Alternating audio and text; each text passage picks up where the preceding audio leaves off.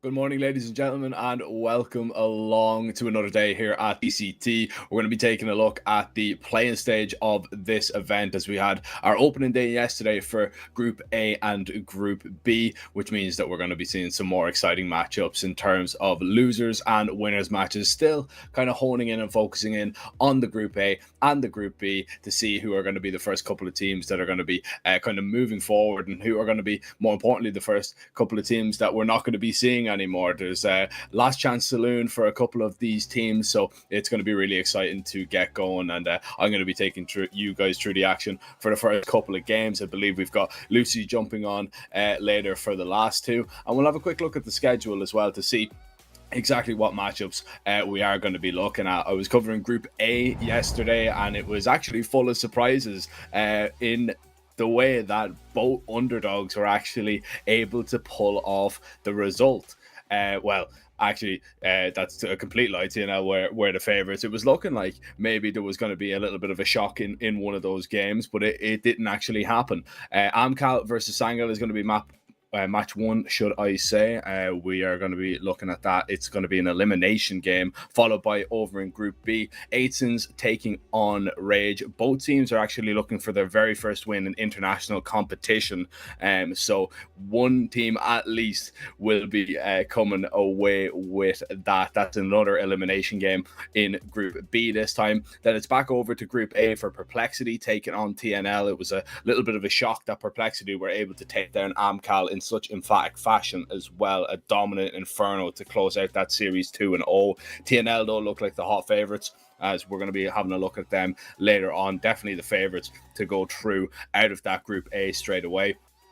And then in the winners game in Group E, we've got Sabre taking on Copenhagen Wolves, which is an exciting matchup as well. Sabre want to be up there and trying to actually qualify into, the deeper stages of CCT, and I don't believe they've actually ever been as close as they are now. So really exciting games, but we'll hone in and focus on this first one before we do get going with anything further, and that is Amcal versus Sangal, which is actually a match that took place yesterday at the Yala Compass Contenders Stage 1. Both teams, played their opening game in the CCT, and then they faced off against each other in a little precursor. And it was actually this team to come out on top. Amcal knocked Sangal down into that 0-2 bracket over at Yala.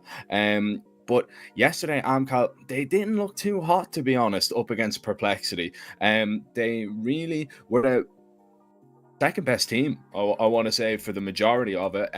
Ancient was very close. It was a 13-11, but still, Amcal, they were getting dominated in a lot of instances, were struggling really to deal with the pressure that was being put on that middle position from Vacancy. They could not handle him or any of the flashes that were being thrown on out. And then on Inferno, a map that Perplexity haven't got a victory on. They were 0-5. Perplexity dominated them, beat them 13-5. Artist with an absolute masterclass of a performance. So we'll need to see a big bounce back from this Amcal side, because last time out in the CCT EU1, they actually missed out on qualifying, losing out to Ruby in a deciding game. So they'll be wanting to prove something here, this Amcal team. It's going to be a little bit difficult though, because with all that kind of roster mania going on with this side, you've got Artfrost that, it was meant to be playing with them. Now they've got Tommy in that's going to fill in his role and fill in his boots. What at least is going for them is, okay, they did manage to beat Sangal yesterday, and they did have an impressive comeback. On that Inferno of the opening map, they only picked up 3 rounds on their T side, and they managed to close it out in regulation, 13-11. As for Sangal, TNL were a head and shoulders above them yesterday on Nuke and definitely on Anubis.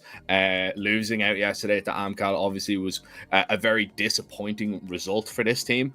But this Sangal team, for me, I think they can definitely bounce back. I think they've been a little bit unlucky in terms of not only the teams that they have been playing recently, but in terms of the results that they have been getting. Arguably, they should have gotten a result against 500 a couple of games ago. But since then, they've lost 3 more, losing to Sinners, losing to TNL, and losing to Amcal as well, not picking up a map in any 3 of those series. So they're going to be at least hoping that they can hold their own on at least one of these maps. And if so, there needs to be a little bit of an improvement from absolutely everybody. But if there was 2 players that I would be, tipping to kind of look at, would be Danist, the Opera on Sangal, and Beanox. I think these guys are going to be vital to the success. Beanox with his entries, Danist just with the impact that he is able to have and the ability that he does possess with that sniper in his hands. And our head-to-head is going to be Beanox and AW. Beanox, as I was talking about, his entries, his impact for this team cannot be underestimated whatsoever. Then AW, on further side of Amcal, he's been that guy that has kind of stepped up for this team. Since Melody went to Furia, AW, he was always kind of that second man. He was always kind of, that second star that could kind of step up and still actually put up some decent numbers. But he has had to be the main guy in this Amcal team since then. And I think he's kind of stepped up to the mark a little bit. But the problem is when you lose such a vital piece of your firepower, when there's a little bit of a mess in terms of you don't know which opera you're going to be playing with, you've chopped and changed 3 operas in 3 months. It is very difficult to kind of find that consistency. AW has managed to do exactly that. Whereas if you're looking elsewhere for this Amcal team, that consistency, it's been very hit and miss. It hasn't really been there. So, I'm going to need to see just that little bit more from the rest of this Amcal team. Svede with his calling, I think he definitely actually maneuver Amcal into another victory. Definitely that, morale and I want to say the confidence going into this one is going to be sky high because they know that they've already beaten Sangal yesterday, so they'll be trying to get 2 up on them, move into a decent position, and it's a fight for survival. It's an absolute pit right now. It doesn't matter. You just need to win this game to stay alive in this event. You don't want to be bowing out of groups, not picking up a single game, and especially not picking up a single map, because if one of these teams get too old, that means that they will have not won a single map in the play-ins. Looking at the maps though, and looking at the veto, we are going to see Ancient removed out from Sangal. Not really too many surprises there. Nuke being banned out by Amcal, that is of course their perma. Mirage, a pick from Sangal, is a little bit of an interesting one. I thought they maybe would have tried their hand as an Anubis pick, maybe even trying something along the lines of maybe a train or something like that. But no, Mirage and Inferno pick from Amcal, that's a pretty much a no-brainer from them. It's a similar veto to what we actually seen yesterday for the first 2 maps. And as I was saying, when we were looking at that game yesterday, when I was looking at that game yesterday between Amcal and Sangal over at the Yala, Mirage and Inferno were pretty close, but as I was saying, that Inferno was a 3-9 T side for Amcal, so they'll be looking for a massive improvement. And then the Anubis decider, it's a map that both teams do play, but both teams have not looked too comfortable and confident on. Sangal played it yesterday against TNL and got absolutely blown out of the water, could not handle just the sheer firepower of that Ukrainian team. So as a veto goes, I think Amcal are still going to have a slight advantage, but if you're kind of looking at these situations and you're looking at what happened yesterday, look, it's a very close game. Anything can happen. If Sangal win a couple of swing rounds, they definitely could get into this. And usually when you you know, it was a late game yesterday, I believe they were playing too, after already playing a best of 3. This one is going to be where you're fresh in the morning. You're going to be just going into the server with a clear mind. You've played against them yesterday. You know what really to expect. You know really what to the other team is going to try and throw at you. But that really could go against you as well, because I would expect, especially on that Inferno, that the Inferno would be just a little bit better. I think really we are going to see a big improvement from Amcal, and I don't know if there really is that big of a favorite or a discrepancy between these two teams, but both teams are kind of in that same boat where they want to be moving obviously up the VRS rankings. Probably both should be maybe doing a little bit better in terms of their performance. Amcal have definitely been the better out of the two, I would say. Sangal, it is getting a little bit desperate from them, because it has been pretty much just a sea of red. There's been a couple of pit stops with a couple of wins in their recent record, but other than that, it's been pretty tough to be a Sangal fan, and my heart kind of does go out to them a little bit, because for me anyway, I was very excited when this Sangal team announced that they were going to be picking up this permitted core. It was a core that I rated quite highly, but it just doesn't seem like the Sangal team has been clicking all that much just in recent history anyway. It could be one of those things that it is going to take the time, take just that little bit more time for everything to kind of gel and glue. But BRS, man, it's not going to wait around for anybody, not whatsoever. And especially when you're taking this time to actually play in these events, and you're trying to get everything right. You're losing VRS points at a rapid rate. All of a sudden, you fall out of the standings, you fall out of the favor, and then all the invites disappear, which is maybe not going to be the case for a team like Sangal and Amcal, but it definitely could happen. It's very important that you need to stay on top of your game, and things need to begin to work out as quickly as possible. I do believe that we are just waiting for a few things to go right in the server, but unfortunately we are going to have to send this one into a little bit of a break. I'm going to stop yapping for a little bit. You can rest your ears, but hopefully I will be back pretty soon, and we'll be going live with the game. Make sure you don't go anywhere.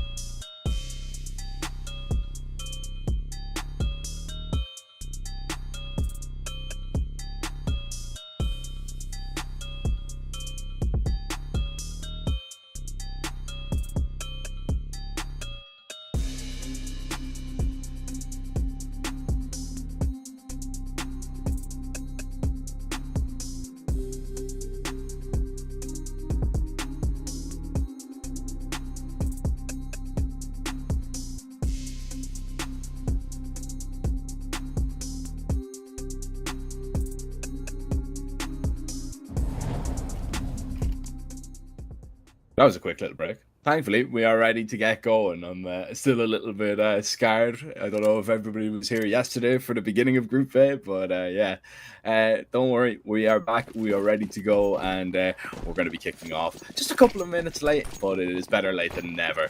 As we're jumping into Mirage, we'll see if Sangal can get a little bit of revenge on Amcal. They know how they're playing out. Can they pull this one off and get the better of them on their own map pick? Sangal begin to make their way towards this B bomb site. Kalash on the van needs to be so cautious. The flash is going to be perfect in towards the apartments, which is going to actually make him just safe for a moment. He drops the bomb, and he's still actually sticking alive and sticking around, buying time's rotation to get here. Mass trying to get a real hero's welcome on this B bomb site, and he has done so with a double kill. This is absolutely huge. They've got a great chance now closing this one out. Astinix, the last man standing, unfortunately will fall, and even though the numbers were probably favoring Amcal there, nobody was going down early. They bought plenty of time for the rotations. It is going to be a Sangal pistol that kicks things off.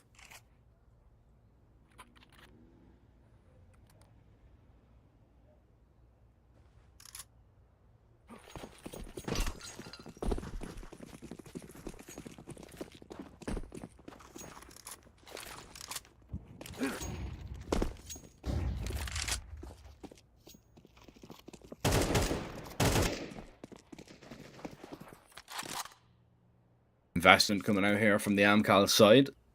Double scout, which is still a little bit dangerous to be coming up against if you are not careful. Sangal want to be making sure that this pistol is, or rather this anti, is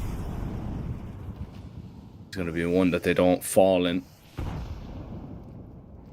Definitely playing this one a little bit more patient.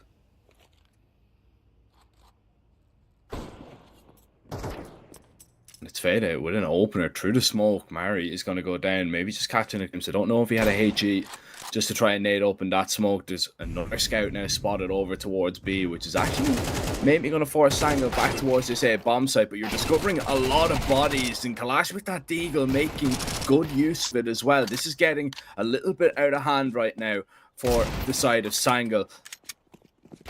Low HP of B knocks in towards connector. They're going to try and run down this player on the bomb site. Haven't yet recovered the bomb as Amcal are just buying so much time for the rotations to come in once more. But that scout, the jump over the smoke, B knocks finds Tommy exposed, and now it's all on AW, and they've no idea about him. But Blitz is just so ready. A lovely flick to find that kill, and it's Sangal continuing their winning ways, even though that was a little bit terrifying.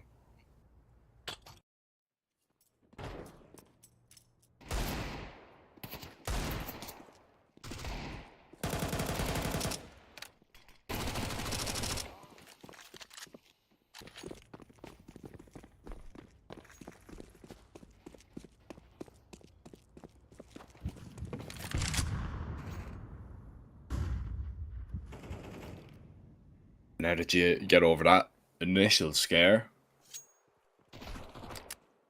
of that kind of second round, now this one should be one that is plain and simple. And especially after, you know, you lose a game just the day before,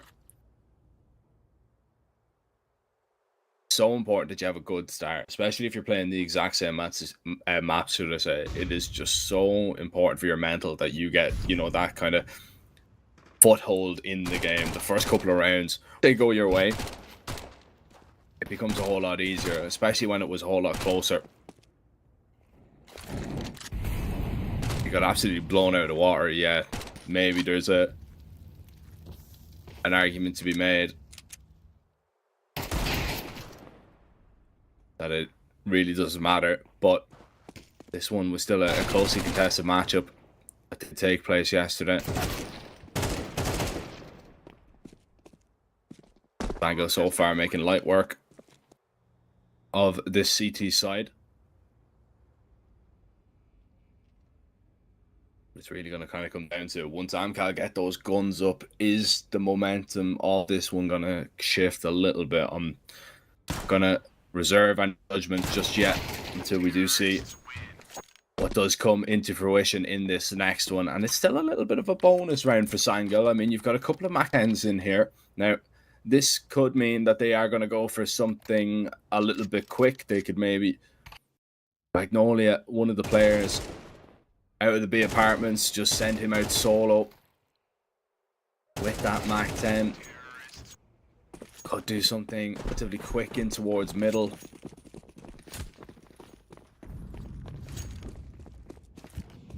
Really intriguing now what Sangal actually do want to go for, and it is kind of a little bit aggressive in towards mid. The rifles trying to make their way up short and bottom mid, and they will just gain all that control. Mass with an opener onto Sfede is going to be a big problem right now. AW completely blinded. That is a perfect flashbang.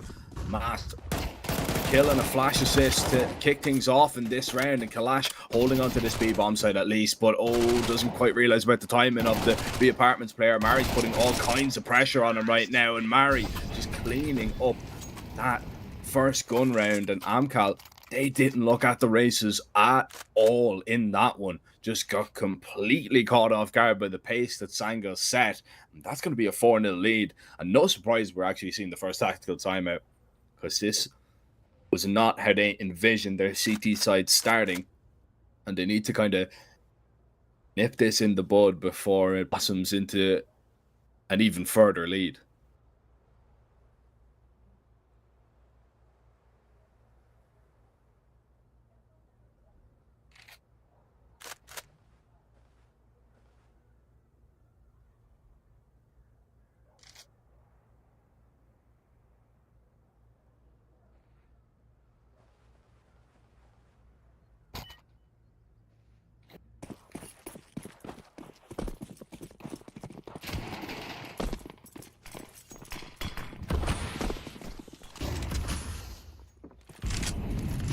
SMG is going to try and get aggressive up towards mid.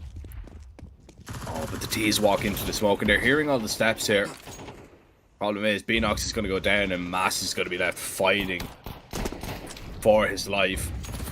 Mast doing it all really over towards mid. Takes a lot of damage now as he tries to creep his way back up short. But it's Amcal once again falling short in another round. It's another just fast play over towards mid, and there has to be an adjustment made when Amcal have the guns up, because Sangal are getting all this mid control for nothing. And I understand that they did try and switch things up there and get aggressive with SMGs, but they need to get into maybe a little bit more aggressive of a stance in towards mid, or indeed, if Sangal are just taking it like that, just play without it. You can maybe try and retake it a little bit later on. AW trying to hang on to his AK and maybe take a couple of lives with him. Go back away to safety, so it is going to be that AK saved, although it is going to be Sangal now opening up a massive advantage, 5-0 on this T side.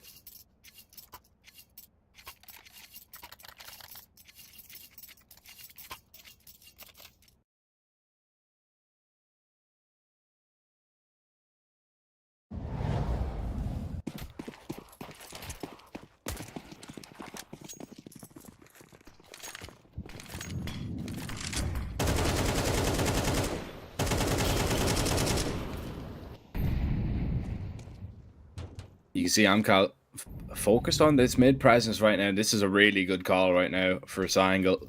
Well-timed smoke in towards Palace is going to land, and Sangal are going to have to take a risk here if they want to walk through it, and they are just going to head right through it. AW though had his eyes locked. Mast trying to creep his way up connector, and this is a whole lot better for Amcal. They decide not to fight down on maybe not a lot of mid presence whatsoever, and just a well-timed smoke just disrupts so many plans here for Sangal on their T side. Beanox now left to do what his teammates are hoping is going to be some kind of significant damage.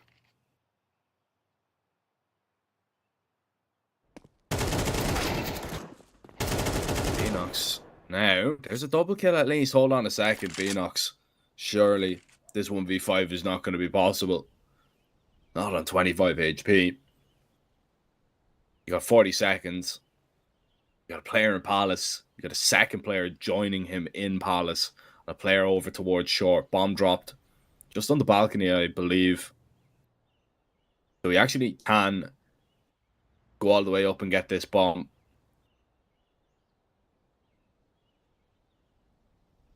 Then he goes searching for a kill. Nose damage is going to be just superb to his team's chances, and that's a glimpse at AW. Now Amcal will begin to move in, and Beanox has decided maybe just saving this rifle is going to be a better option. Saving in towards CT. Amcal shouldn't risk to hunt him down, but all in all, that is a really good first round for Amcal to pick up. A well-timed smoke, a lovely multi-kill from AW, and a ground from their star player. Maybe is that what they need? Is that the spark that is going to get them to life now on the CT side?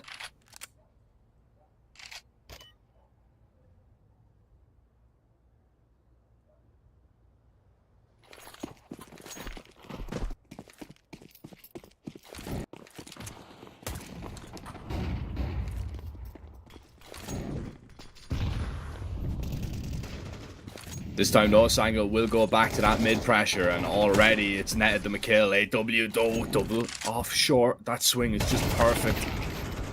Now Sangal will try and make a move and make a walk down to just Mast, as this A bomb site once again from Amcal is going to hold extremely well. Fast-paced Sangal rounds we're seeing on these gun rounds. Fast over towards mid, you know, fast Palace plays. They were trying to go for an A split in that scenario. True connector. A couple of players walking out ramp, but fortunately the ramp players weren't able to get anything done. So it means Mast is going to have to try and pull this one out of the fire, but it's going to be so tough to do so. Firebox, Ticket, and a player in Market. A lot of players just to discover in the clutch, and well, he's discovered the first, and he's found him. He's connected on that.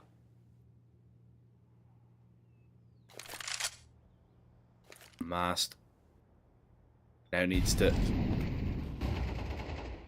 find a little bit more. Linux is just hiding away in this corner. Mast only half clears it. Was expecting him to be towards that ramp side. Doesn't go his way.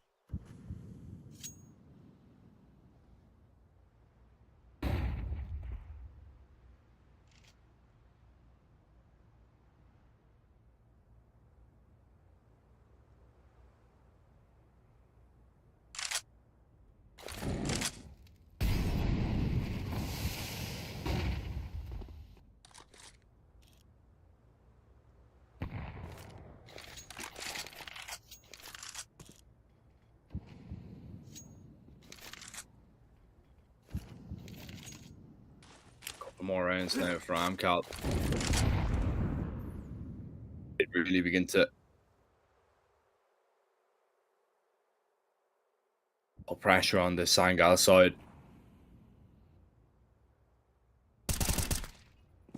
AW again, it's a nice entry for him, and AW multiple kills from this man. Really just keeping Amcal in a lot of these situations, but eventually he falls, and Sangal will try and pounce on this B bomb site, and they will take all this control, but Svede being aggressive at the right moment, he will double up. It's going to be Amcal now. Just really kind of getting back into this one. They were looking like they were down and out for a moment. 5-0 down. They've turned it around completely. And now it's Sangal. For the first time, we are going to see them in that kind of troubled water. See if they can bounce back from this.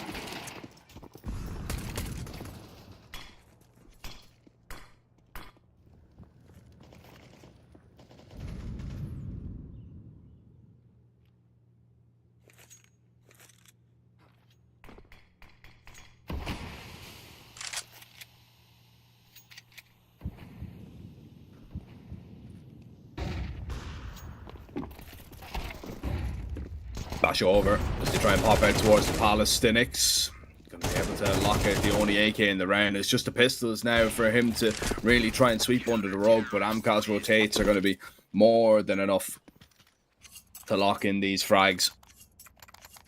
Lock in yet another round. 5-4. Sangal need to stop Amcal right now.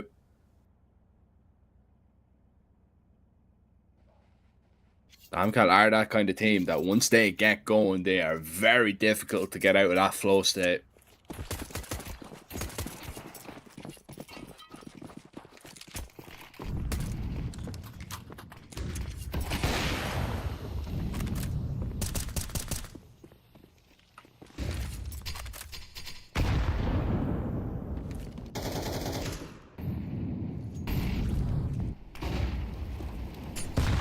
Mid presence trying to be contested here by the CTs, and oh, Mass is taking so much damage from Util. That's a big problem.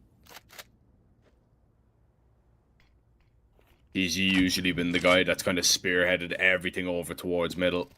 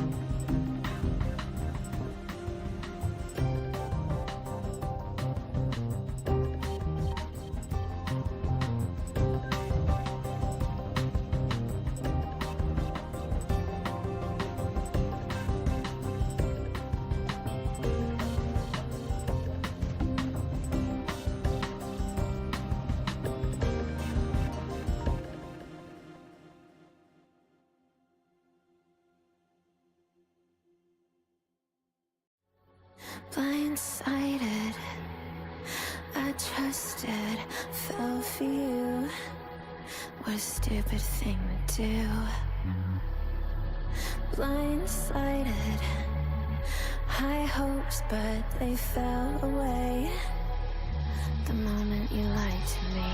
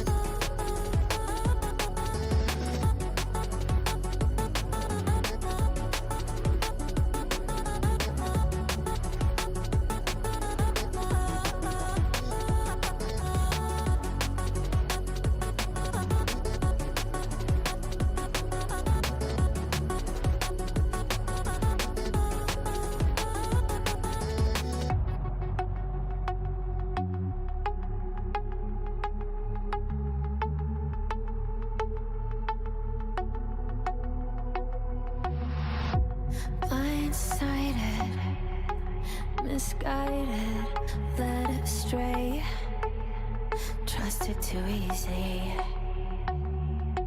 Blindsided, strung out on the smallest string, had me questioning everything. I don't know where I am now. Pedestal I had you on is crumbling down on the ground. It was all illusion. Where do I go now?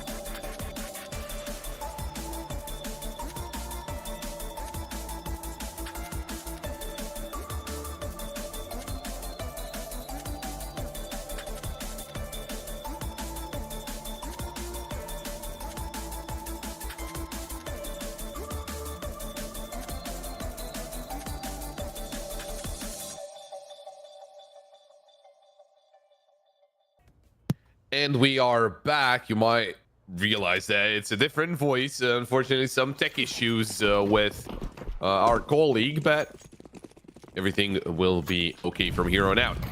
Seeing on Sangal here, of course, on the first map. It is Mirage. It is Sangal in the lead by 1 round. Missed shot from Dennis as he was locked into the angle. Oh, that is, well, not a happy moment for Dennis as he misses narrowly. Second player as well. B knocks low HP. Blitz is actually the one to fall to S fade. Waiting for some more peaks there out of Amcal, but not really a lot of peaks that need to be had right now. They do have the player advantage, quite a good player advantage nonetheless. Mast. This one on one of the players, the flash, almost helps in taking him down.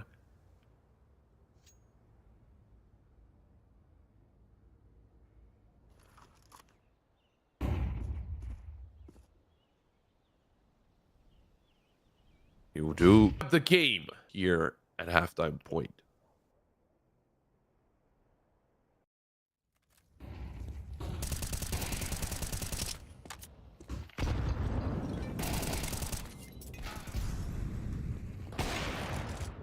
Well, an equal scoreline, but is that going to be helpful? The thing is, second map on this best of 3, it's Inferno. Interestingly enough, this map was also played yesterday between those two teams, and it was Amcal to walk away then with a 13-10 win. But yeah, the map I'm scared about is that Inferno. I've seen Sangal and Inferno, and they're not looking too hot.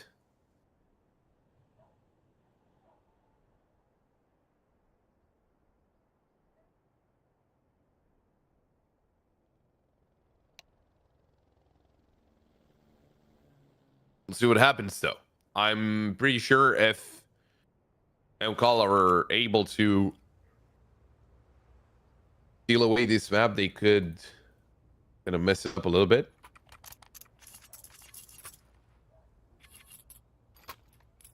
For the second one,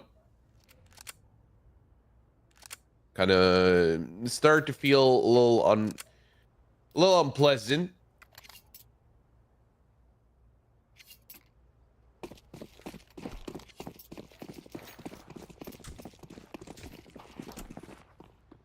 I don't think unpleasant is the right word. I think I went for too complicated of a word. We might not feel as confident. That's a lot better. Anyway, let's focus on the pistol round at hand. That's way more important. A lot of util for Amcal. Very curious to see how this will be used. Of course, for an A exec. Flash is going over. There's still a molly left for a W. That's a jungle molly. Ooh, Kalash. Good read, but Sangal started rotating back. I don't think Kalash spotted them. Maybe heard them towards top mid. Oh, he starts running. Blitz turns around and he gets a headshot. In the meantime, the retake's coming through. But some good positions here from Amcal. There's a tap on the bomb. Danis and Blitz, they find a kill each. AW just trying to bait some shots there. Mast. What's out Tommy, but Amcal, it feels like they can't do anything. And, well, the matter of fact is, they really cannot do anything. Sangal, nicely done. The retake is successful.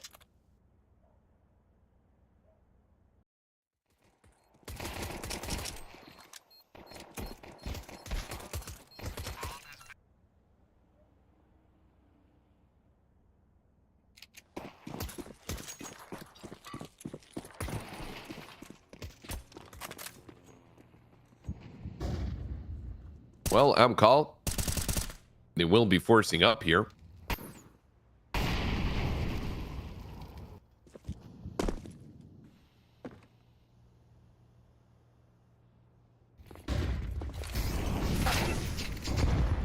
Oh, great shot from Mast as Kalash tries to push through.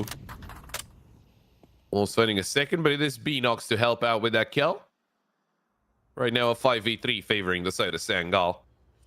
The CT side could smile upon them as percentage-wise, they're also at the CT side.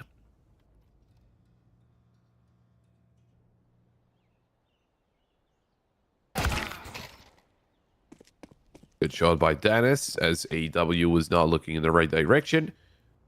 It's all down to Cynics and Tommy, but in all honesty, chances are not that high. Blitz finds the kill onto Tommy, and it's all down to Cynics. Deagling hand.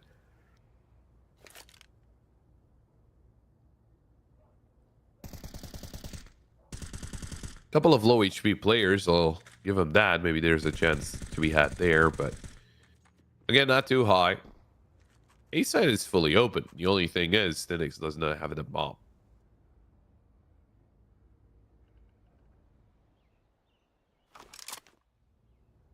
I think that's mainly why he was open.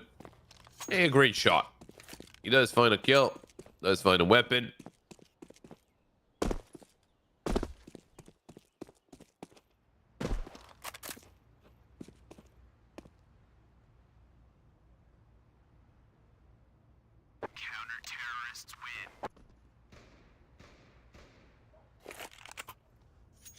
And there we go. Yet another round on the board for Sangal. Amcal, though. Well, they're not going to be having a bye in this round.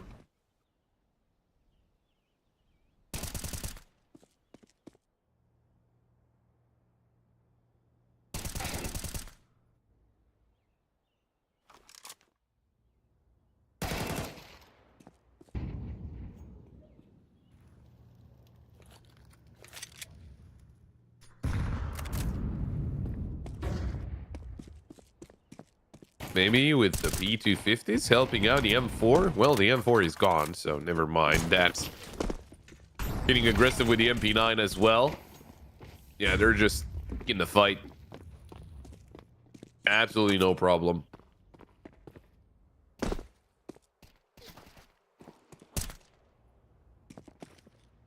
Deagle left alive for Kalash. Good shot. And it's a headshot onto Mast. Maybe he's got some more in him. Deals as much damage as he can.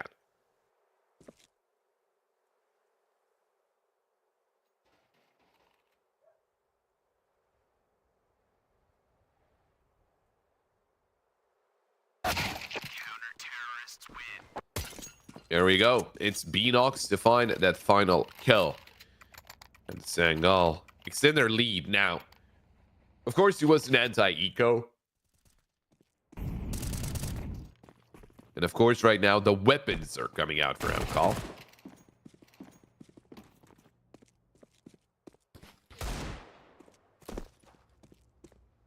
let's see how Sangal are going to deal with a T-side Amcal, but fully equipped. Oh, a tactical pause. Called in by Sangal, interestingly enough.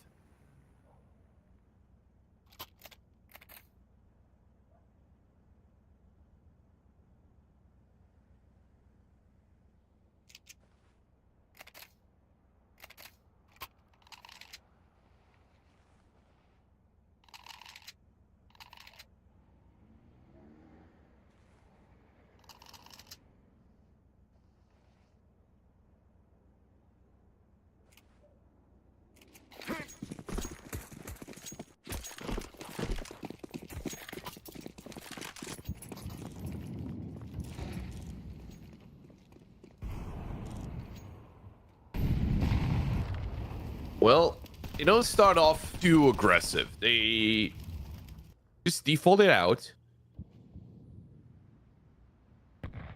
Wait for Sangal to kind of make their move, make their own move. If they do that, but obviously not really a lot of reasons for Sangal to get too aggressive.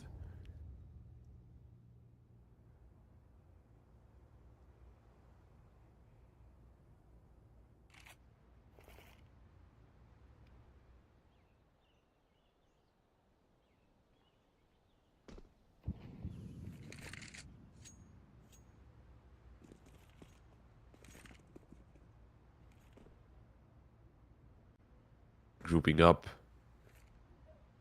more or less towards the A site here for Amcal. There's the smoke to kind of help out the player in lower.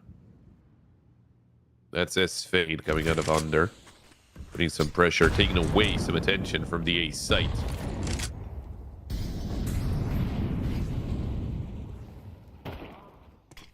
Push stars coming through. Danis, though, he's gonna find the first kill. Good nade. Stenix gonna drive by with a Mac 10, looking for a second, and there we go. That's Blitz eliminated as well. S Fade finding the kill onto Beanox. It's a 3v2, favoring the side of Amcal.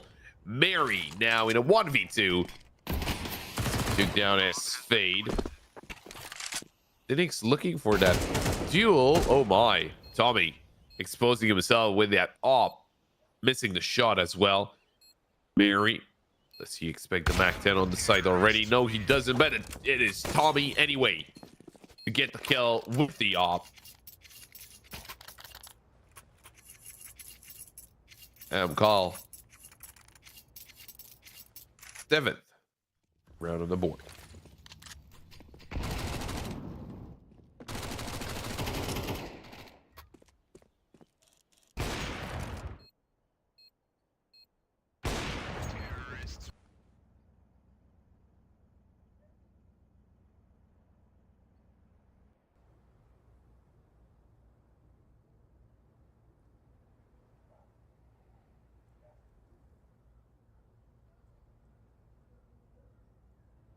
Fact pause called in by Amcal. The last one of regulation for either of those teams. Last one overall.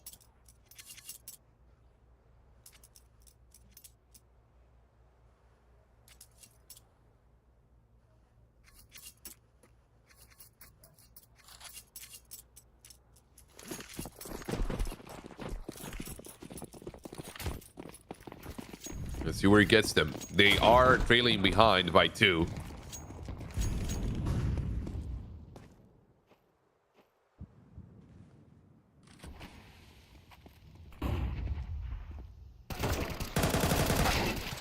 Oh, Beanox getting aggressive and gets himself a couple of kills. Amcal didn't really expect it, and when they didn't know about it, they weren't able to take him down.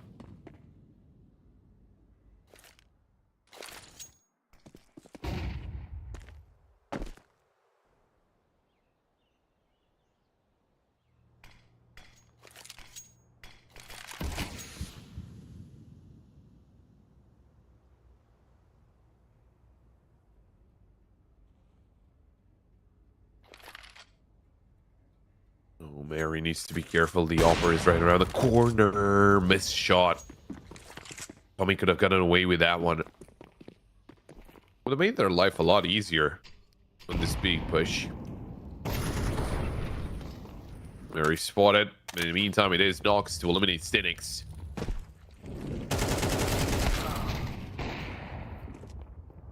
Matt stays down AW. It was just a very complicated situation for Amcal to try and get into this site. I think Sangal just had a very good setup. The rotations were very quick, and Amcal, the more they waited, the harder it was to get into the site, and well, that much is obvious. Tommy trying to hang on to the AWP as the round is absolutely over. Dennis will deny it. And Sangal get themselves to double digits.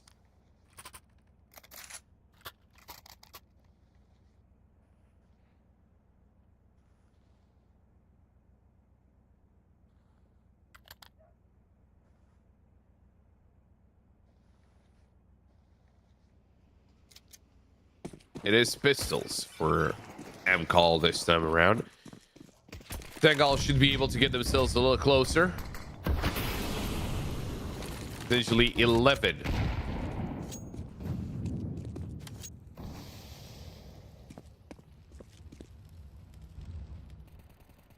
We're 3 rounds away from closing out this first map. The map pick of Sangal, mind you.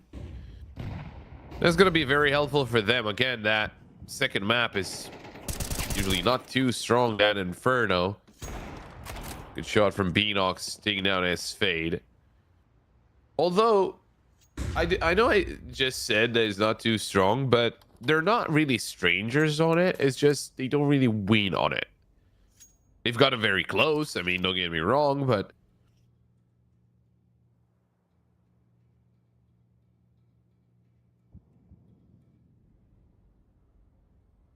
it is usually the other team that walks away with the win. Oh, Kalash had his chance there. Missed it. Good shot by Mary. From the back of sight, will go down to close range Tech 9. Fake plan. Okay, then maybe that works out as Tommy takes down Mass with a Glock, but still, he could have planted a bomb. It was a bit of some extra money.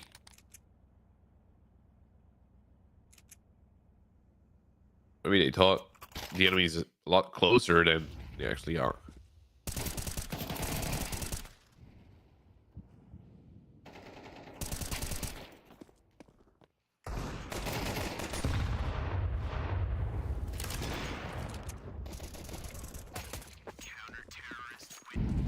As I said, those two teams actually played yesterday in a different competition where Inferno was actually the first map and Mirage here was the second map. This Mirage, that's a 13-10. Inferno, it seems like it started off. You know what? We'll talk about it when we get there. Doesn't matter right now. What matters right now is if Sangal are able to get away with this map, or Amcal will have something to say about it. AW taking down Beanox.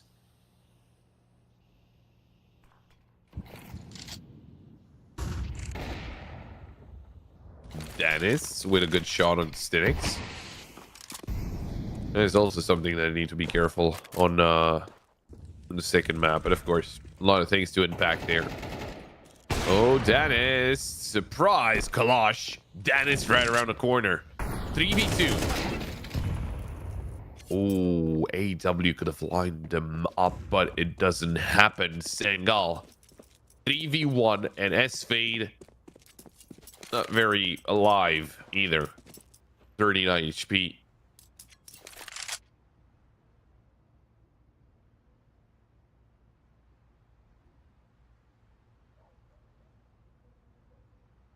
Yeah, kind of the only thing that he can do is save the AK because next round and his map point for Sangal.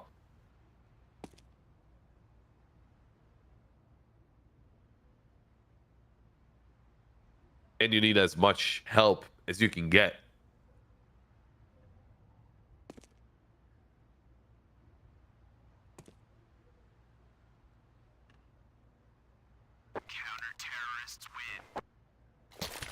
Thrown over, and the Sangal, they reach map point.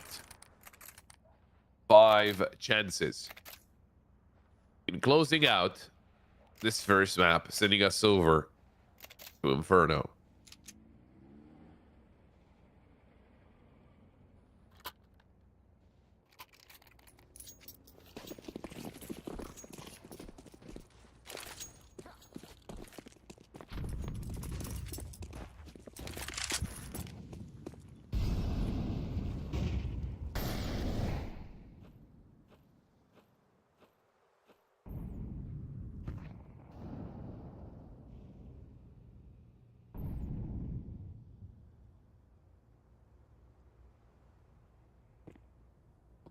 Mid-presence here from Amcal. Although, this is interesting from Sangal. They have 4 players on the A site. Mid kind of left open.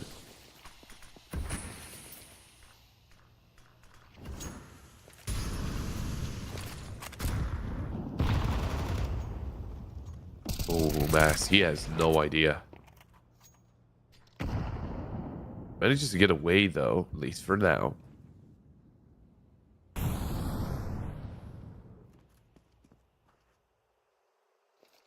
They're trying to encroach on the B site. Actually, a B split. Dennis, Mass, good shots. Mary looking around, gets himself a kill, but there's the trades. Oh my! Kalash gets himself a double kill. All of a sudden, it's a 2v2. This becomes very winnable for Amcal.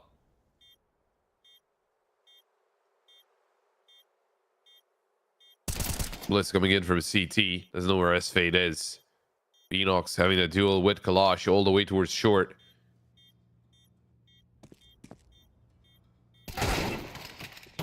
Oh, Blitz a little too slow around the corner. Beanox 27 HP. Gets the dink onto Kalash. But it is Kalash to get the kill in the end. And Amcal, they're able to survive for at least one more round. I think that was a 2v5. Maybe potentially a 2v4.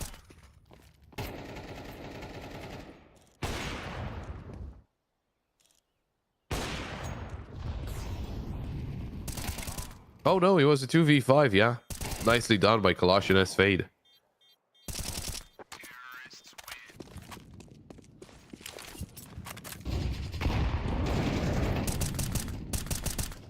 Linux with a fast kill onto Dennis, but Beanox and Mary, look at that. The answers are fast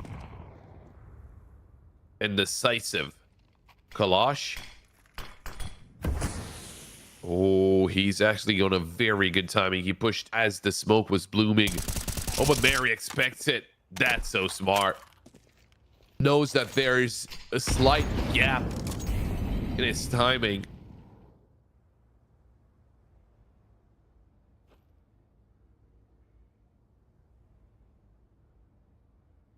A 4v2.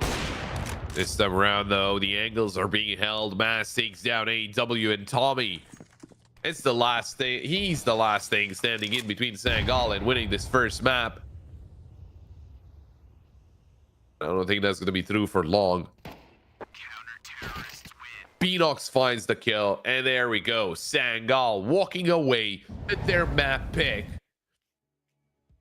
It was, well, you know, it always felt like Sangal are kind of a little bit in control, but Amcal, they did have something to say about it.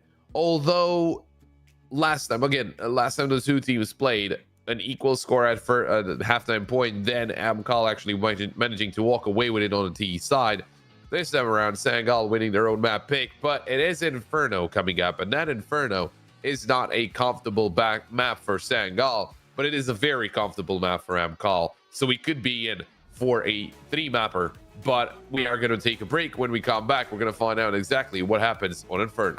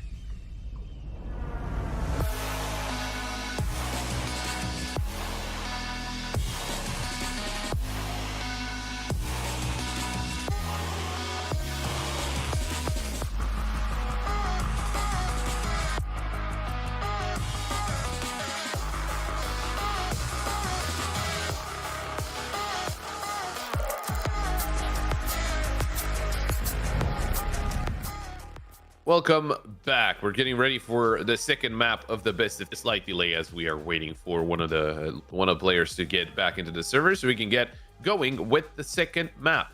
Now, it is Inferno, as I mentioned, and it is not a very strong map for Sangal. That's one of the main problems. Amcal, they picked its map, of course. And as I mentioned before, the first and second map were played in the best of 3 yesterday, where Amcal were winning 2-0. Now, obviously, today is going to go a little different, as Sangal did win Mirage. But on Inferno, Sangal actually started off with a 9-3 first half on the CT side, and we'll see if they choose to start on the CT side as well. I am expecting them to do that. The thing is, they started off with a 9-3, but the map ended as a 13-11 for Amcal. It was a 10-2 second half favoring Amcal, so we'll see if Sangal are a little more prepared for today. I did have the pleasure of casting Sangal against I think it was 500 on this map, and it didn't end all that well. But we are ready to jump into the game, see what happens. Maybe today Sangal maybe they have a different strategy, and maybe they can surprise Amcal, kind of mix it up a little bit, maybe get away with it for themselves.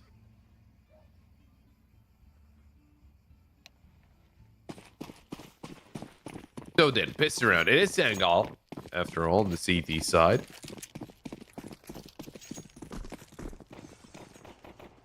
And they start off aggressive.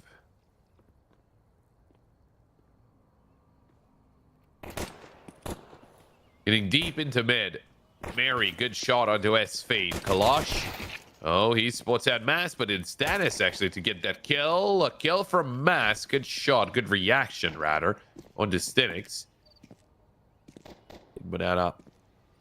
AW.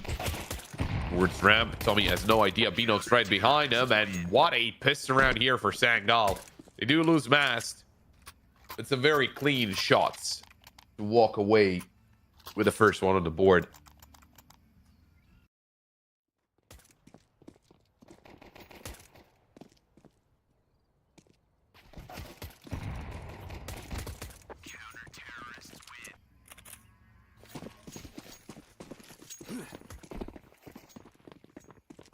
Showing aggression here right out of the gate is a very good sign for Sangal.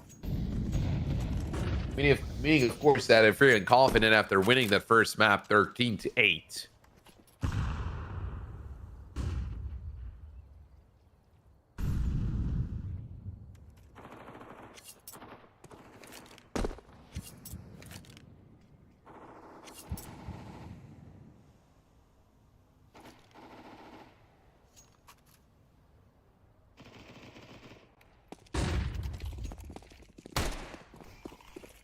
Oh, S-Fade. Trying to take down Mass. Flash comes through, and that's well timed. Kalash does take down Blitz on the other side of the map. Oh, but Beanox came through, trying to help out a teammate. Trying double swing, but they do start playing back. Now, I don't know about this re-aggression out of Mass. Puts out a couple of players, gets the information, gets out of there, but his teammate needs some help, and he completely abandoned him. Beanox, thankfully, not going down, takes down AW. Oh, now the re-swing towards mid, and they line up, kind of. There he gets one. Dennis. Oof, that is rough. Now a 2v2 with A site compromised, and this kid turned very ugly.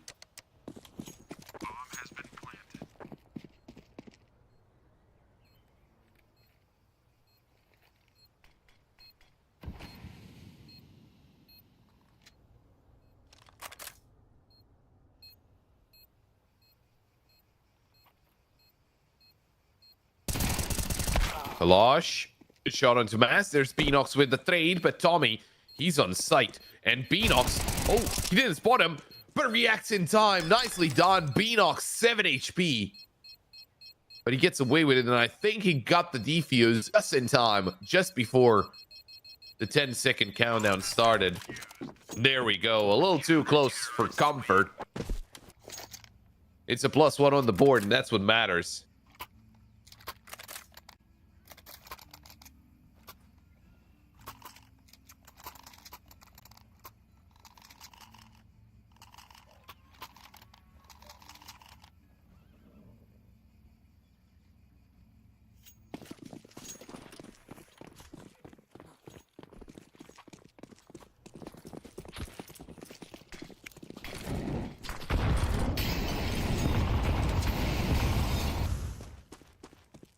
A lot of util being used in banana. There are a lot of nades. They're trying to push through the smoke. Oh, mast. Wanted a spade there, but a little too late. Waiting for a potential flash. There we go. There's Mask getting the kill into West Fade up close and personal. Miriam Blitz with a good setup. Trying to cover brackets as Kalash is looking for a peek, and a great shot out to Mary. Does lose the teammate towards the B site though.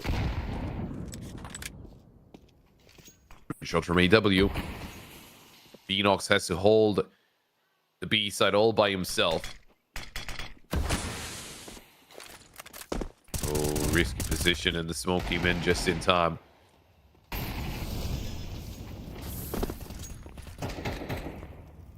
Molly forces Tommy out of position. Blitz gets a shot onto AW through the smoke. That was the AK after he retrieved swiftly by Kalash. It is a 3v2 retake from Sangal.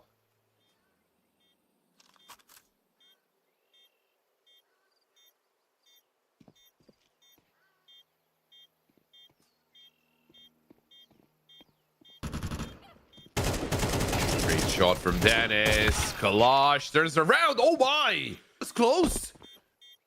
Almost running out of bullets, but he went for the taps. Gets a wonderful second kill, but it is Blitz to finish him off. Great try there by Kalash. Little ball to the right with his crosshair, and it would have been around, and a crazy play.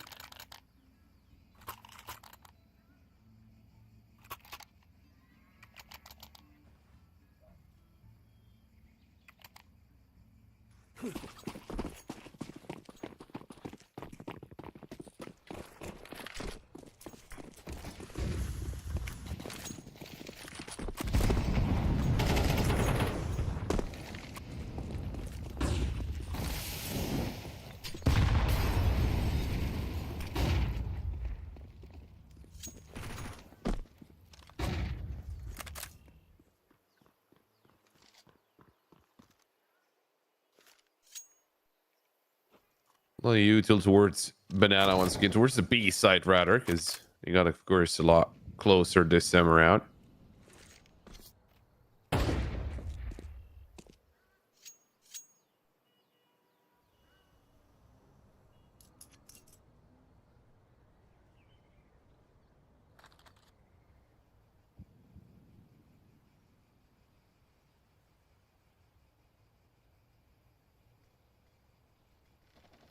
Going back to the A site though. Clearing out angles, clearing out corners. In Sangal, they're in a defensive position. Mary. Shoulder peeks, got the players. They drop a molly and a smoke in the same place. That's not good. Blitz will take down two. That is very good. Looking for a third. Over the smoke. That was Stinix' head poking out. Blitz.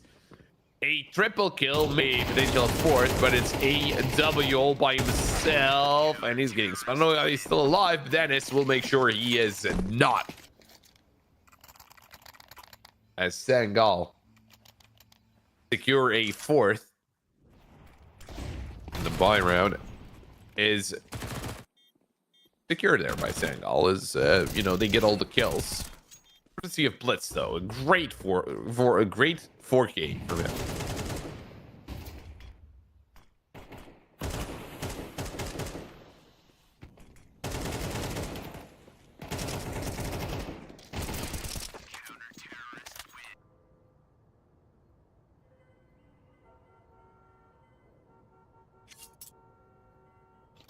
The tactical pause coming in early here for Amcal.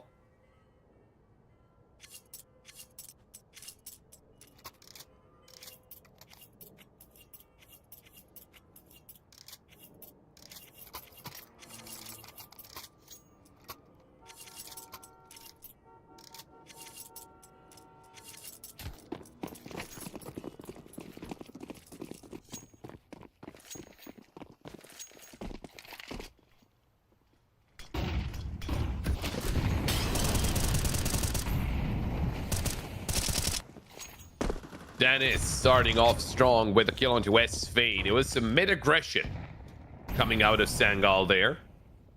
I like how they keep mixing it up, right? Because on the ace side in the previous round, they were very passive. This time around, they get themselves to the fight. Get that opening kill. Bullets forced out of position. And well, they're kind of forced back. But after losing a player that early, I don't think Amcal realized it, that they're getting Sangal to play, again, pretty safely on the ace site. Mass needs to be careful here. A peek is going to come through from AEW. Does have the smoke ready. Beanox has the molly.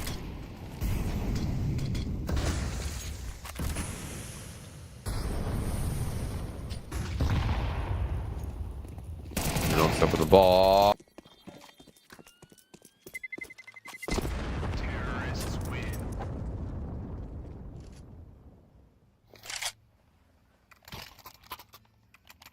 First round on the board for Amcal.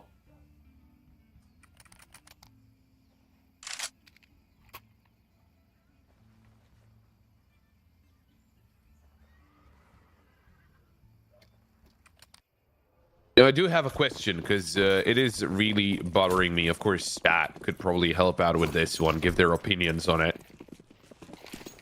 If you look at Tommy, this picture, right? And you take away his cool haircut. Give him a buzz cut. Doesn't he look like a John Cena? He has been bothering me ever since we started off game, but at least for me it does. I don't know why. Maybe I've been watching too much wrestling. Anyway. Amcal looking for a second, looking to get some more rounds here on the T side, because that's what basically saved them yesterday when they were being led 8-9 at halftime point, managing to take away a 10-2 second half, walking away with a win in regulation. Great comeback. Oh, Dennis. This is the shot. Blinded though.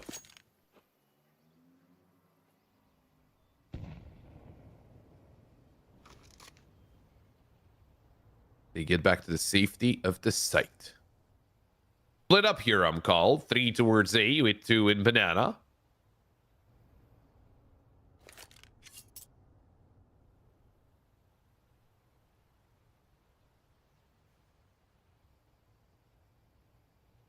The bomb's making its way back towards the B site. And it seems like B's the point of attack. Dennis needs to land at least one of those shots. Could be stuck in the corner here. That's the main issue. Late reaction Mast will help out a kill. Oh, they're actually doing it. They're taking him down. And all of a sudden, it's a flawless round here from Sangal. Nicely done on the B defense. They deny a second round here for Amcal.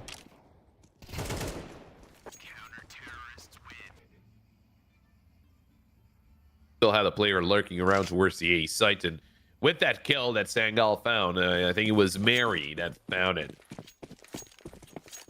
That's gonna keep Sangal on their toes in every single round for potential flank. Or lurk, rather.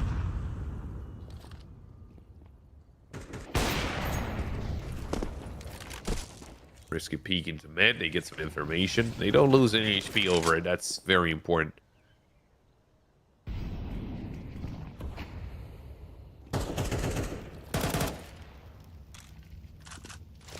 Spotted towards CT by S-Fade. Nade coming through, and that's going to shave off about half HP off of Mast.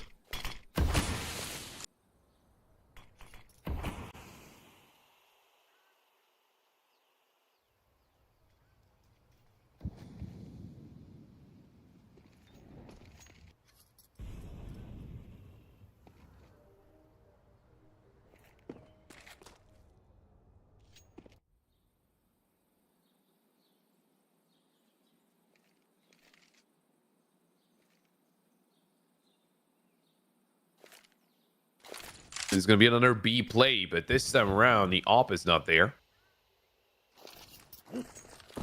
That could be an issue. Mass does have a molly with him. Could throw it down. Oh, but there's the molly from Enox. Another nade, and that's going to be another molly on the site this time. Oh, there's the push. Beanox. Oh, it was a team kill for a second there. I thought Mask got the kill, but no, he was a team kill in the mix. Tommy takes down Beanox, a couple of low HP players. There's the swing from CT. Bomb is down in the middle of sight. Kalash is not going to be enough time, and Mary just finishes him off. Well, all of those util did a very good job. Did a good number on Amcal. Oh, so well timed with nade as well.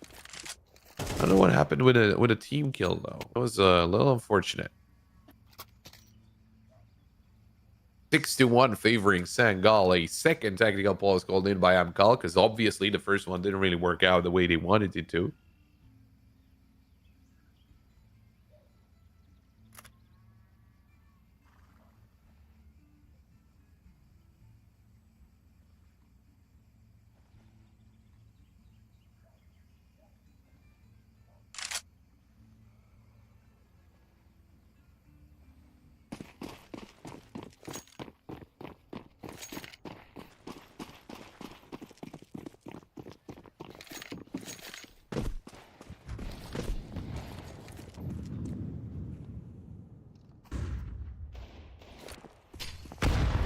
Well, this time the util in banana pays off. Dennis falls to a Glock.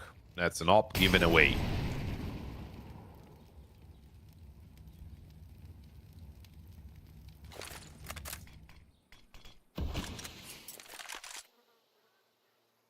That could be a problem. Oh, but they check mid. They start pushing through second mid.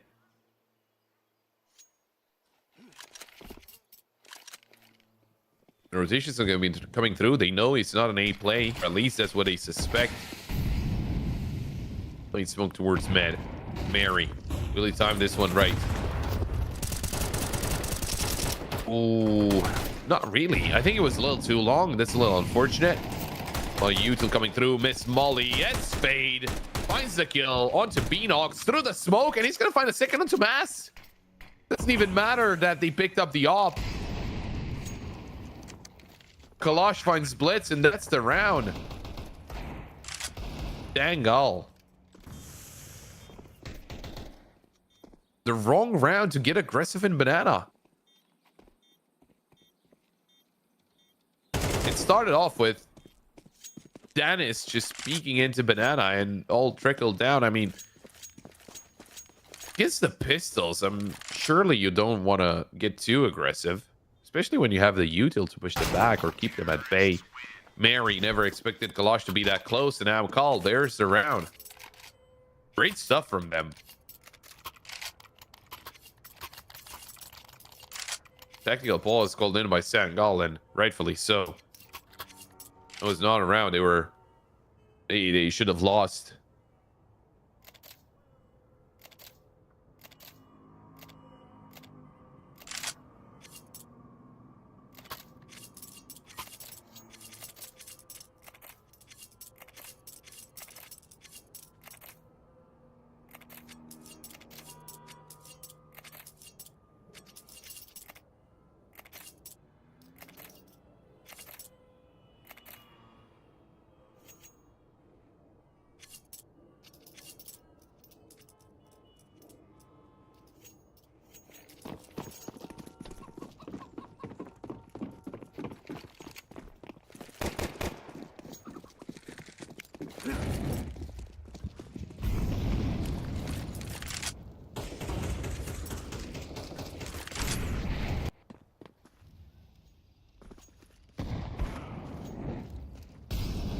Oh, this time around, Dennis finds a kill onto Tommy. The opening kill going the way of the opper of Sangal.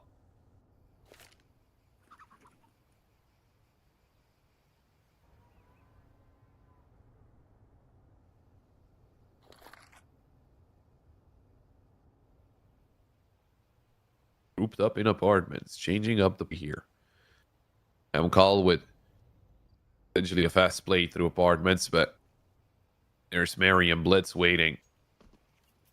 The flash going outside of apartments is not going to affect Blitz. Good shot, but there's Cynics with the kill. Mary finds one. S-Fade answering back. It's going to be a 3v2 retake of the site as the smoke towards long is in place. Playing double pit.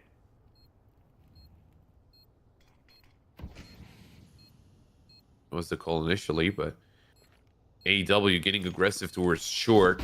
Trying to gang up on short. There's the peak. Oh, the body block. Mast. That's not too nice of a thing to do. And S-Fade with a Tech 9. Oh my. He is so good with a Tech 9. Amcal finding a third round on the board. And getting, I think, Sangal to eco. Oh yeah. This is going to be an eco. This is very bad for Sangal.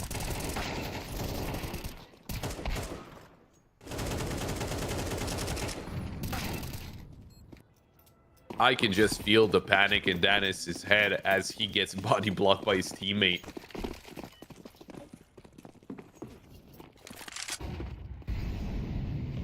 Well, it's a P250 for Mass, and that's about it. US is on the board for his teammates. Aggression in Banana, and very nicely covered here by Amcal. Dennis tried to go for the knife. There was a kill there onto S-Fade, but that was about it. A very swift anti-eco. The 6-4. Well, Sangal need to be careful. Again, as I said yesterday, Amcal managed to get 3 rounds on the T side and finished off on the CT side with a lot more, 10 to be precise.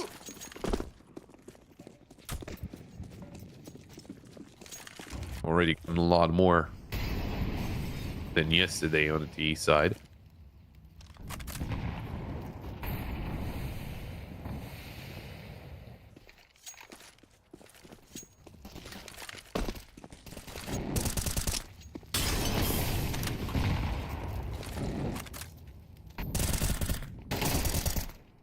Oh, the double up. Nicely done by Mary and Blitz. They were boosted up on top of each other. Mary able to get a double kill. A good start in the round for Sangal.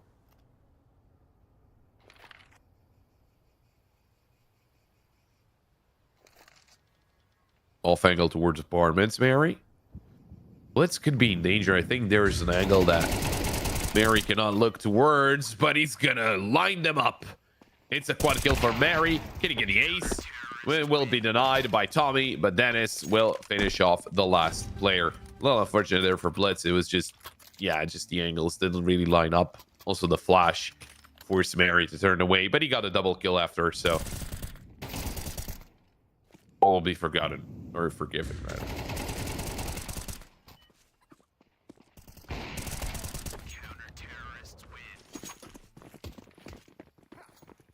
Last round of the first half here between Sangal and Amcal.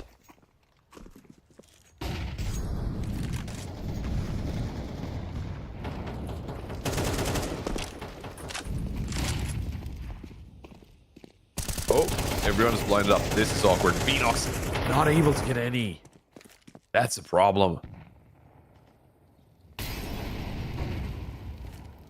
Mary did take down Cynics though, so at least it's a 4v4, but the problem lays in this B defense as Mast was all alone. Now Blitz this rotate over, but that means that there's only a couple of players on the A site.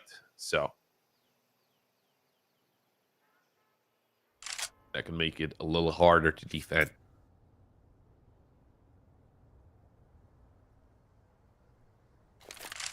Although Mary's onto something, he's getting a lot of kills. He's having a lot of impact here for Sangal. Especially when it's an A play, because of course he's an A player.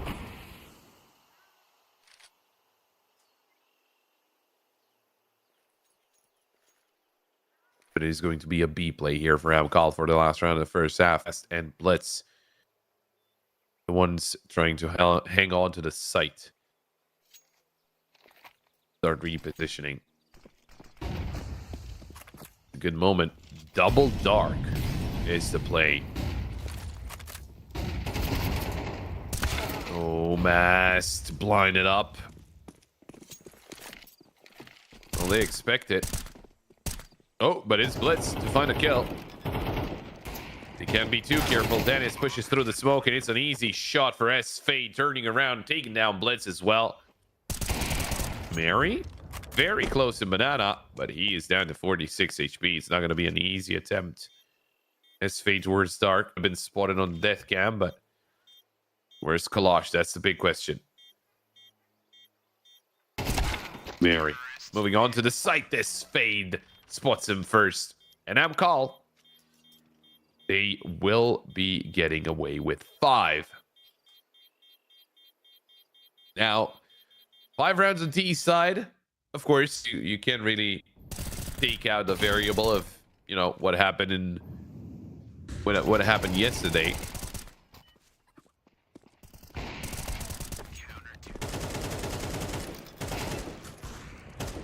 So seeing 5 rounds on the board for Amcal is very scary for Sangal.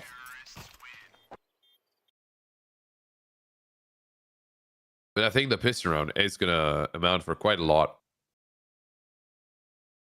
I think the piston round is going to be very important. Because if Sangal are able to walk away with said piston round,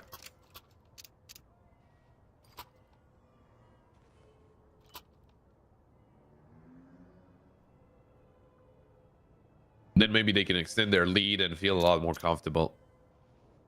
Now, of course, it is Sangal on the T side with Amcal on the CT side.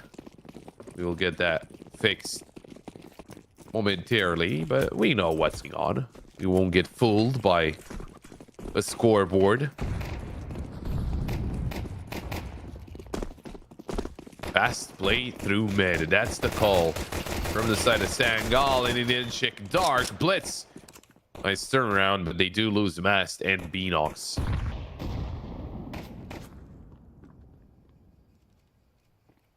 Dennis in upperments are going to join Blitz. We do have Mary, who might think that he slipped the net, but he didn't. As AW, this is a chance to get a headshot. B side is completely opened up.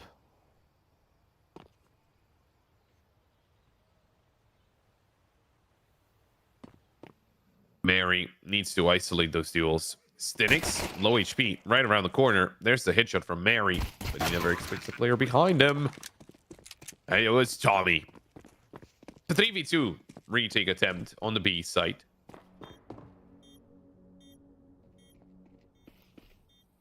They didn't even believe that the B side is completely opened up, but it was. Oh, AW with the dualies. Oh, the bait.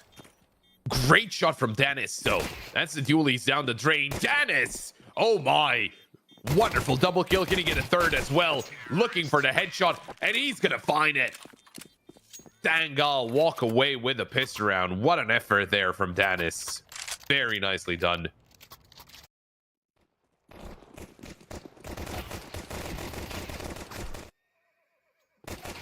Very chaotic pistol round. But everything falling into place in the end for Sangal. Great reactions. That's just, wow. Deadly with the Glock.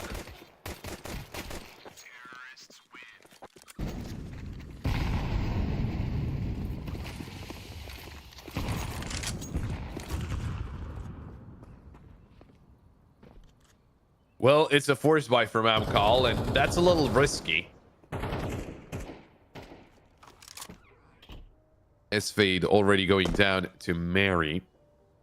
A lot of damage dealt already. Ooh, the push though from Kalash should be able to find Mary easily. No, he didn't see him. Let's find Stenix. Coming towards long. This is the scout shot. They're expecting a flank. Look at that. Mary was looking behind.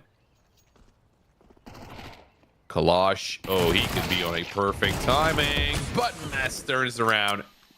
They do lose Mary, but they do get the kill in return. Oh, and they go back to A. That's so nice from Sangal. They read the situation perfectly. Or, well, I should say not perfectly, since they're not on the site just yet, but they expect at least one player towards B. Little did they know, both players were actually towards B.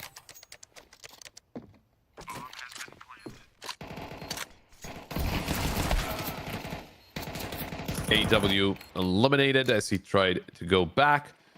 And well, all around was basically over since Sangal decided to go A. Scout will be saved there by Tommy.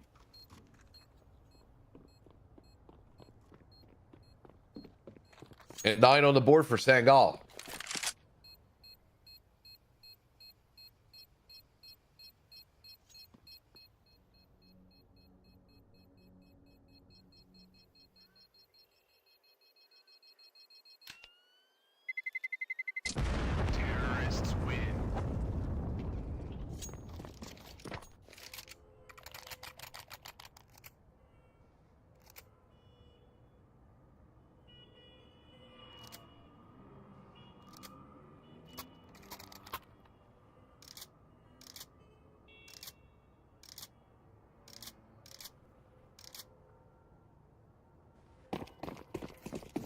Sangal, they just need to be careful of this one. You cannot afford to lose to an eco right now.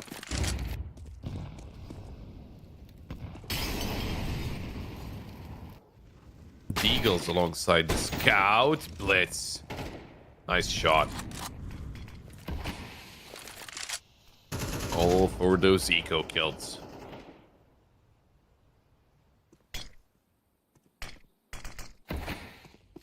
I don't remember Blitz being necessarily an eco, though.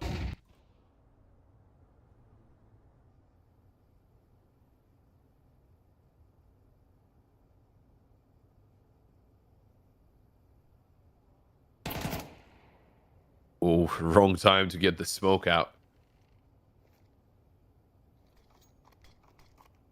Well, unfortunate on the timing there. Kalash maybe had a chance to take down Mary. Oh!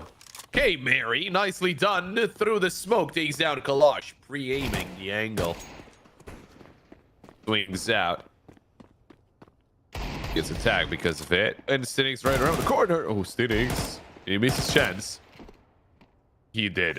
Mary somehow still alive.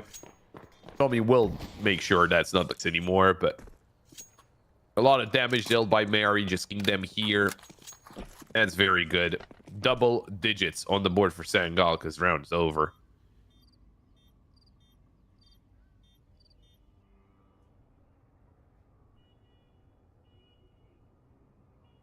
Well, the first big test was the piston round. How about the next one? The next round, which is going to be the buy round for Amcal.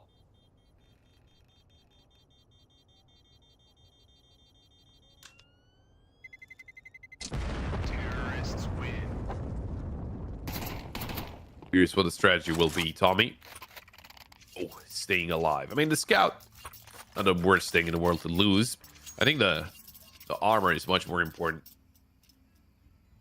Considering he's still on 4K, I think he didn't take any damage, which means he could upgrade to head armor without spending the full amount.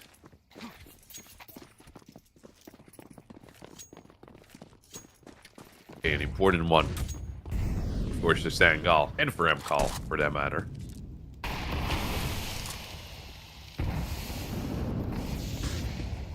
Good nade to start things off. That's AW taking a good amount of damage.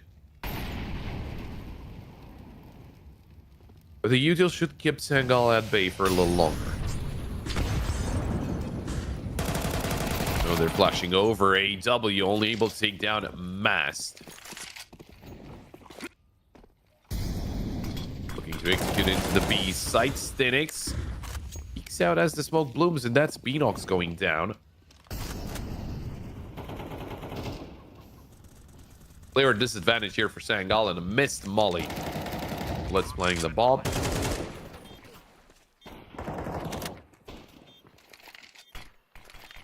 unusual position for the bomb plan, but they're going to play onto the site itself. Stinix almost puts out Dennis.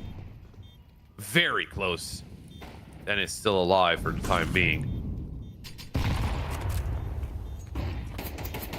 Molly nade combo was a little off timing.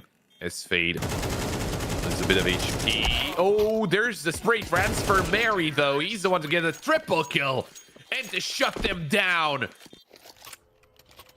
It looked like the timing on the push was good, but it was a little off sync for Amcal, and that gets Sangal a couple of moments to get some of those kills earlier.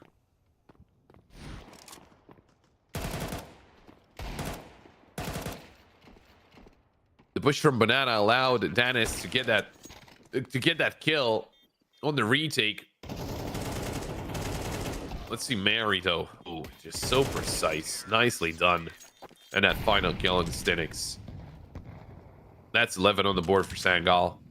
It's another buy for Amcal, though.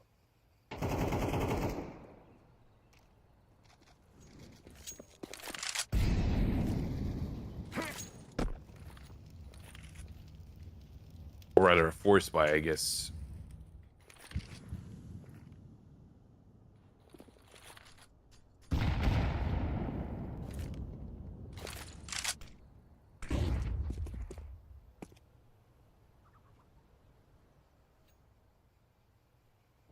I mean, with the op,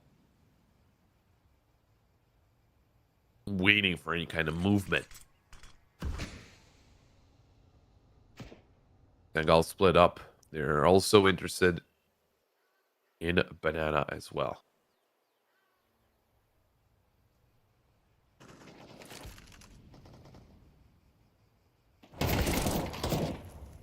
Good positions here from Amcal. Stinix will take down Mass. Nox thinking twice about pushing out, and AEW will take that initiative. Tommy eliminates Mary. Blitz will get one onto Tommy, but now he's all alone. And the bomb is nowhere close. Kalash, the jumping spray with the MP9 connects. Tactical pause called in instantly by Sangal. They know what losing control of this game could mean. They need to be careful. We're on to 11. They have a 5-round advantage.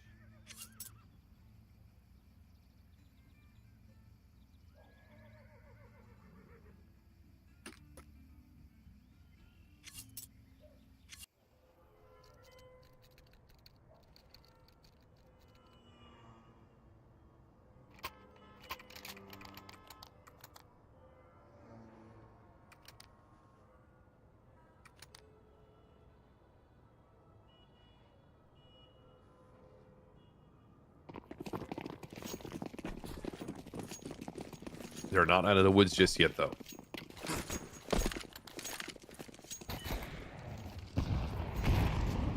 Oh, Mast. Leg shotted by Tommy. Starting off the round at only 17 HP. He should be lucky that he's still alive. He should be happy, rather. Because lucky he is.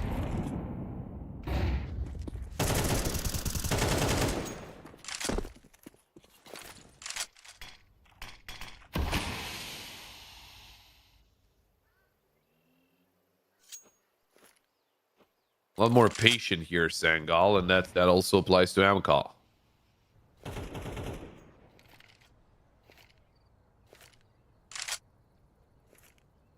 Lining up the util for the ace site. 3 players reside there from Amcal.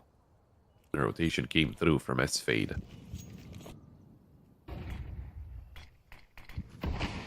Long smokes make it look like an ace split. S-Fade around the corner towards long. Tommy's looking towards short, but they will swap positions. Saw hard to take down Tommy. Headshot angle. Oh, Mary. He spotted out the player, but the 2 on the site are all gone. Kalash still alive, barely. Blitz will take him down. Good entries here from Sangal. A little unfortunate for Mary. He spotted Kalash for a second there, but couldn't connect. Mass still low HP.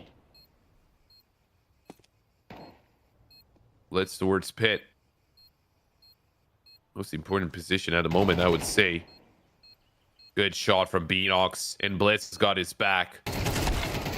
AW coming in from short, but Mass will swim, and there it is. Sangal with 12 on the board. Map and series point for Sangal. It is not a good situation for Amcal. They're going to have a couple of weaker weapons.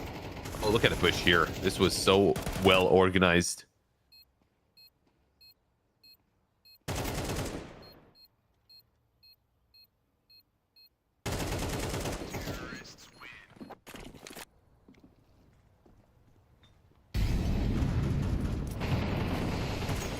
Oh, a single weak weapon for Amcal. That's an MP9.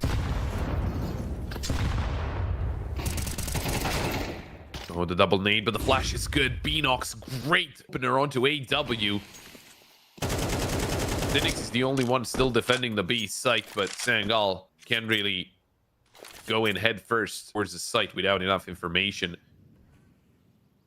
Single smoke dropped. That doesn't mean that Cynics is all alone.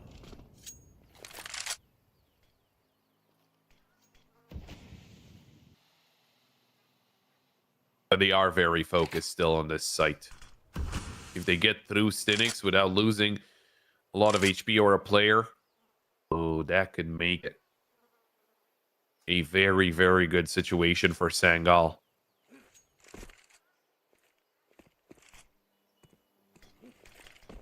On top of the first box here, Cynics. Waiting for the push. The execution's coming through. A molly drop, but he should know that he was dropped from above. Cynics will drop into the molly. Oh my! Cynics barely alive. 4 HP. We're a little slow. That molly did delay them, but you do expect him to be exactly there, and that's exactly where he gets the kill. Although, flank is quick. Beanox will take down S-Fate, but they do lose the player. Tommy with the op. Miss flick. And it's all down to Kalash. 1v3. Trying to take them all down. Takes down Beanox. Molly dropped towards Stark, and that's going to force Blitz out of position, but Blitz is going to land a headshot nonetheless, and it is Sangal to repay Amcal with a 2-0 win. Sangal coming in a lot more prepared today compared to obviously yesterday, where they were losing from a 9-3 advantage. This time around, it was a 7-5, but a very good CT side gets them through, or rather T side gets them through, and Sangal are able to walk away with a 2-0 win. That means they're still going to be in this tournament, and that Amcal are unfortunately eliminated from the close qualifier of CCT Season 3 Europe Series 2. That is a mouthful. Now, we were supposed to have a second game, of course, a second elimination game from Group B. That, of course, should have been 8sins taking on Rage. But from, as everyone saw from, from the graphics that we had, and also nobody pointing it out in chat, Rage did forfeit their game against 8sins. I don't know exactly why. It is a little unfortunate.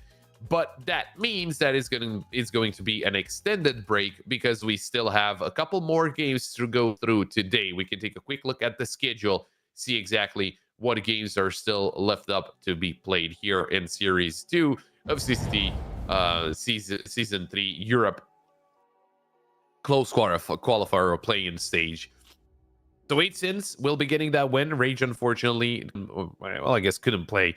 So Rage are eliminated. 8sins will survive. And from 16:30, it is going to be Perplexity taking on TNL. That is the winner's game of Group A. And the winner game of Group B will be Saber taking on Copenhagen Wolves. That will happen from 9:30 CEST, of course.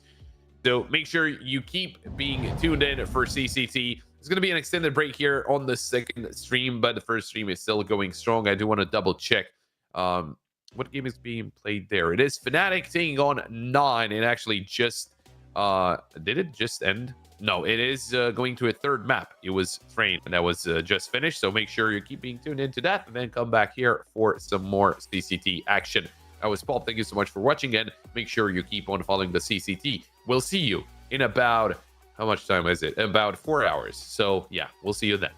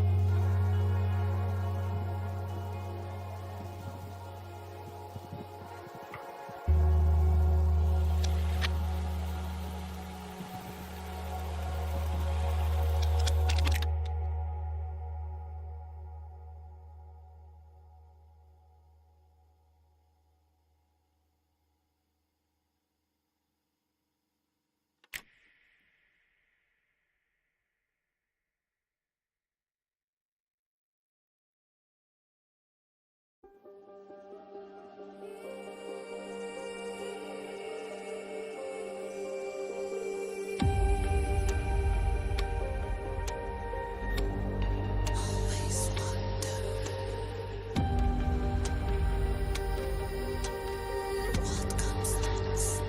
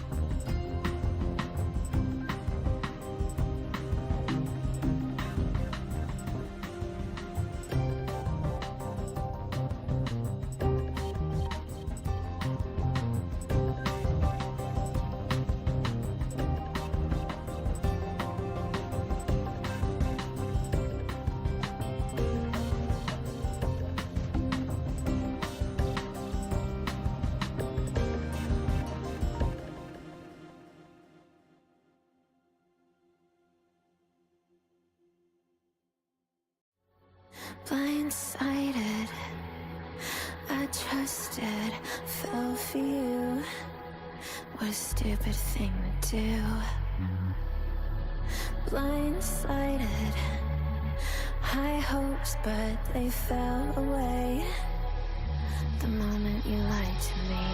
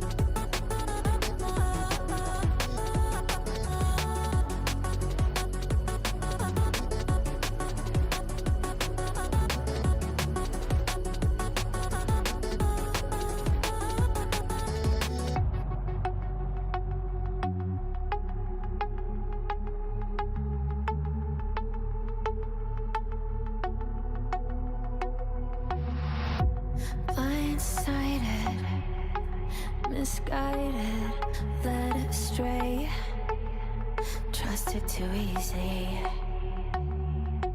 Blindsided, strung out on the smallest string, had me questioning everything. I don't know where I am now. Pedestal I had you on is crumbling down on the ground. It was all illusion. Where do I go now?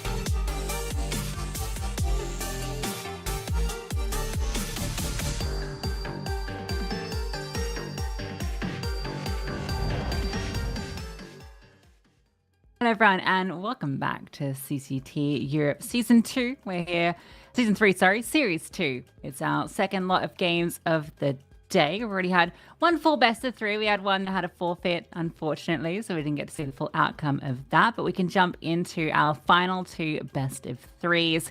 We're into the upper games of the Group A and Group B that we'll be playing out. So take a look at that schedule to see those games that will be coming at you this evening, because we've got TNL taking on Perplexity as our first game. That'll be coming up very shortly.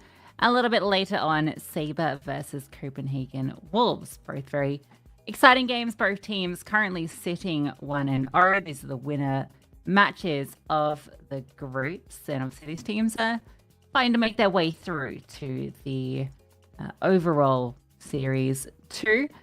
Sadly, we've already said goodbye to Amcal. You can see they lost out to Sangal earlier. That was their loser match. So they lost to Perplexity in the opener, which is a pretty big win for Perplexity. I think that's a great showing for them out the gate. But yeah, Amcal couldn't quite do it against Sangal either. So sadly, they were eliminated. Sangal will still be in contention to make it through the groups, but will play the loser of this series. So yeah, we'll dive straight into this game as Perplexity. I think this team is very exciting, right? I think if you're familiar with UK and Ireland CS teams, you probably know a lot of the faces here. New banner that they're under, this Perplexity name, but the actual unit, the players have been together for a minute. I think the big change up this new iteration is Rest coming into this roster, but he's had experience playing with these players before, but you might know them more recently under the Alaska banner. Just one change to the lineup since then, which is yeah, Rest playing instead of Giraffe. So yeah, excited to see them in action. They've been doing some decent work lately, and I think that 2-0 win over Amcal was a big moment for them. It shows that they can take on some of the bigger names in Tier 2. So excited to see how they go up against TNL, who on the other side, I think they come into this as, I would say, the clear favorite of the two. They've been on a pretty good run lately of TNL. See a majority Ukrainian roster, which we can bring up and take a look at. They've been doing really good. They've been taking on a lot of big names and finding success. Had the 2-0 over Sangal in this group that beat out Iberian Soul, 9, Rush B, Saber, a bunch of really strong teams. And if you even go back another week, Ecstatic, Metasport, Partisan, they have actually been on an absolute tear as of late. So I think fair to say they come into this series as the favorite, and probably one of the favorites just overall in this entire play-in stage of Series 2. Obviously, they're still playing in Series 1. I think they're in the playoffs of that. They'll be playing their round of 16 game tomorrow. So they're already kind of on a deep run in Series 1. So they would expect to have a pretty comfortable run through this group stage here. But I'd love to see Perplexity give them a bit of fight. So we'll see what they can do. I'm not sure if we've got the veto yet that we can take a look at to see where this will be playing out. We've got Nuke coming through for Perplexity, Dust 2 for TNL, and an Ancient as the decider. I think this makes a lot of sense. I don't know if, yeah, I think Nuke is probably the best chance for Perplexity to try and pull off an upset, but it's still one that TNL have got plenty of reps on. In fact, it's one of their more played maps, and this is always going to be the difficulty, I think, for Perplexity coming into this. It's just the map pool matchup just isn't great for them. All the maps that Perplexity are quite strong on, TNL are very good on. And in fact, the one map that Perplexity have better current statistics on is Dust 2, but it's a very small sample size, just 3 maps played for this core, and obviously that was under Alaska, but they had wins over Monty, which I think is a really big win, and a win over in the UKIC League against Nostalgia, which was a 13-1 stomp. So they've definitely got what it takes to take the battle to TNL on Dust 2, but Yeah, I think it's going to be a very tough series, but I love Nuke as a pick to try and create that upset. Yeah, a bit of a change up. They often do pick into Ancient, which was obviously another opportunity for TNL, but I think, sorry, for Perplexity, but I think given TNL's track record on that map, arguably their strongest map, probably not the one you want to pick into. You'd rather try and flex into a map that you can maybe catch them off guard on with some pocket strats and the like. So yeah, I think it's a really exciting veto. I think for Perplexity, it does really live and die on Nuke, but they've got a chance on Dust too. I think Ancient as a decider obviously makes a lot of sense with the two teams, but it will be a very tough one for them to take it on. The question for me is for TNL is if they are going to be playing with the full roster. I know that in their last match, they actually had a stand-in, so I presume they will have the full squad. They did this morning, so yeah, looks all good for them. And I think the fact that they come in off that win yesterday versus Sangal, they'll be feeling very empowered to come through in terms of players to watch out for on the TNL side. You're kind of looking towards Can, who's been, I think, the most consistent player on this team in terms of just pure output. He's been a real firehouse. Here's your head-to-head, so you can compare those numbers. And on the outside, Vacancy has been pretty decent for the Perplexity squad, but they've got a fairly, I would say, balanced output across the team. It's pretty similar, like a pretty reasonably high floor, but I guess not the extravagant ceiling that maybe a team like TNL has on a couple of their players. So yeah, Can to look out for. Dowie as well is pretty decent. He's been yeah, really having a lot of impact as of late. And I think maybe some space that Perplexity, just I think has been always kind of one of the better snipers in the scene in UKIC. So I'm excited to see him on Nuke in particular, what he can bring to the table. Gonna have a relatively tough time against, I guess, the young gun of Flyrax. It's a real veteran versus newcomer in that regard. So that'll be exciting head-to-head to keep an eye on, as well as the riflers. So yeah, we'll be jumping into that game immediately, guys. Nuke, where we are kicking this off. TNL versus Perplexity. Perplexity's map pick, so they'll be on the T side, and there is a lot of utility purchased. We have really 3 full sets, essentially, so only 2 sets of armor on the T side. That's a little unusual. Dual Berettas, the investment on the CT side, so a stark contrast between the two teams. No utility for TNL. Save that one flashbang immediately to try and take the fight. Does not go Knife's way. That's Vacancy's kill straight out the gate, and now they can burst that utility, allowing them very quickly and easily to scale into sight. Instant gush too onto Dowie. He will still get the kill onto Tree. And it will move around, trying to play around the edge of the smoke. But down, Firex on that flank has taken down one. Loses his support. And with Onyx falling, it's this Gush player in towards heaven, and it's the dualies. So for the T side, they know where both of these CTs are. Good setup here in lobby. Firex has to try and isolate one of these fights. Thought he had a chance there, but without a kit, clock ticking, they're just going to try and save their armor. So a really nice pistol round coming out from Perplexity straight out the gate. Oh, doesn't even get to save. Brilliant shots coming through from the T side. Great round from Vacancy in particular. That first kill over towards door, I really set it up, because then they're already in a powerful position with all the utility they have to try and scale in.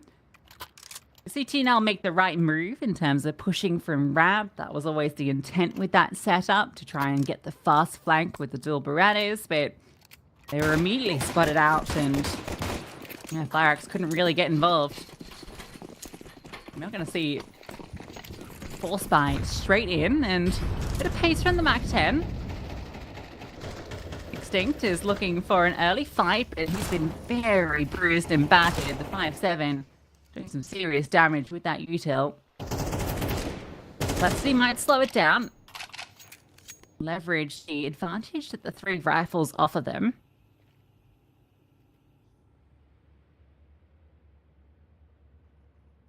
TNL want to start to move about because you've obviously got this weaponry that's not particularly great at range. Yeah, we've got the MP9 over to Secret, so that's their response to this positioning outside. But Perplexity just decided to wrap. That could be a great way. They can isolate this scout. Oh no, they fly around. Fireaxe hits the headshot. Can activates over from Secret. And the 5-7 as well. Oh, the Force Buy has done wonders. Fireaxe even spotted out the player top of main. Can't quite hit the headshot. Rest tries his darndest, but can't connect one either. So the scout does wonders. That little bit of distraction play. It looked like a great call from Perplexity to wrap. The smoke comes down. The scout headshot playing through that molly over at Secret. What a way to win the Force Buy.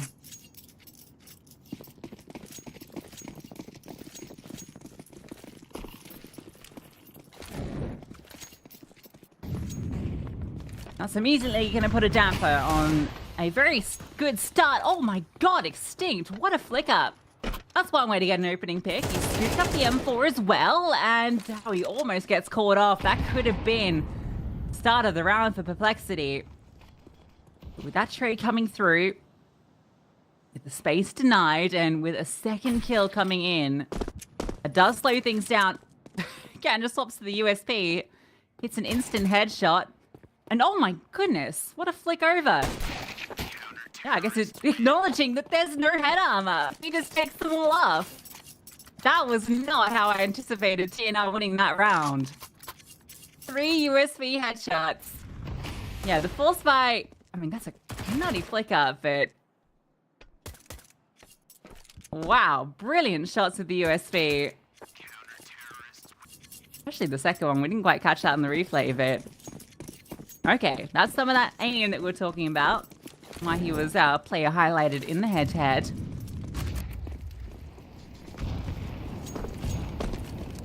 Gonna put Perplexity now onto a full eco.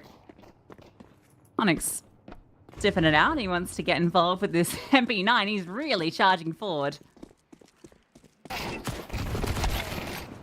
And he will get punished. 3 Glocks sitting on top of the roof, waiting for him. We'll pick up that MP9 and there's a chance to do some damage here. Don't want to lose these 3 rifles that you've picked up.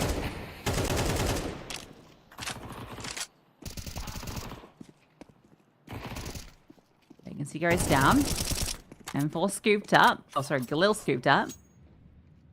Yeah, it's all clean up. Artist is maybe going to sneak a little plant though. So that's a nice win. You get 2 kills and you get the bomb down. That is brilliant. And the Zeus, I love the idea. Bit of fun. Didn't quite connect, but that's overall a great eco round for Perplexity. Because one of those kills came through on the MP9 as well. A bunch of extra money into that round for them.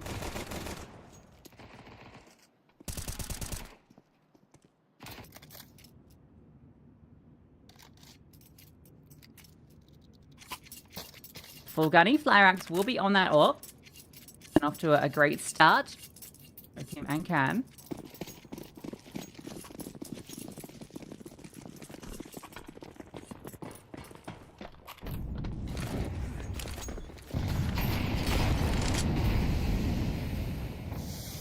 Fighting towards door. Distinct was looking for the opportunity, but deep smoke will prevent his vision. And oh, Rest hits the quick switch. At least the trade is there immediately.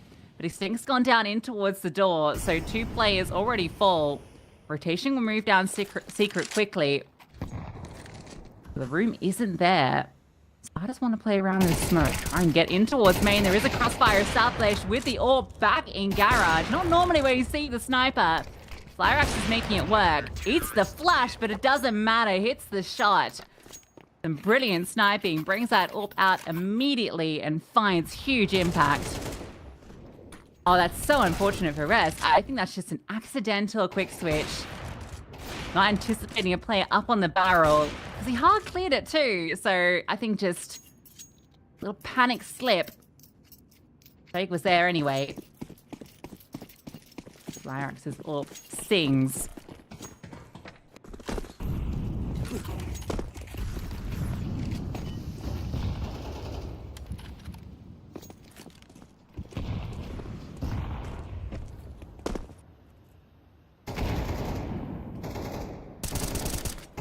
Take a look over the top of the smoke outside. This is just some upgraded pistols.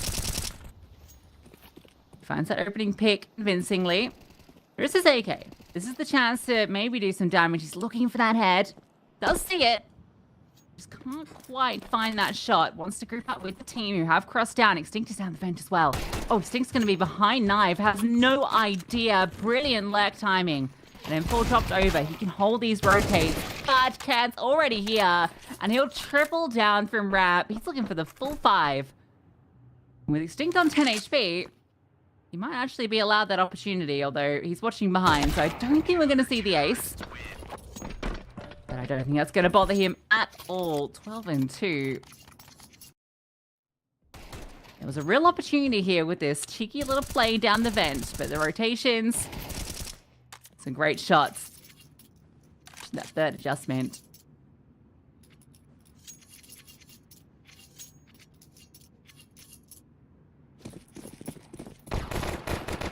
You know, a very scary team at the moment to come up against in any of these tier 2 events.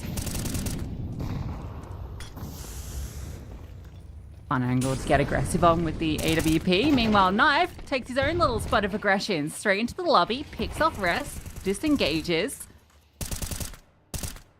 Happy to take that opener and to fall back.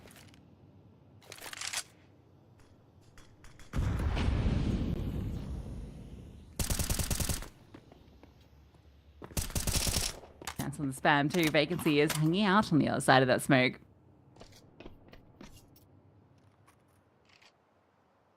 Going to be the call for Perplexity. And a lot of these outside defaults, they've more or less fallen flat.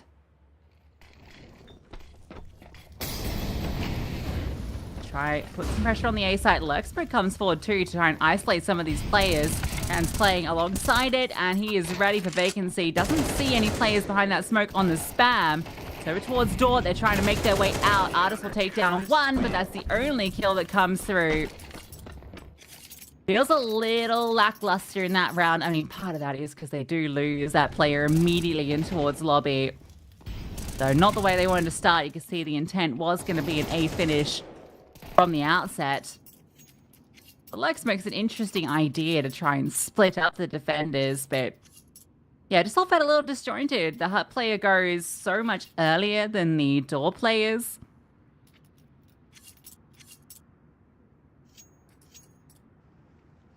A little out of sorts. They'll call their first timeout, but it's not until a round they'll be purchasing much into.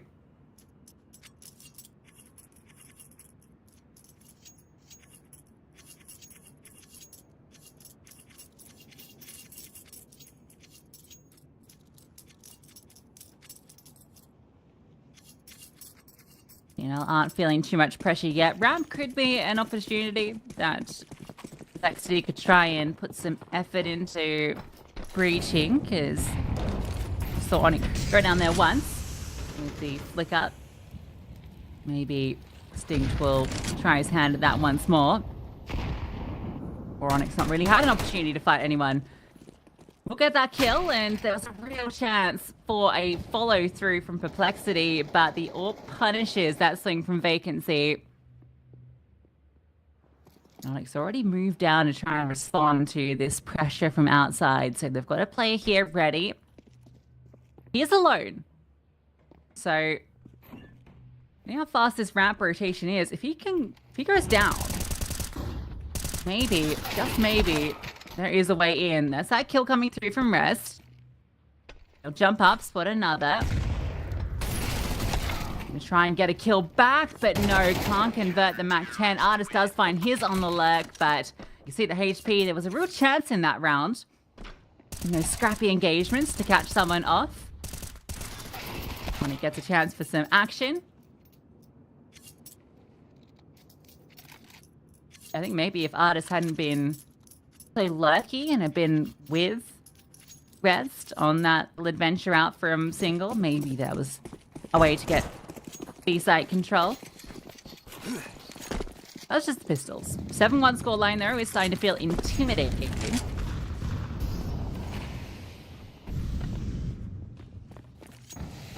Lyrax is getting mobile, wants to go towards Secret with that ult early.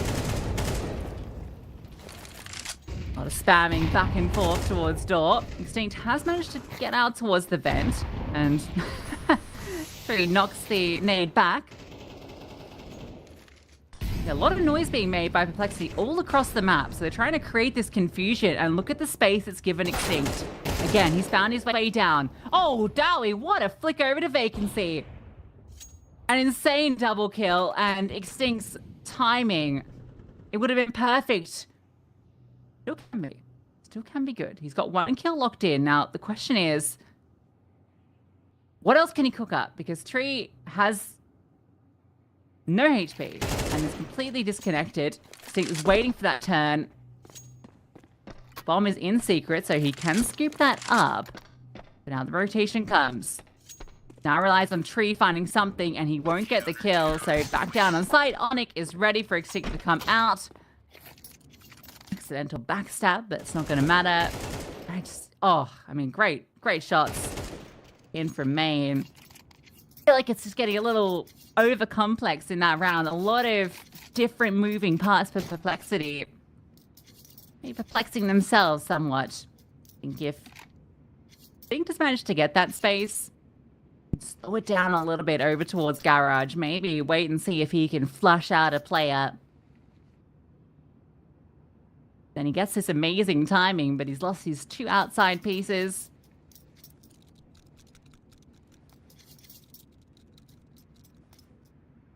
You know, having a bit of a field day here on Nuke. And this is the difficulty of kicking into Nuke. You have to go on that T-side start, and when you get reset in round number 2, it doesn't feel good. You're kind of banking on that 3-0 start. You know, they just won that second round against the Force Spy. Suddenly, yeah, you're literally in a 3-0 position. You need a couple more to feel comfortable, but now it's the worst case scenario, and Fireaxe is just feeling like he can go for every peak that he wants. He's been getting a lot of space, this time with Tree by his side, knife in towards Hut, but the 2 Ts can't quite fight their way in. Trading looks good for a moment, but they're just overwhelmed.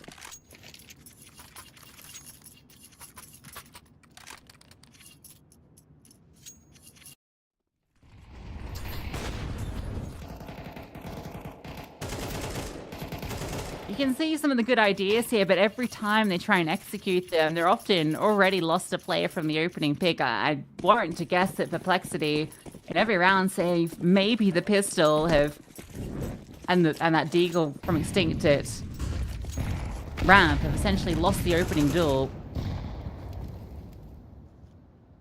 Flyrax has just taken any spawn that he gets.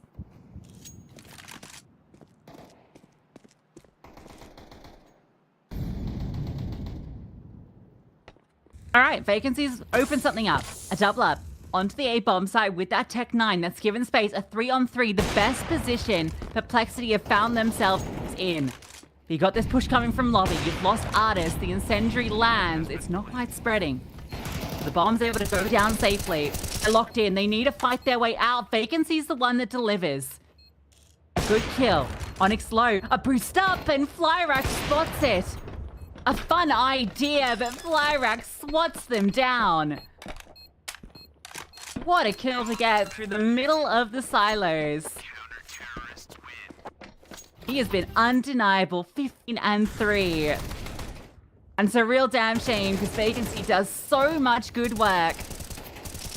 The double up, he knows he needs to get the space, but this boost up, it seems like it's going to be a great idea, but the timing of it, it's as Flyrax is ascending Tetris.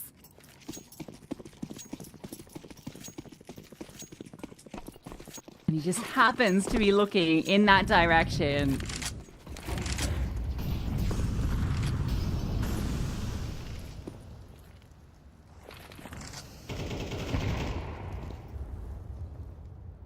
The world is getting rocked right now by TNL.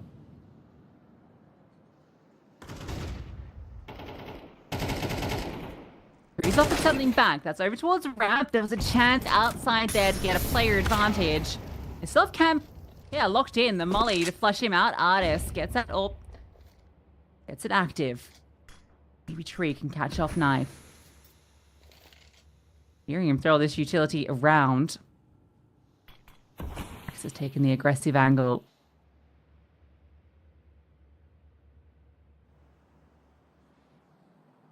Perplexity feel very separated right now. Vacancy is on his own leg outside. Artisan Tree taking position inner. Knife will remove Vacancy, and Artist gets past the scope. Tree removes Knife. I don't know if they know Flyrex was there. Dow's position and towards Mustang. Oh, the AWP is lacking. The AWP's in the back lines. Artist. He's about to get backstabbed, and, well, Flyrex will hit that kill. Tree, low HP, Flyrex, that's calmed over, swaps to the AK, but it's the headshot that comes through. And finally, Perplexity will gain a second round, but one at the start and one at the end does not feel good enough. This is the type of round that they were working towards basically this entire half.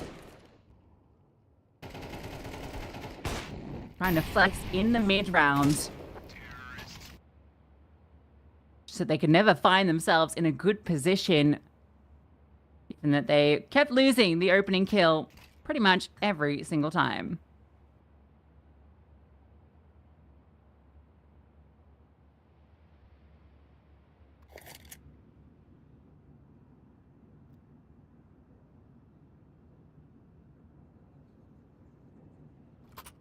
It goes without saying that 2 for 2 on pistols is a necessity for Perplexity.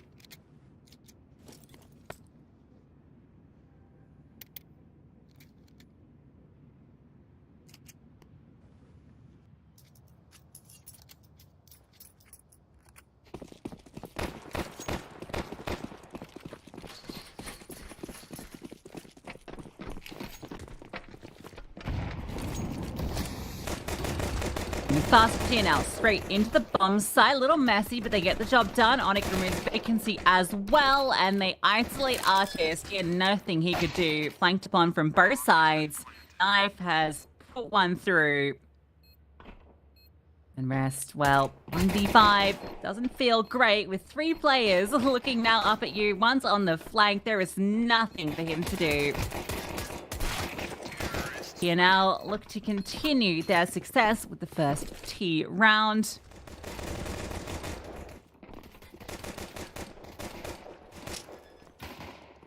And it's fairly simple. It's just to rush in, get your shots. Of course, Perplexity have to force buy at this stage. They're really out of options.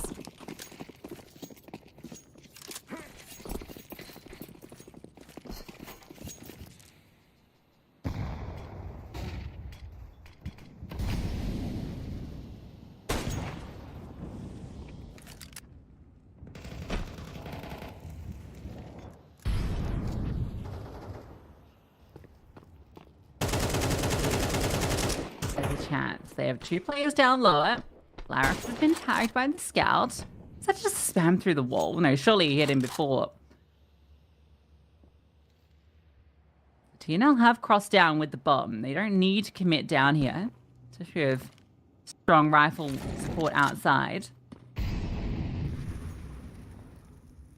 Artist can sense them coming, but he confirms they're not. You know, he's got this support spotting, like it's a great CT setup. TNL are making the right call, avoiding it. But flashbang forward. Yeah, okay. Perplexity have done some homework. They've had a look around, seeing where the T side could be, and now it's pretty clear that they're playing outside, potentially going for the wrap, a smoke onto main. Like maybe it was a double up on it. Means that Heaven is the way in for the T's. All eyes on it. 25 seconds. Rest is holding ramps. They know it's not going to be the B finish. Has to be through the heavens. Spotted. Tree calms that over, but he's feeling the pressure. He needs the support. They've got the info. They need to get the players. A knife is taken down too. Just feels like they had the read on the situation, but doubted themselves, hedged their bets, kept presence in case it was a late B. If they'd hard rotated back up that vent, had 4 players, 3 players even present, could have been the difference. Rest was holding at ramp. He knew it wasn't going to be B.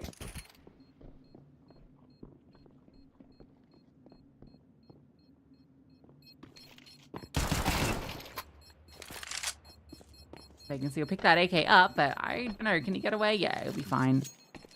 Runs over to the far corner. At the very least, they're going to take away a couple of AKs, but yeah, that doesn't really feel like it's going to offer you too much now that it's a 12-2 scoreline.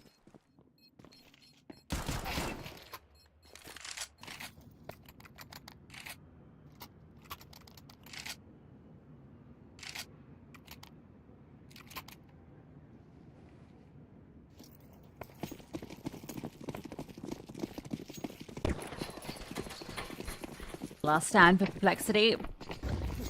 10 chances for TNL to close, and they want to do it with a fast A rush. Straight into the auto shotgun, and yeah, it's not going to work out. Tree closes the door, and he'll triple down. So great hold from Tree from Hut. Offering up a little bit of resistance. Perfect angle, the hold with the XM too. That's a nice one to note of for those at home. If you're anticipating it's going to be a fast A hit, that's not a spot that's really going to have any issues with utility. Ahead of most flashes. And T side generally looking rafters as they run out. No one dies for the CTs. A flawless round for Perplexity. You know, not going to make it easy for them, though. They are going to force right back on in. And again, why not with the money that you have? They're just going to try and run it back straight into the A-bomb site. Tree's found that first kill. He's been doing a brilliant job backside anchoring down things as he stands one out. Knife will finally answer through with a kill for the T's, blowing the smoke and dunking down 2 more. Flyrax will find success on his ramp lurk, but losing his players elsewhere. Hard for him to play out this clutch. That said, 19 kills deep. Any damage he can do is in of itself worthwhile. He has a lot of time to be with to try and isolate and find any of these players. Does he have this timing out the window? Into heaven, he does, because Artist isn't looking, and well, Rez was, but doesn't get the kill. Flyrax does, but Artist should be able to lock this in. Coming over from heaven, he won't be anticipated. Oh, he misses the chance. Oh no, not like this. It can't be a 1-on-3, 1-on-4. Flyrax ends it like that.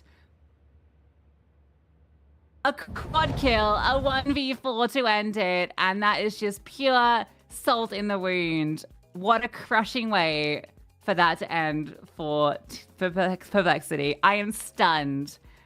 I put forward the opportunity was there that 5x having an insane game. Didn't anticipate it to play out like that. They're gonna feel so hard done by. That was Perplexity's map. They get 2 rounds. One of those is the T pistol. Won the very final round of that first half. Sorry, they got a couple more on that CT side, but the T side, completely lucky, unfortunately. Just couldn't get enough to work with to that second half.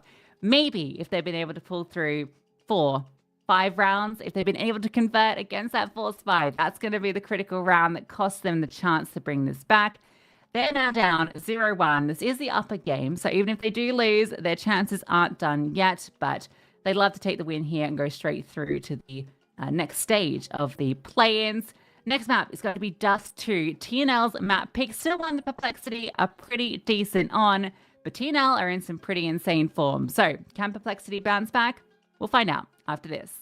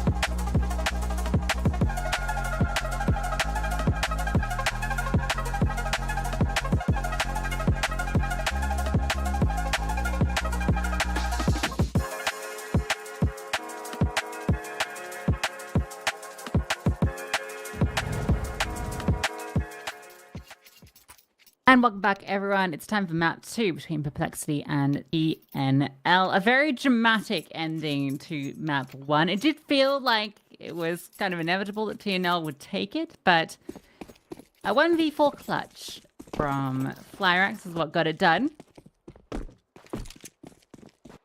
Perplexity offer up a little bit more here on Dust 2, their opponent's map pick. And they've had some reasonable success on in the limited runs they've had. Rest looks to get active early. Wide swung on by 3 players. Extinct will answer back, and he'll answer back in brilliance. 3. Straight from middle. Plucks them out, and that should be the pistol. Onyx on a lurk out long. There's nothing he can do.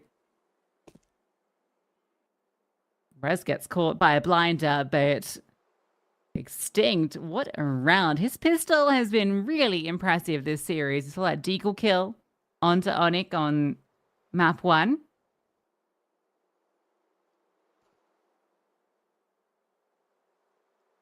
Three straight from mid doors. All towards top mid too, so not the easiest shots to hit.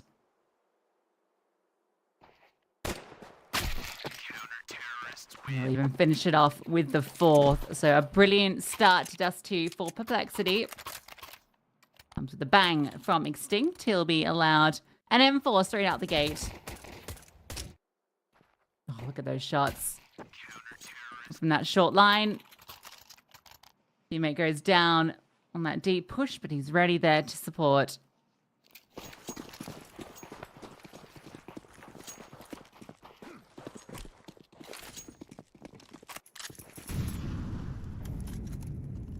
And of course, TNL, given how map 1 went, they are feeling very confident. They will go for a full investment into this. Not the prettiest force buying. Well, Mac 10s, 3 Tech 9s, but Artist gets caught out. Matter that top mid player can't finish the job. Oh, the flashbang, it's brilliant. Great nade back in response, but 2 kills have already fallen. The wrap onto B can still be deadly. 2 players are here, make that 1. Dowie's done so much damage, and you should know there's still somebody present. A smoke deployed over into the corner as a distraction. I like the idea. Onyx will get that kill. Rest arrives. He's loud about it. Hits the dink. And it's just like Nuke. That first pistol round comes through. The force buy falls flat.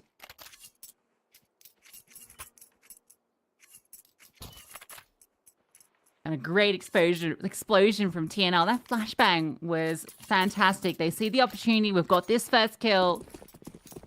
Let's see if we can punish with some space. Blindsided Perplexity in both those first kills. And Extinct was looking for that fight. But as soon as he spotted top mid, stand out from lowers. Oh, vacancy. I was trying to get tricky with it around that smoke, but Dowie's been doing a good job on this map so far in the last round. Artist has hit him low.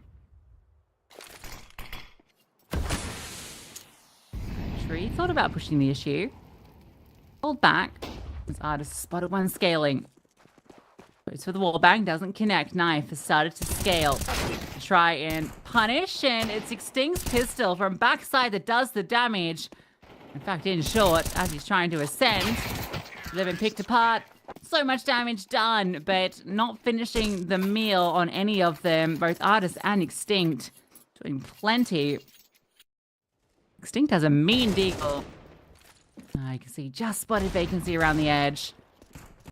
Great shot from Extinct. That was the force buy, and that means now to be the eco. Extinct's allowed a deagle, and I think that's for good reason.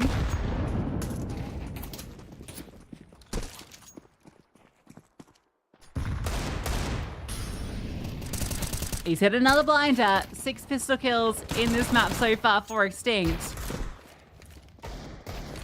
Good chance for more. Flyrax feeling the pressure, getting run down. He'll burn himself out. That's a little awkward. The bomb's been planted. Extinct has recovered the AK. Spam doesn't quite connect and he runs out of bullets. And he lives on 1 HP as well in his engagement. So a lot of chances there for Perplexity to try and steal that one away. Off Extinct's opening deagle.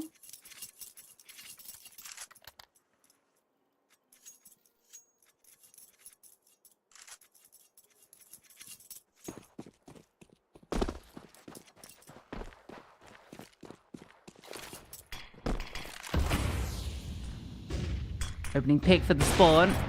Gang will take it, but he'll miss the chance. Will fall back off. Knife has found Tree meanwhile, which has opened up the B bomb site. Looks to burst through, trying to get a second. There are 3 players spotted. No one's finishing their meal, but eventually that second kill will come through. And the lurk finds its success over towards long. Artist, actually hanging out, but probably gonna look to try and escape and won't be allowed that either. This feels unrelenting, doesn't it?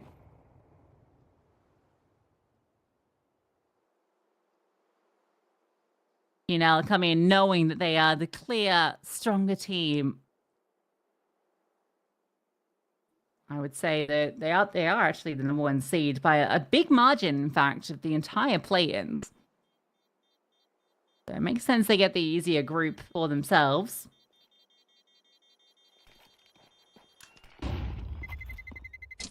Terrorists win.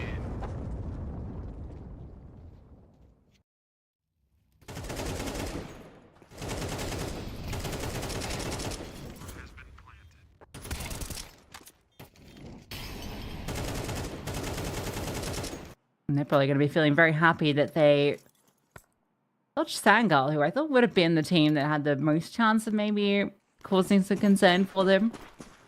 So that's now that former permitter core that makes up that squad.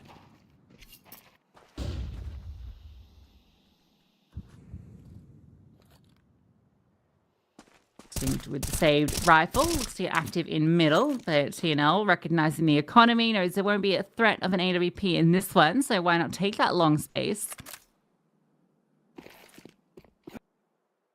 4 plays out here. Lurk in middle. Knife looks to try and be a nuisance, and yeah, he is pretty damn sharp with it. And they can just explode onto the side. Extinct has managed to find one through the smoke. If Vacancy can get this, maybe, just maybe, there's a way for Perplexity into this round, but the Glock hits the headshot. Up on the bomb. Pyrax does have a difficult shot here to hit, but he's not been missing too many so far today. You're not the player you want holding the smoke, but we got the job done. And Knife taking down 3 in middle makes that a whole lot easier. His lurk. And it's great success.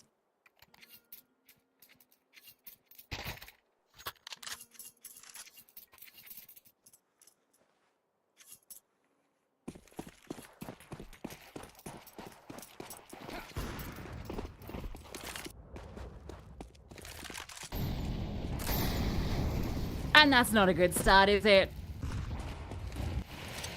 They're just immediately going to burst into B off the back of the Flyrax kill through the doors. And he's got the PG-50 in hand, just reading them like a book.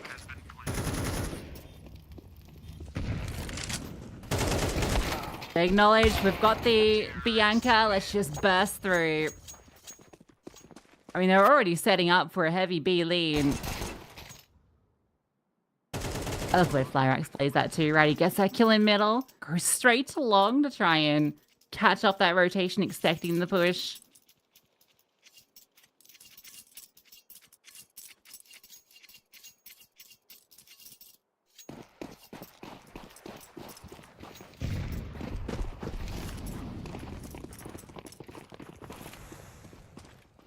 Flyrax will take the spawn over towards B this time. They'll just walk up, try and take contact. Yeah, Tree in the open, halfway between 2 positions. Vacancy with the MP9 up close, does get one, but over the top comes the trade. Bomb has been planted.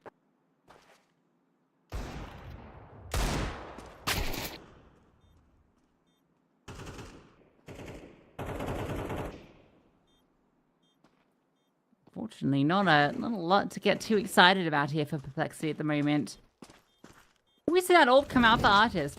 We haven't seen it really at all in this series. I think we got one orb kill on Nuke.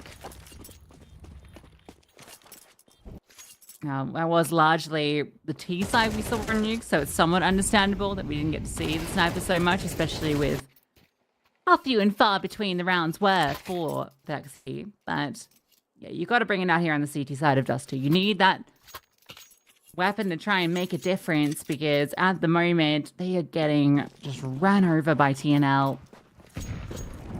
Artist has to take it upon his own shoulders to be the difference maker, it feels. But it doesn't start well. Another opening kill for TNL. They're just going to run 2 orbs. I thought that was Fire Axe dropping it over for the spawn, but no.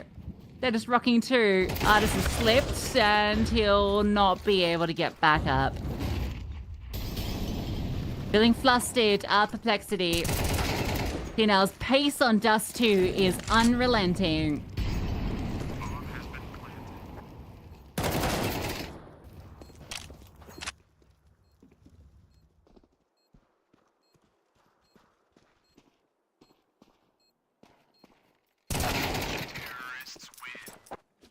Nothing saved.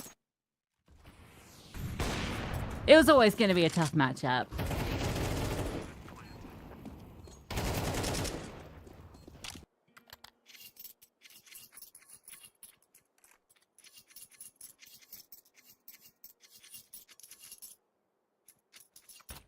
Feels like Perplexity are able to get like one player online in each of these maps. We had Tree really doing a lot of work on Nuke, offering up quite a bit of resistance, especially on that CT side. Got them rolling. Had some good moments from Extinct in this one. And maybe, just maybe, some pack tactics, some grouping up, getting aggressive. That's the answer. Extinct going down with 2 players spotted on B. Oh, my God, picking Artist. Did he blow the smoke there? That's crazy. You just saw him on the edge of it. Oh, Knife gets caught out. See, this is where TNL, they're getting maybe a little too silly with it. Not showing due respect, and they have been punished in this round. Tree has 1 HP.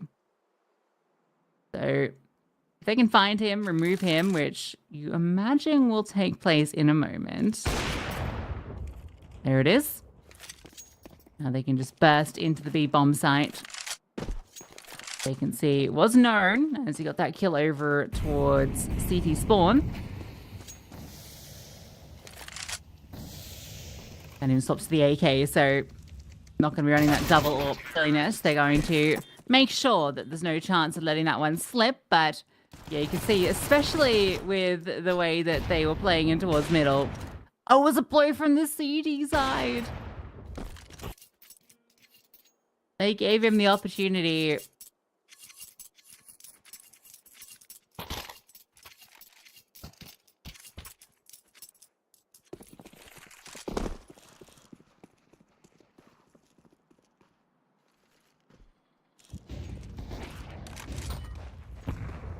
Larix has done it again. Out towards long. He won't slow down.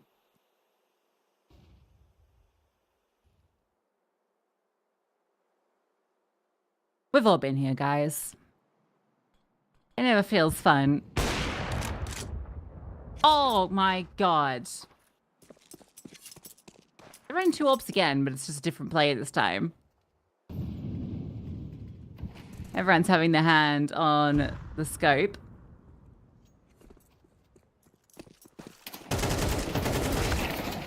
Oh, bit of an overextension. Yeah, again, just trying to cross naked, looking to try and take open doors. 2 players there to greet them. Space has been taken over on B, and I think with the distraction coming through, Kanzlek might not actually have the opportunity. Okay, he'll spot out Tree's toes. Tries to uproot him. He will climb. Amber away. There Clear advantage for the T's. One spotted by default. Oh, nice shot from Tree. Doing everything he can with half HP. Stuck, swings, and yeah, not expecting a second AWP. That's crazy. Ball's now onto the hands of Rest, who has slid through. 20 seconds. 20 seconds. Can he disrupt this plant at all? You imagine it's going to be safe. He's going to start to walk out. He's just going to just lean forward. The timing for the first couldn't hit the kill immediately. Knife ducks down and avoids those bullets, so the chance denied. This middle kill. Okay, yeah, he just spots him before the smoke plumes. Unfortunate. There was a real chance here, especially when this kill comes through. You start to make me believe.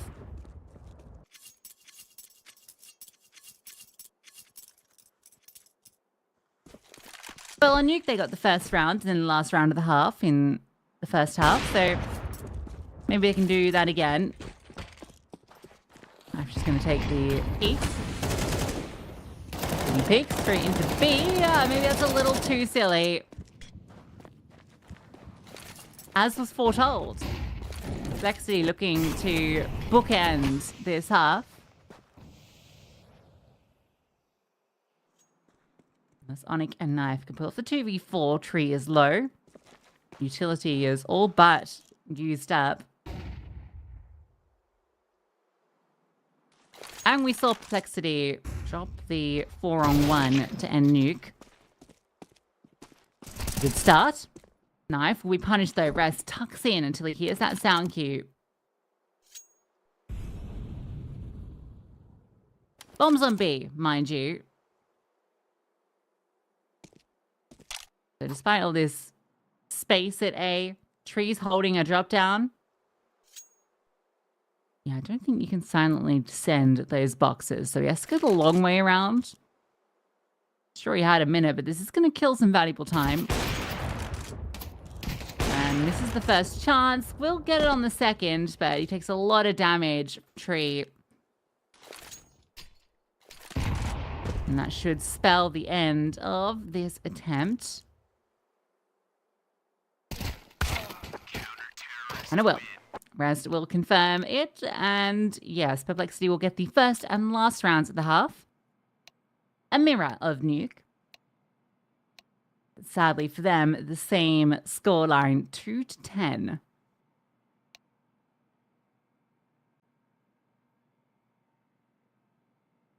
Doesn't fill you with hope, does it?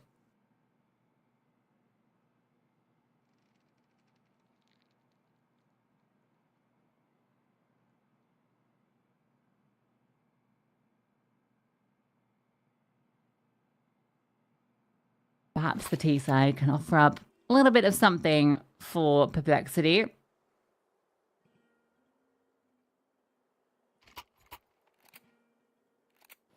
There's been flashes, the moments. You know, across the board are delivering, and then some. There's some 90 VRS rank difference between these two teams worth noting. In fact, it's almost 100. Can't be too harsh on Perplexity. It was always going to be a tough one. Try and burst into B. Can takes the first contact, takes the first kill, takes the second kill. Any more? No. Knife will swing through, and Onyx will arrive as well. So all the cavalry swings through. It's a firing line down the B tunnels for TNL to take the pistol. Put themselves 2 rounds and taking this series in comfortable fashion. So far, they have dropped 5 rounds across the series.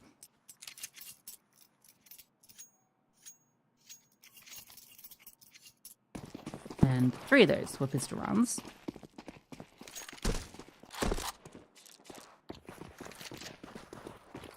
No, 2 of those pistol rounds. Not on each map. Force buy for Perplexity. Extinct Dig. We're seeing what it can do.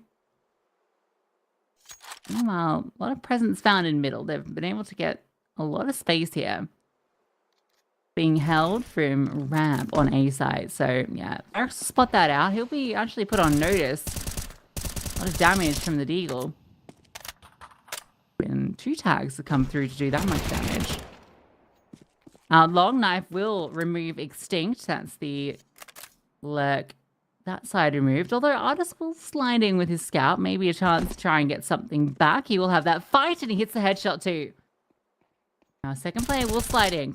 Looking to prevent Artist from getting forward and putting pressure down from Long. Now the burst comes through. Great headshot. And a chance. Tree hits the Deagle. Now they can burst through. Vacancy is removed 1. It's just Flyrax on the side and he's getting run down. The Force Buy. Gonna find success. Onyx. Loud in middle. Swings around flying with the shotgun. But you do not want to be using a shotgun in this sort of retake. Tree's angle. Even just hitting the shotgun spread from that range. Yeah, he's going to swap to the pistol. Rightfully so. And actually with the HP. Not impossible. But they're not giving him the fights. The Perplexity will win the Force Buy. And yeah, it comes off a great little timing. Artist gets the kill Long and he tries to take that space. But as soon as he gets confirmation that another player has come back. Save anything either. Yeah, as soon as he gets his confirmation, immediately calls for the team to go up short. They know they've got limited players. There'll be one defender who was already brought low from mid. You remember, Tree brought down Flyrax to 30. Great round from Perplexity. Not quite done yet. And it's the Force Buy, of course, from TNL, who are rocking 2 scouts. Funnily enough, neither of them on their primary AWPer. He was currently sitting in the smoke. He's just going to walk through the smoke and you're kidding me. You're actually kidding me. If you're Artist, you feel so hard done by that. I mean, a sick play from Flyrax, but the fact that he gets that kill while running back through the smoke, just spamming the deagle is outrageous.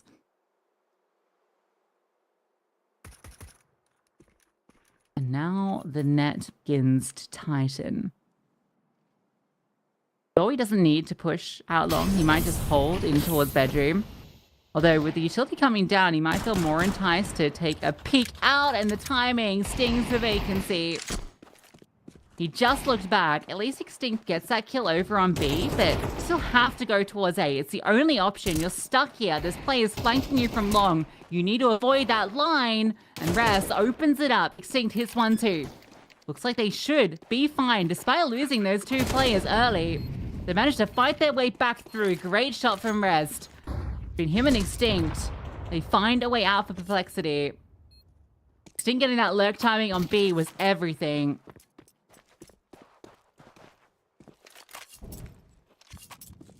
Nice try from TNL. I love their approach into that Force Buy.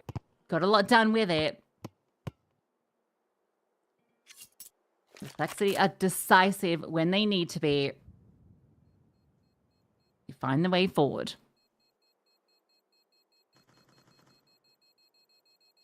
And now surely for TNL, it's got to be the eco. Knife can hold on to the M4 and maybe just try and do some damage. Crazy kill. Actually outrageous. Yeah, Extinct on that lurk, getting a double up. Does wonders. Yeah, Dowie's going to take the Zeus towards lower, so that's a fun thing to keep an eye on. Knife has to spawn for long.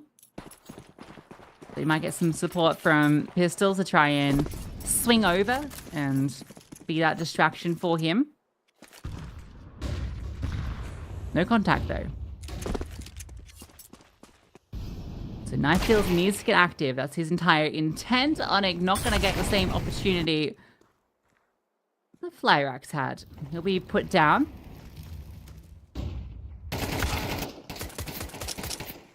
This is looking much better. Rest has taken out 2. Artist will tap out another. Rifle has been removed. The threat in the round gone. Perplexity Don't lose anything to the pistols and single rifle. Love the little double up in there, especially that second player in short, because that was the armored player with the rifle that was entirely set up to enable him to get the kill. So knife, let's let one slip. Good spray from Rest. Now Flarax's orb will be available. It was an absolute menace on Nuke. Fight out long. They've successfully gotten out. On the smoke. Try and prevent further cross, but we'll replenish and let's see do win control of long. They have this lurk active in towards Lois.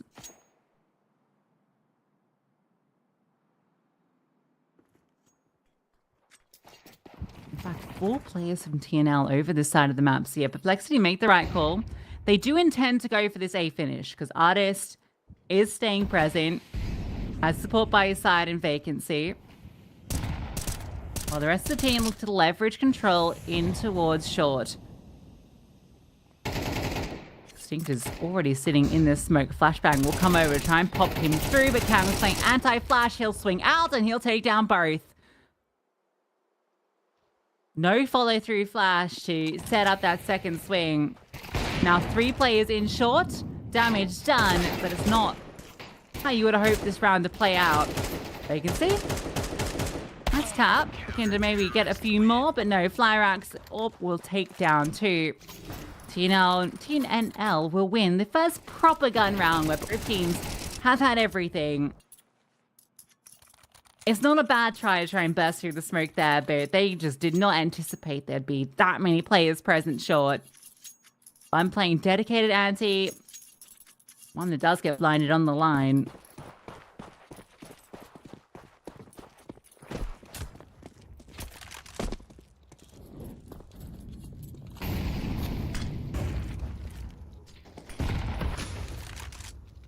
Flags just to get ahead of all the utility out long. Try and maybe get a pick here.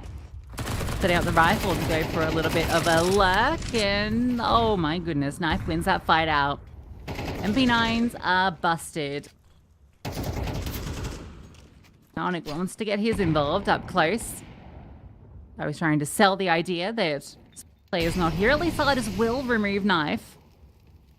Oh, the molly doesn't spread. Doesn't really change too much. I think Onyx can't really take advantage of that. At least didn't have to reveal his position.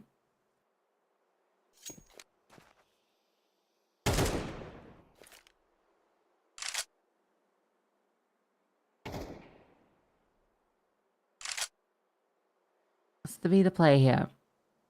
Looks like long. Flyrax on the line, ready for the swing, misses the chance. Now he's, feeling a little pressure, especially from short. Extinct hits the header. He takes down 2. Sharp with it. The lurk out from short. Gets it done. It was 6 to be established.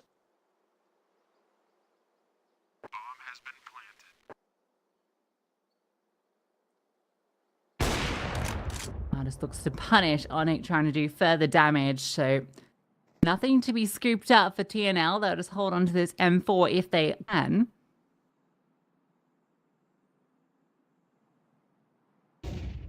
Much more compelling T side from Perplexity than the CT half.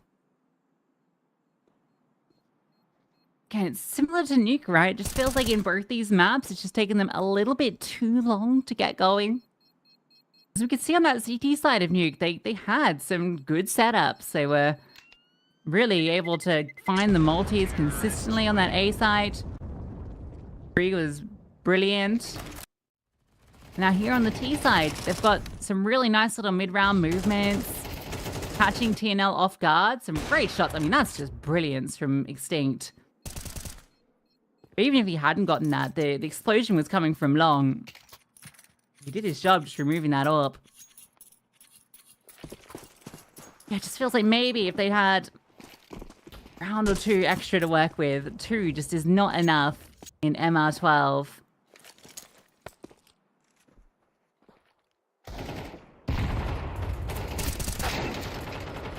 M4, they attempt to set it up, but it just results in a team kill. Flyrax does get one with the USP. He's cooking. He'll be allowed to get out.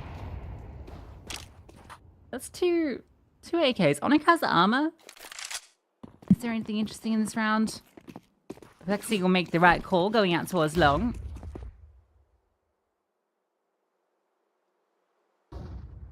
I've got the smokes for the job, so yeah, I think any interest in this round does start to wane. Nothing on the spam. That 7th round to be secured. 2 AKs saved over will be great. One of those can be dropped over.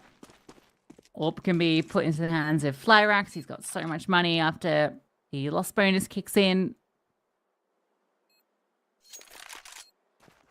And they'll have a really nice buy into the next. But for Perplexity, they're just happy to keep 3 alive. Keep this game alive.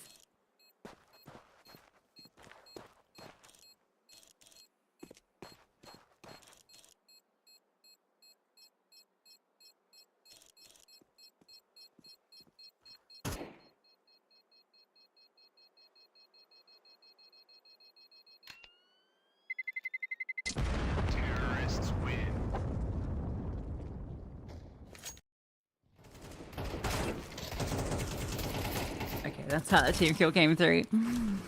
Sting gets shot in the back of the head.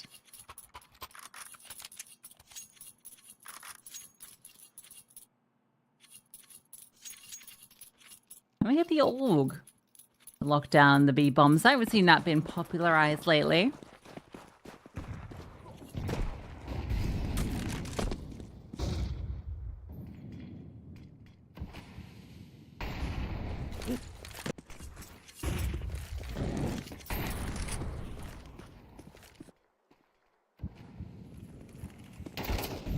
His space being taken very quickly.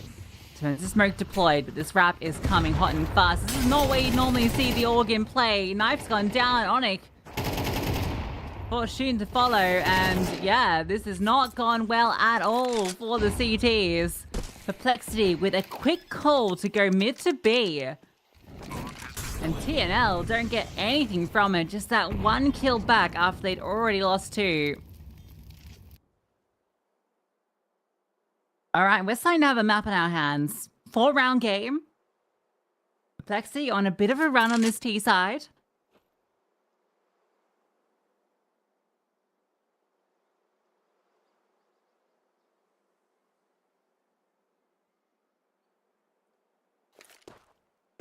I'm feeling like maybe you can get this hunt going.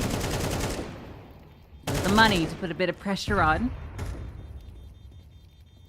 Deny these weapons to TNL, especially that AWP. Take away Flyrax's AWP. Okay, you'll be allowed to hold on to that, but you've removed the AK. You're not really investing into this.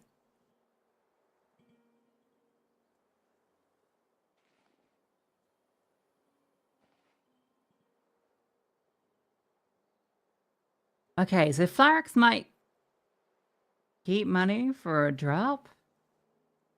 Yeah, what's going to be the call here? He can drop like a FAMAS. But you just imagine they don't. Yeah, okay. Can's going to sell. It didn't make sense to buy here. You need the money for next round. And in fact, yeah, 1,000 left in the bank with an M4. It's not that bad. But still quite threatening is the spy that TNL bring through.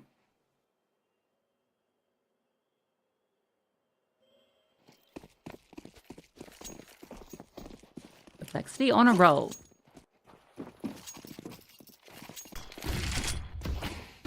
And out towards long they go. Orb's not here, but the MP9 is, and the MP9 almost takes down 2.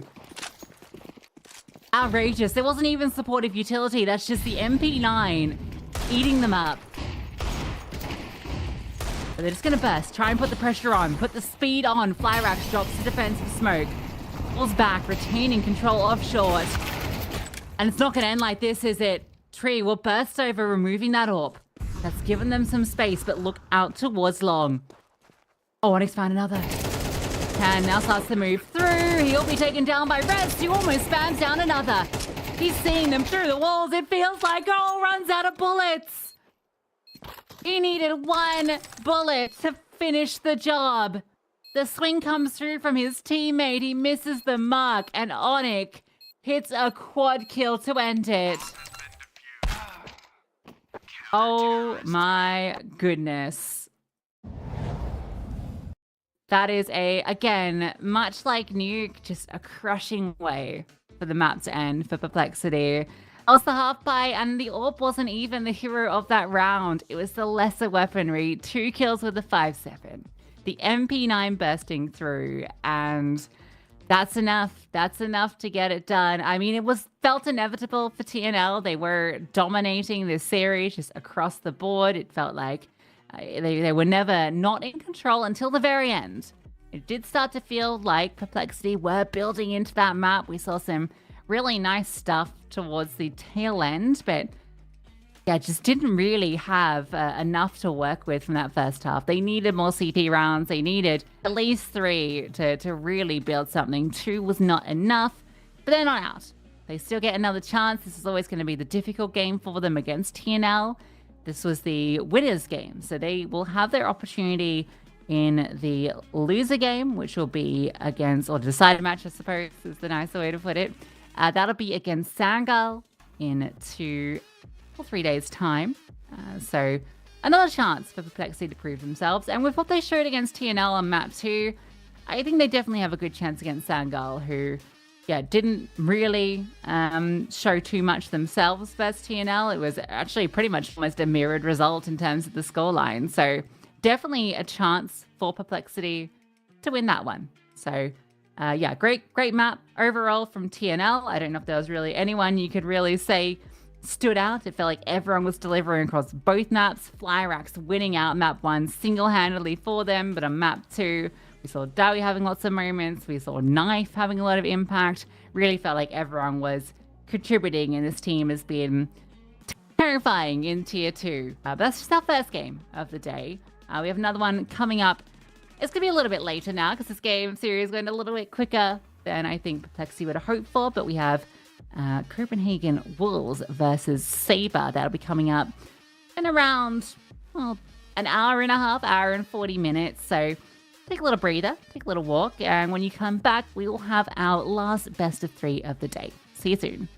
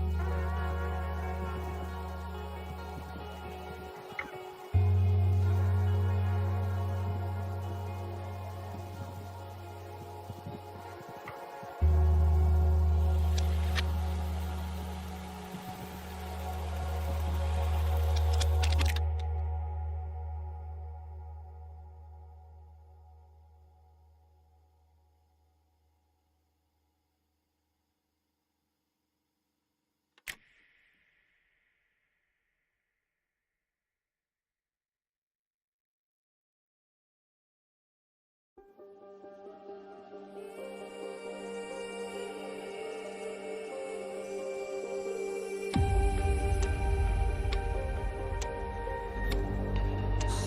wonder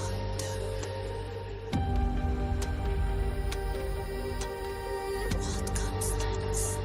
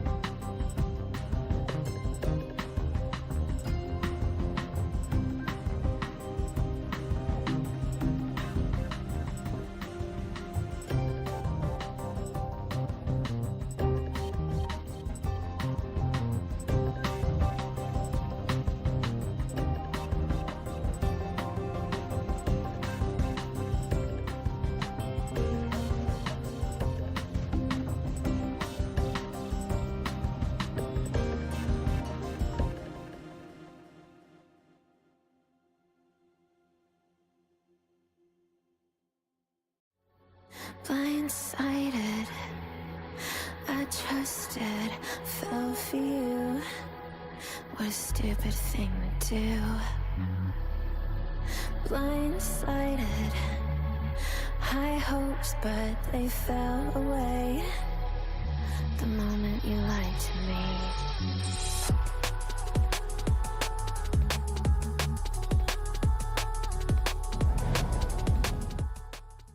Welcome back, everybody. It's time for our final game of the day between Saber and Copenhagen Wolves. This is the Group B winners match between these two teams, and for each, it's been an interesting journey here.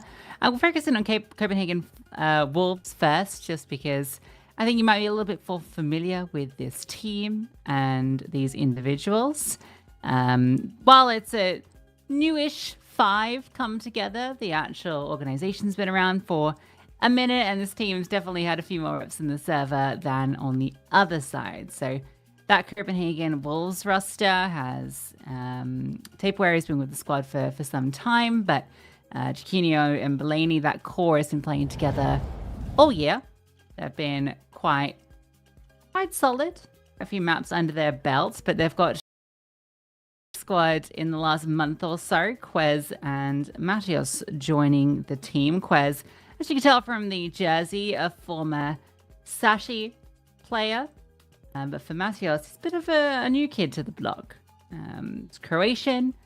He's only really played officials this year on HLTV. So this is kind of, in many ways, his first big opportunity in a proper roster. So I'm excited to see what he delivers for this squad coming into this. They obviously have already played out one game so far here in the event, but yeah, looking to potentially top their group, which would be a fantastic result for them. And I think they are definitely favored coming into this. They had a 2-0 over Rage to kick things off, and that was fairly dominant. That was a 13-6 on Dust 2 and a 13-8 on Ancient. So yeah, they definitely come in as the favorites, because on the other side we have Saber, and this roster is a Ukrainian team, and there's a few names here that are familiar. I think Niter and Tripex have definitely been around the block a bit in a few rosters, but for the most part, there's a lot of unknown names here, or players that are only really starting to break through recently. So I'm, again, very curious to see what a lot of them are going to deliver. They've only just come under this banner of Saber. I think the core of them were playing under the Nevermore name before, but now actually have some organizational support. So I'm excited to see what they look like in the server. They're here after a, default win over 8 sins, so haven't really been tested so far in the group. So this will be their first real opportunity. So we'll see how they play out in the server. In terms of what maps we're going to see, we can take a look at that veto. I think it's already rolled through, and I don't think there's too much surprising here just because of the nature of these two teams. Train and Nuke, very straightforward bans for both of them, and I think that when you are a newish roster, or at least a roster that's made significant changes, like technically both of them have, because Saber, I've got Tripex playing with them today, but I don't know if they're always playing with him. It seems like they've got a few different players that they've been hanging with. So Mirage is a really logical place for them to pick into. It's Copenhagen Wolves to pick into, but Anubis, very similar conversation, right? 2 maps that have a lot of potential pugging kind of style of CS, and Ancient as a decider. Pretty neutral ground for the both of them. I think the most surprising part of this veto is that Saber ban on Dust 2. I thought maybe they'd be more inclined to go there, but looks like their last couple of runs on that map haven't been the best against Amcal and Monty, so preferring to send it to Ancient. And for Mirage, for our first map for Copenhagen Wolves, it's been an up and down map. They started the year quite strong on it with a lot of big wins over some really solid rosters, including Sinners, Charlotte's Talent a couple of times, but even Rebels in there during Challenger League. But as of late, it's been a bit more difficult. They've had quite a few streaks of red on this map. That's always going to be a tricky one, I think, in the Tier 2 space to have this as a map you like to pick into, just because it is such a well-played map. I guess their other option was Ancient. They decided to leave that for the Decider. And for Saber, as a newer squad, they do have a few reps on Mirage under their belt. It's been fairly successful, and in fact, they actually had a very convincing win over Delta in Series 1 in the group stage. So, in fact, the last in Series 1, they actually dominated that series. So, that gets me excited to see what they will deliver, but that wasn't with Tripex in the team. So, slightly different iteration of Saber for this series of CCT. We'll have a head-to-head that we can take a look at as well before we jump into the game. The two players that we put forward. And this gets me excited because these aren't kind of the typical fixtures from these two teams, in that Teos is obviously the fresh blood to the table, but has already shown in the very limited sample size that we've seen from him this year. I think it's maybe a dozen or so series on HLTV that he's been really putting up the numbers. So that's very exciting. And then Tripex on the other side, I think it's a bit of a smaller sample size from him as well. Literally just 2 series. So a win over 8 Sins and then a loss to Cybershock. But in both of those matches, he played exceptionally. He was the top performer. But again, that wasn't with this full 5 squad. So it's hard to say exactly. I mean, I guess 8 Sins it was, that team. So yeah, excited to see what he brings to the server. A lot of unknown elements, but we'll get our answers very quickly as we hop into the game. Mirage, our opening map between Saber and Copenhagen Wolves. T-side start for Copenhagen Wolves, who are not all Danish. Worth saying for a team that's Copenhagen Wolves. I'm just going to go straight for an A hit. There are 3 players in the site itself. Gas will throw over a flashbang to fight forward off. Blinds himself, but does get the kill. Trade comes. There's this standoff in the palace. He's just wasting time, and Tripex is just not involved, but he will take him down. Bomb's only just getting planted. Quez low, and Knight has found a second. It's all under Quez. He's caught that first player. Knows he's coming out from the palace, but Tripex, what an insane shot. Just flies out the corner. Even sent to collect the dual Berettas, make sure they don't get lost. The Saber take the pistol. Despite some great kills coming through, particularly from Quez in the close, you could really see he was set up to clutch that. Tripex hits an absolute blinder. That fighting towards Palace ends up being an exceptionally important one. Yeah, brilliant entry kills coming through here. Few nice shots of the USP. Quez denied his 1v3. Oh, and unfortunately, looks like we might have lost a player on Saber. They were trying to... So we were a little bit delayed getting started because I think there was some connection issues. So hopefully it won't take too long to resolve. Yeah, quite funny, I guess, in a sense, that this Copenhagen Wolves roster is just not Danish at all. Well, as is Quez, obviously, the latest edition.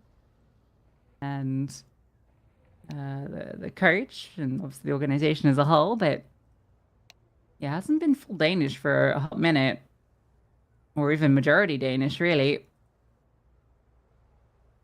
Since basically last year when Vessel was part of that lineup.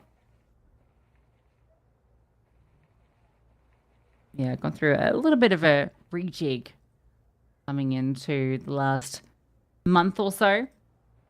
Shane and Andy stepping down from the roster, and then Chaos coming in. There's been a bit of turbulence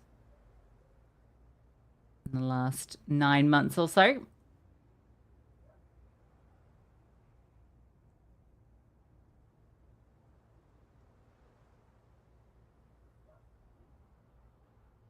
So I'm not sure entirely how long it's going to take for Jackass to get back in. So I'll take a step back and be with you once he rejoins.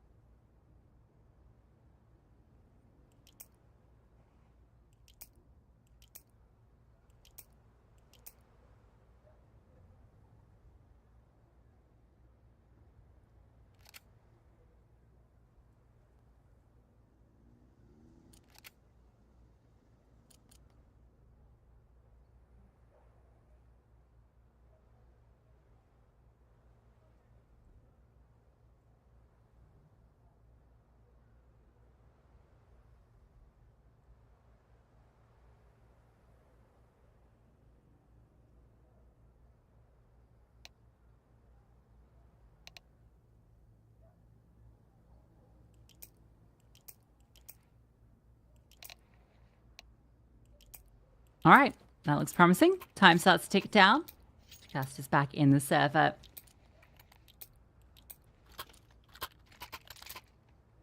Get back into action. Saber won out the pistol round, but it came down to Quez almost pulling off a 1 versus 3. I think with the bomb plant going down and with it getting that close to the wire, Copenhagen Wolves very much enticed to invest in. Managing to get out 4 rifles. On the Deagle. I was expect to see him on the AWP a little bit later.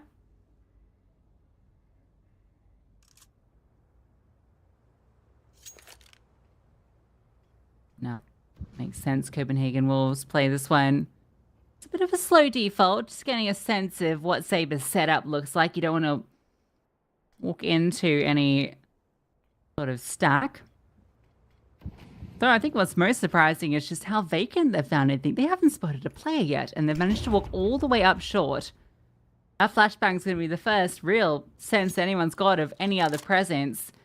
You can see that Nature has gotten a little bored of it all, and got some push on B, but they managed to burst through, blowing the smoke to catch out one. There is a player in towards Sandwich.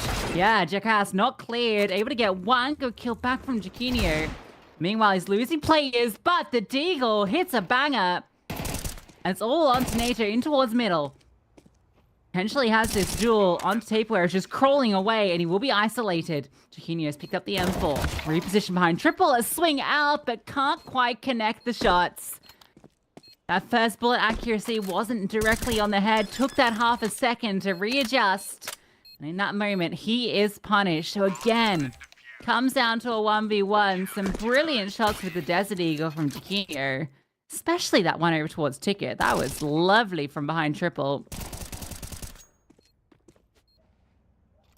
And Nato very quick on it. Punishes that half a second readjust.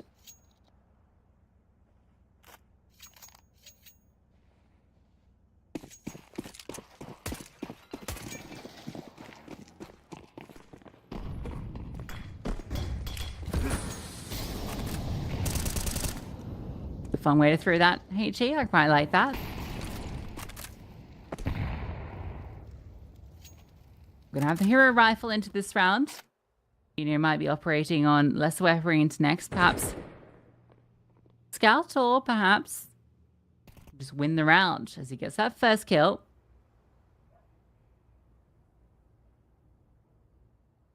Start to affairs. That's the player over at B2, so Fake Reality will slide into that position. If he can get that refrag, he's looking for the head. Oh, with the jump up, yeah, he'll punish. Creeping around just where his teammate has fallen. Very cheeky. Herodix is weddy in towards short, so the rifle's been dropped.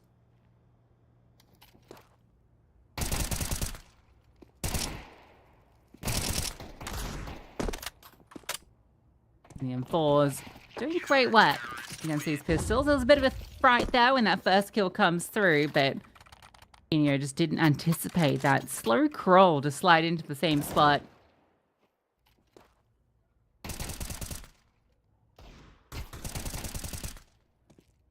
Oh, that was definitely a chance to get a kill there onto Jacast. Yeah, Galil for Chiquinho. 2 jacks in the server. That's great.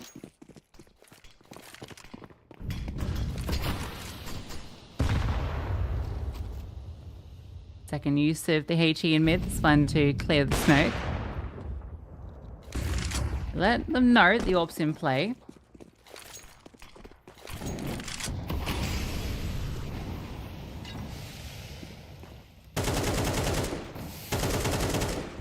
We're putting some pressure on. A little bit of spam damage on the Tripex. The AWP holding in towards short. It doesn't quite punish that cross, but they turn towards the window. Yeah, he has to drop down from stairs because they knew a player had snuck through. Kinyo will respond with his own, and Mateus has removed the player on B. There is now room to move. Looks to get ahead, and a lovely angle from Mateus. Quez has fallen. How does Taquinho link up with his teammate? Oh, that is so rough. Look at the damage on the Tripex. Just needed one more bullet from that spray to connect.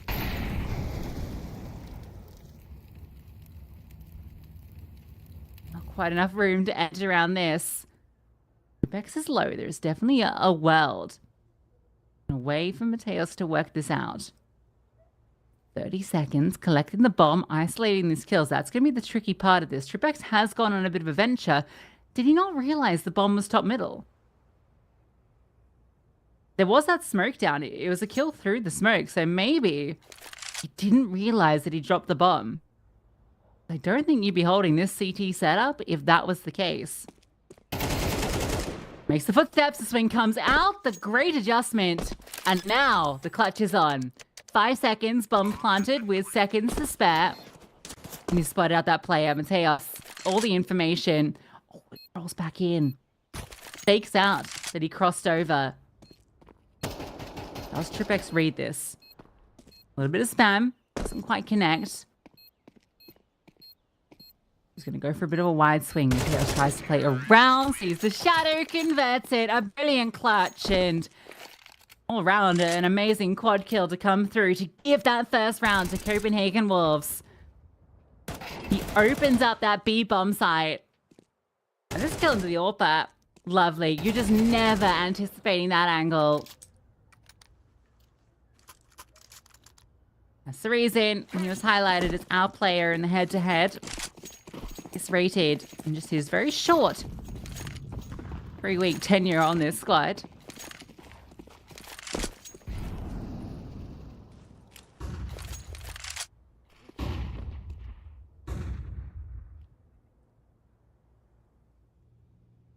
Immediately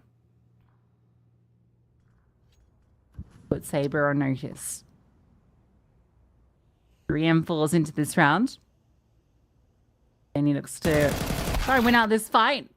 Oh, it's the second time that he just found that opening kill in towards the ladder position.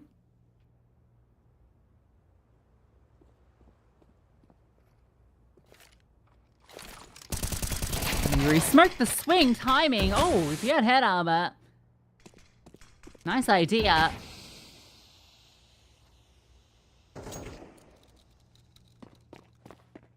Again, over at B, the opening comes through. Fake Reality falls, and now the team starts to scramble. There's this push through T-spawn, but it doesn't matter. B bomb site completely open for business.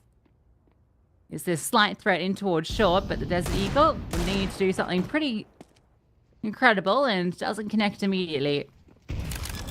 Us will start to rotate, but I think at this stage, we really want to hold on to this M4. Maybe Tripex can hang around and catch an exiting player, upgrade to an AK. That would be worthwhile. Okay, she's going to drop the smoke, try and lock them in a bit. I don't mind that. And then maybe look elsewhere to try and get a gun, or no, just play super conservatively. So hold on to what they've got. Predix did find an M4, so makes sense. You'll be able to still have an okay buy into the next round, but Copenhagen Wolves are really round after losing that first kill too. Side looking to vulnerability for Saber at the moment. 2 rounds in a row that opening kill has come through and enabled a round.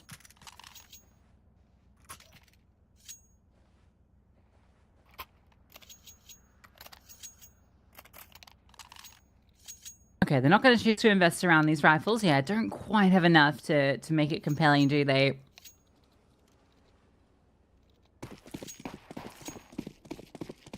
I think if you did have an AK on Tripex, you would have, though.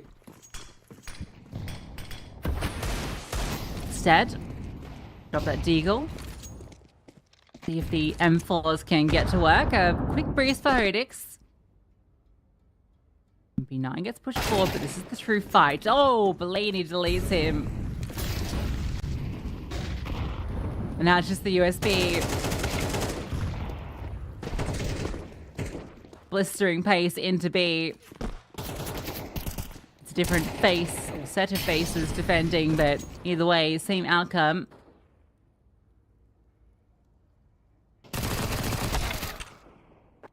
Tripex can't quite manage the onto the leg. So Copenhagen Wolves will be tying us up, and these rounds have felt very compelling, very decisive. Good shot. And considering that 2 of the first 2 rounds that Saber got were 1v1s. There's been 3 1v1s in this map already. It's looking to be fairly heavy presence in towards Palace. So, yeah, Chiquinho takes his B spawn, and you imagine he'll hang around here that long.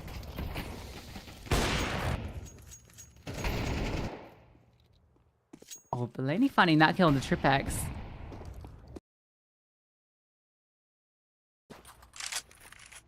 But I think with Saber starting to move around a lot, Copenhagen will also just pause for a moment. Their intent was always A at the start, but every kill they find, just searching up ramp, didn't want to capitalize on that immediately. They've drawn a lot of rotations over to this bomb site. 3 players will be here. Saber have the correct read on the situation.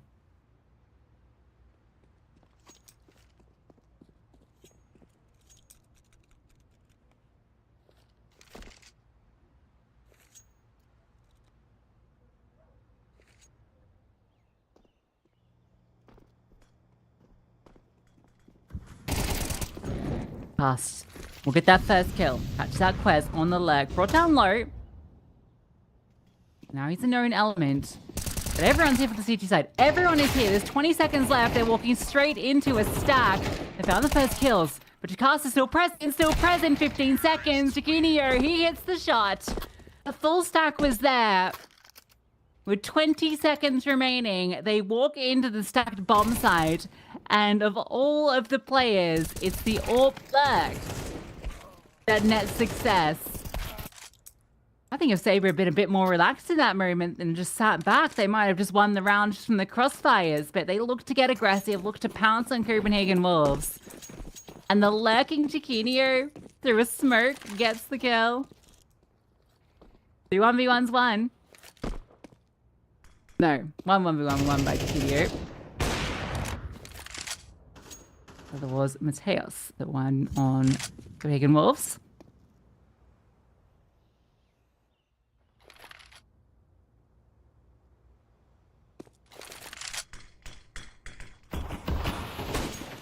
Teams take the lead for the first time, and it's just a half buy here they have to contend with.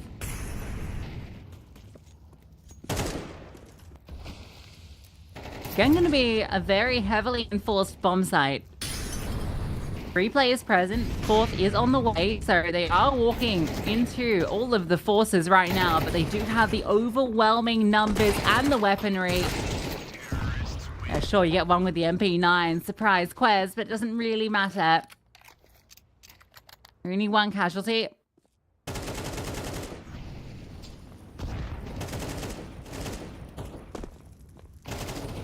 Good entries from Quez. Also, formality, we get the AWP back out for Herdix.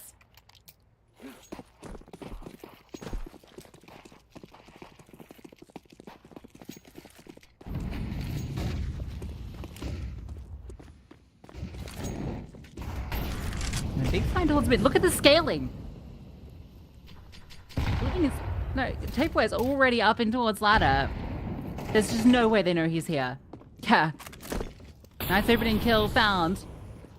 This is a mess of smokes in middle. Now Belaney's looking to push through. Oh, they're just catching them off guard all over. A double down in the connector. Everyone has been caught out. It's Tripbags over at A, the last standing member. He falls to. Copenhagen Wolves create pure chaos in middle. The pace of that push, all of the distraction towards top mid. They have 2 players just putting the pressure on while, yeah, Taperay just scales all the way up to ladder. And then Mulaney just walking through that smoke. Cheeky, cheeky.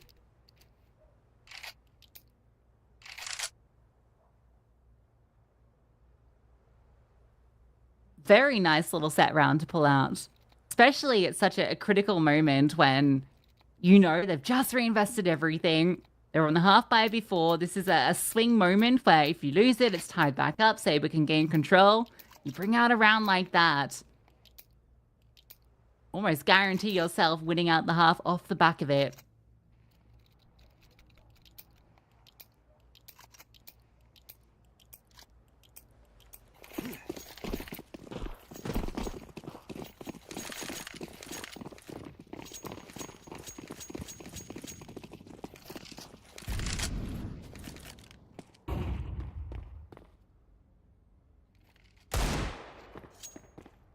Okay, nice shot with the dig. That's the bomb spotted too, so a little bit of info.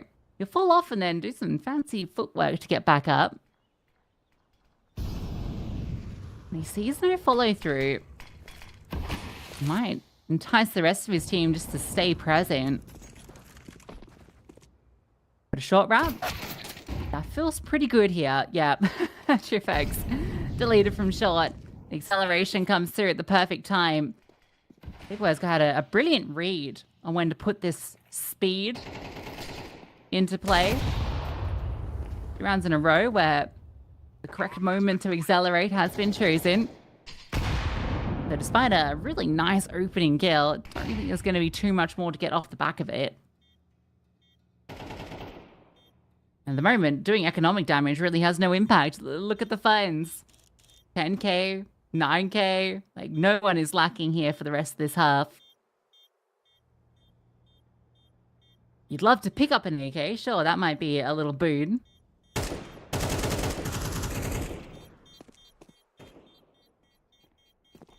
They're not making this easy at all.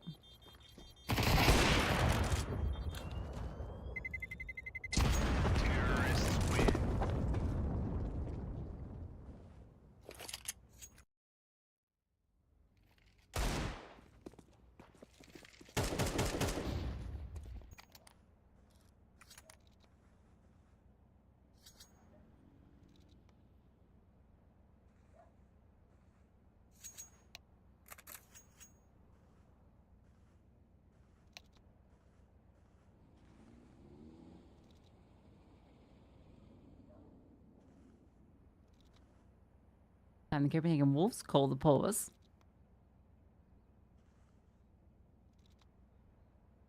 Interesting as they are in a bit of a good flow at the moment, but and perhaps wanted to go for a bit more of a set play.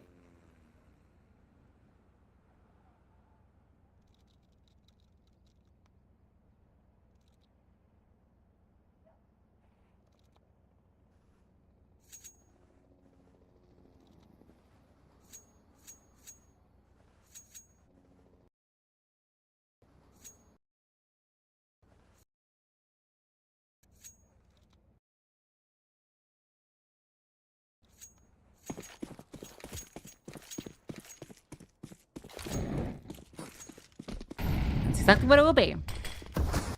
It'll be a straight up execute off the gate. 2 players started B. They've got big presence mid for the CTs, so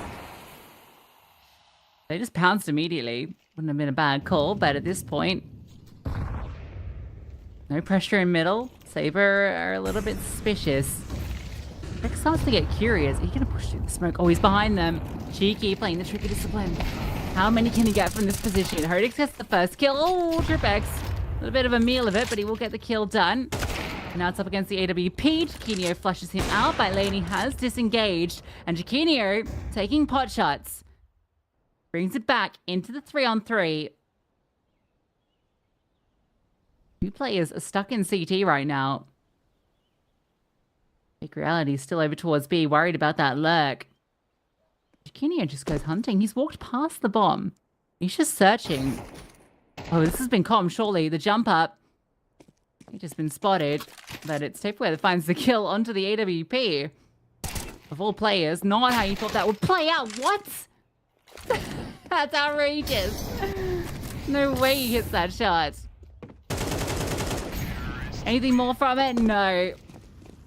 What a recovered round from Copenhagen Wolves. They lose 2 players at the get-go.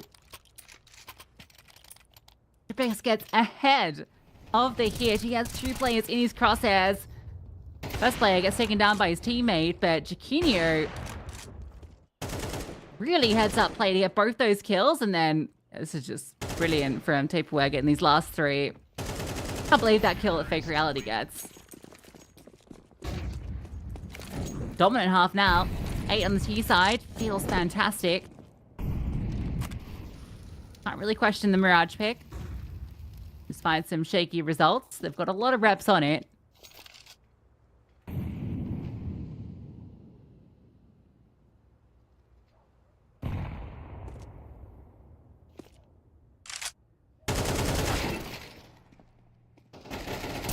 It's an opening kill for Saber.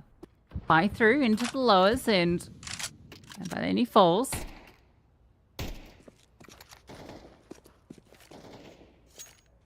And Fake Reality has taken the push into... He will go down, but West doesn't really want to extend. He's got the bomb on his back, and there is still 2 players kind of close. And yeah, double up from short and from middle. Every time Copenhagen Wolves find a kill back, they lose another player in response. West can group up with Jaquinho, who has moved over to A ramp. So this looks to be the means of attack. West last spotted in towards B.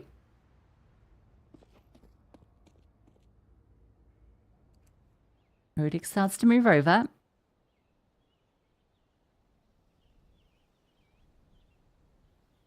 Nice little off angle, but he's between 2 angles.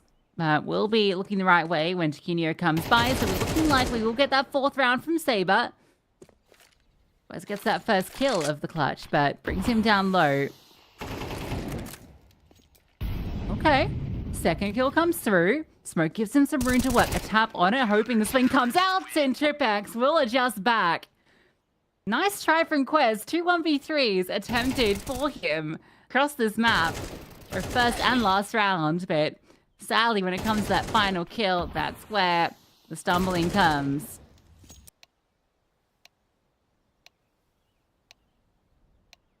The 8-4 still feels exceptional. Especially when this started so strongly for Saber. This was 3 rounds out the gate. Remember, 2 1v1s to get things started. Tell you what, Tapeware has really been leading from the front. 13 kills. 3 and 1 for opening duels, so he's been doing a brilliant job.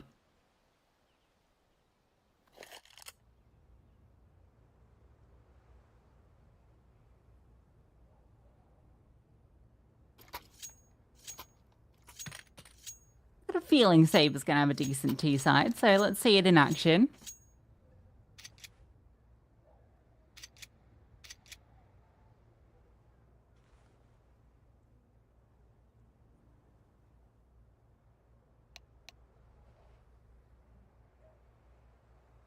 Just has a smoke and flash.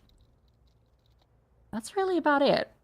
So we'll be going towards jungle and then a flash to take CT control, perhaps. Two sets of dual Berettas on the CT side.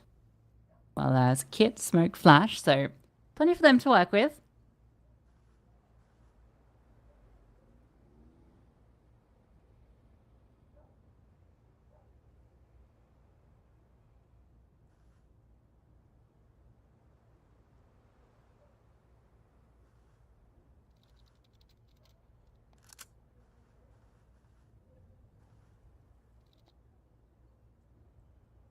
Hopefully should be back underway.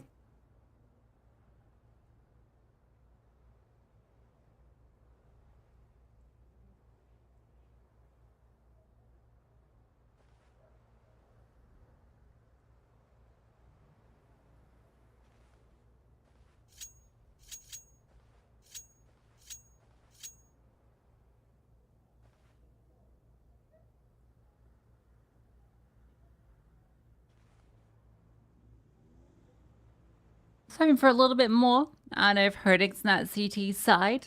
With the AWP had a few moments, but felt that he was getting caught off immediately as soon as Big Walls began to fight aggressively in towards middle.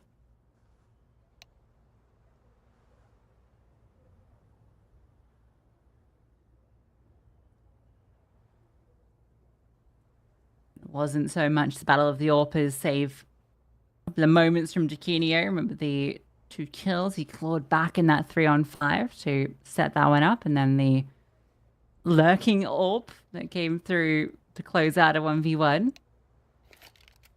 Approach, it is going to be very much about this A side. Mateos gets the first kill, but then the P250 runs through. Dakinio answers back. Rotations will be on their way. They didn't break the vent. Bombs drop, so that's given them some time to rotate.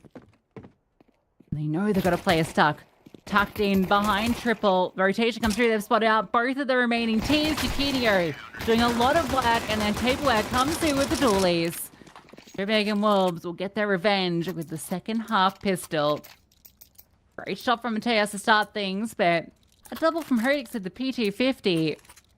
Looked like a great run from Saber, and I love the approach. The smoking towards jungle, scale through cons, split out. That's what that flash was for, to get mid control.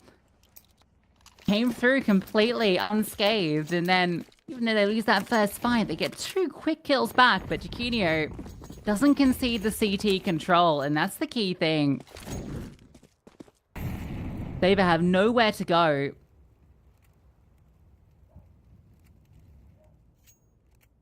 Without a bomb plant, they will be taking the eco into this one.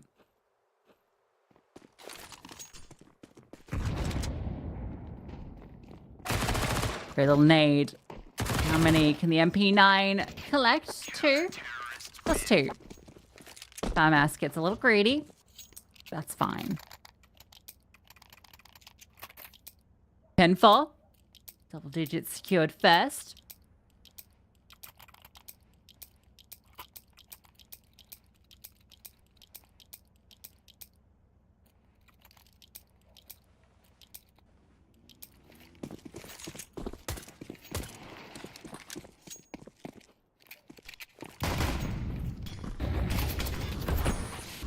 Whoa, Mateo's not anticipating that run out mid immediately. So he does some time to get some util out, and it says to burst through off back of the flash, but the trade comes through. So 1-for-1, a re-swing, and a jumping player upsets the bullets.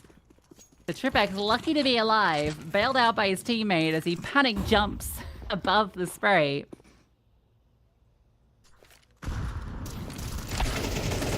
Smoke, an attempt to fight forward. Mateos gets another, but the trade comes immediately. Look at the damage. 20 and 37. This is going to rotate, but all he has is an MP9.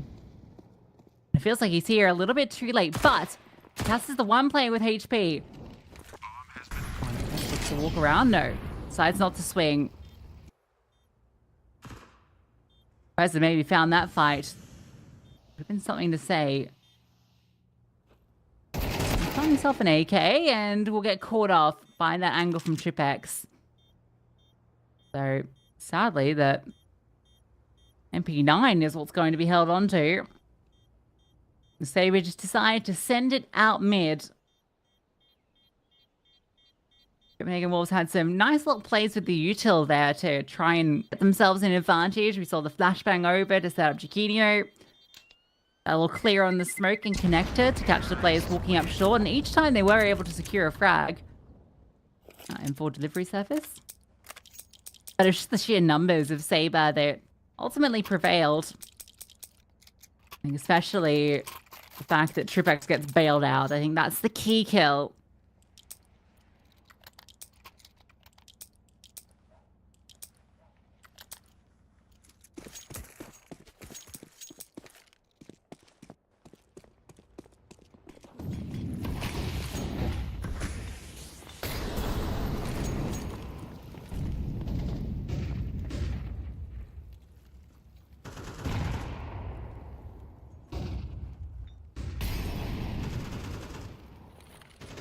Again, the fight for middle continues. This time, Copenhagen Wolves less interested in the early engagement. They'll concede this control. Stay more heavily in towards short and cons. They can respond to the scaling. In fact, defensive smoke deployed to allow some short presence to be active. They're kind of setting up, ready to respond. You know, just checking if anyone's close by, and Mateus will get punished in towards window.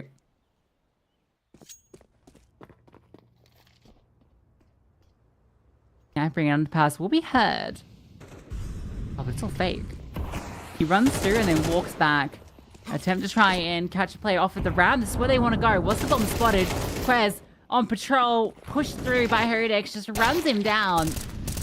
And then fake reality, Tripex step in. Taperware is offering up something, but he lost all his teammates before then.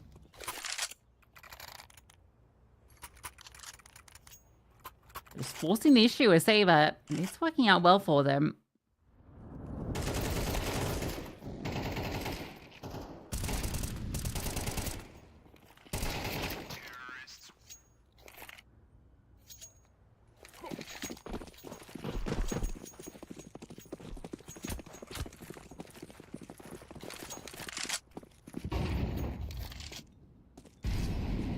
Full eco.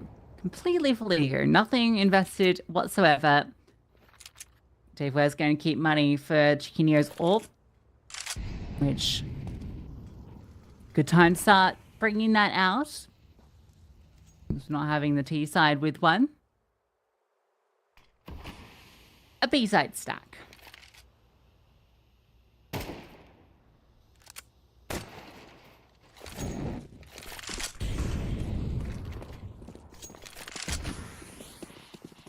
And an A side A. So that round you can consider done and dusted, as the bomb will make its way in. Need to look to go hunt with this Mac 10. Bomb has been planted. Plenty of targets to choose from on B. What? Fire a USB shot at him and he gets scared.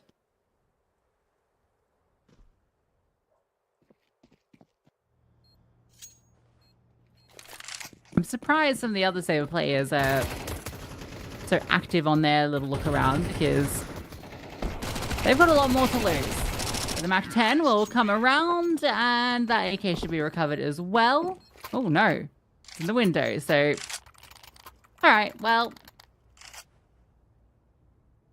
the one blessing of that for Saber is sure you lose the AK, but it actually just gives Hodix the ability to buy the AWP, so Chiquinho won't be uncontested. He will have to deal with that on the other side.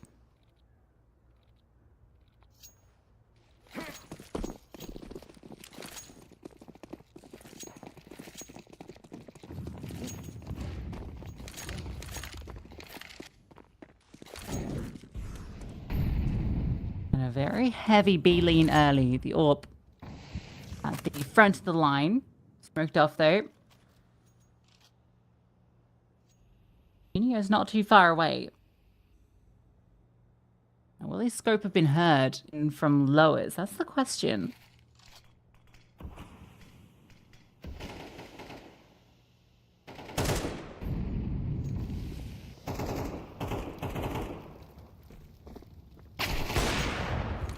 Yeah, I think it was, but he's still quick on the trigger. And flick down.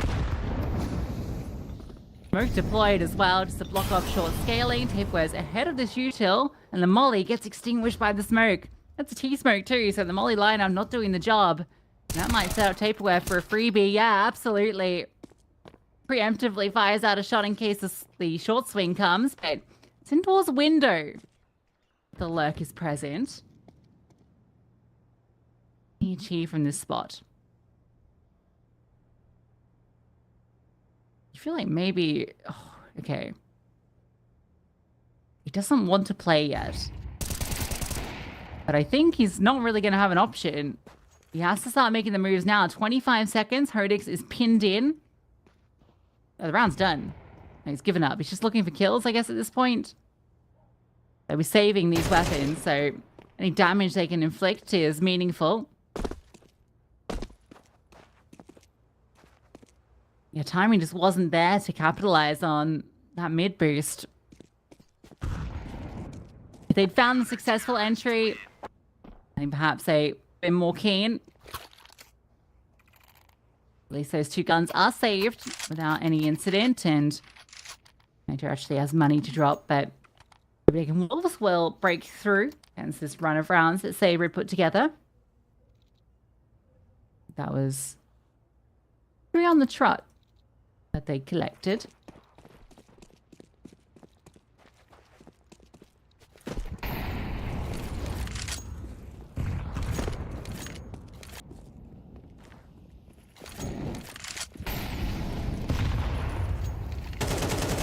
Blow on the smoke, and fake reality punish. Can't get away with the jumping tricks this time.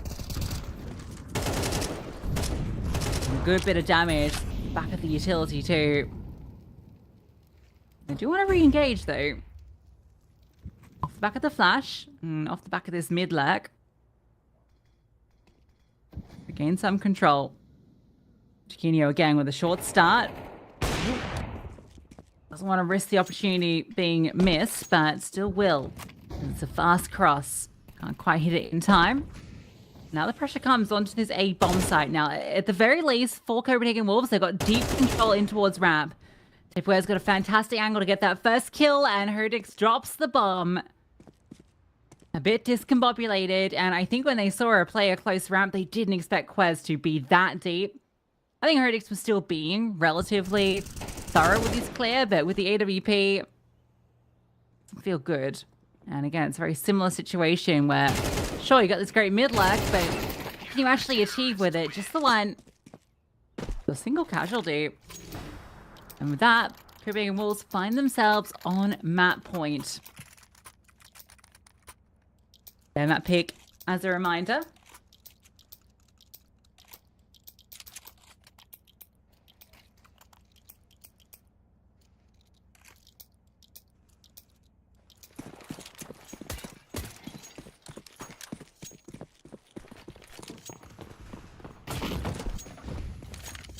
It's a bit of a funky buy here.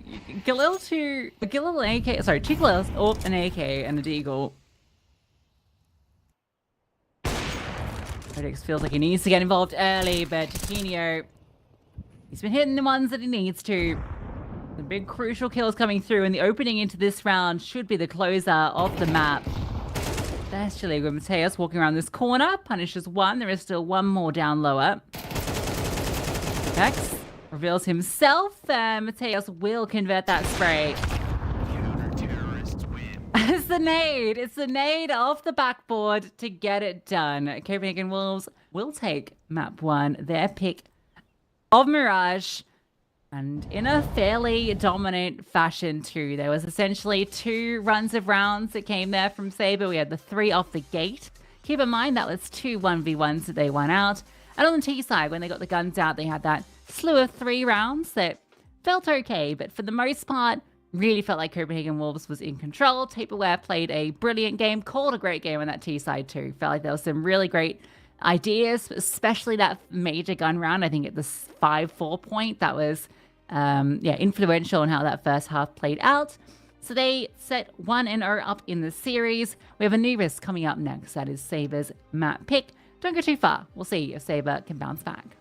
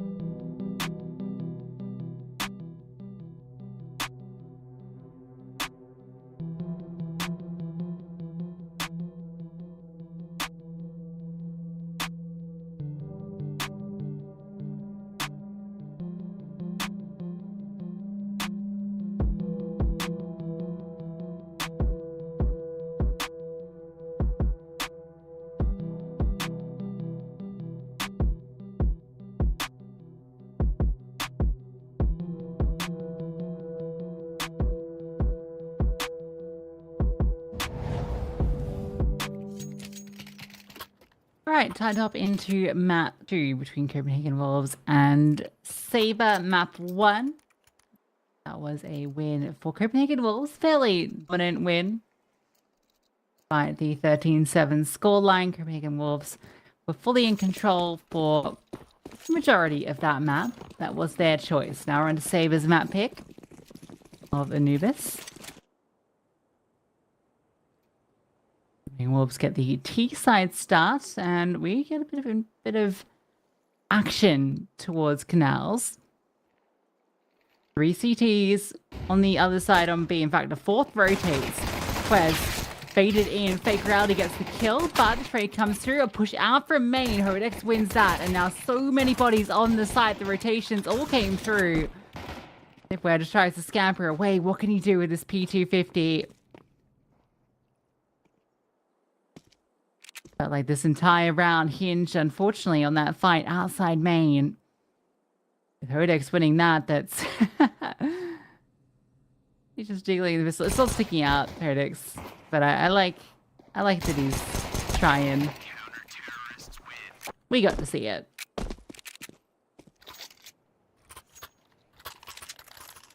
Yeah, convincing pistol round for Saber. They have a double setup in towards Con, and it's a really nice little bait and switch. Even though the kill comes through, they just feel like they're in a bit of a chokehold, and yeah, the extra rotation moving over.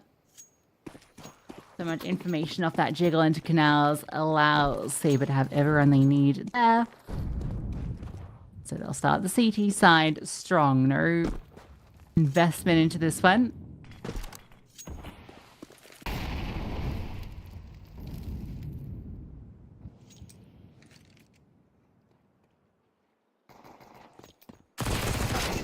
Okay, the P250 actually gets a kill. The second P250 gets a second kill. They no investment. They work some P250s and already done an alarming amount of damage as both Fake Reality and Nato get a little too curious for their own good.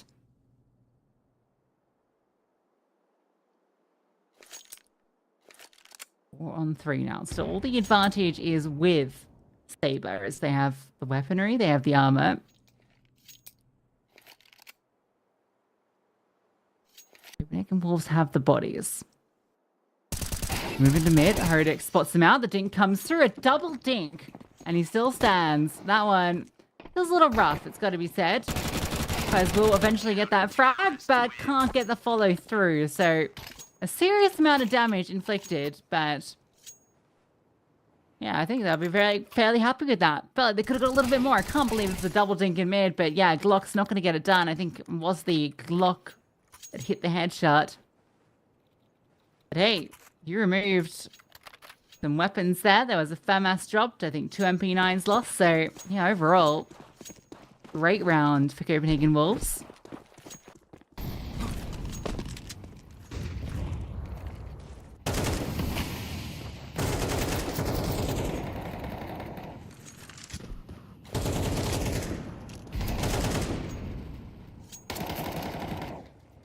A bit of pressure put on towards B, but slowly brawling through the smoke, trying to really make them sweat over here.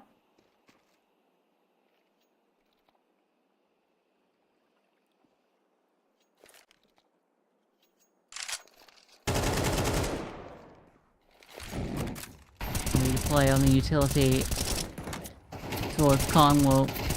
Keeps him at bay. Mateus gets that first kill, but Trebek's quick to get the trade back. He is in a little tricky position, but Jacaz by his side helps him out. You know, can't punish.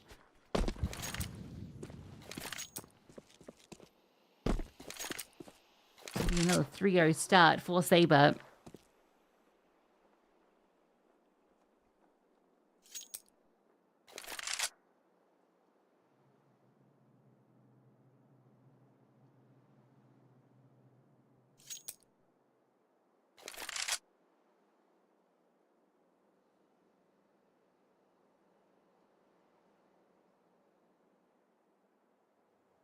Has found himself in a curious position to actually potentially catch someone off guard. No, Bex will remove him easily.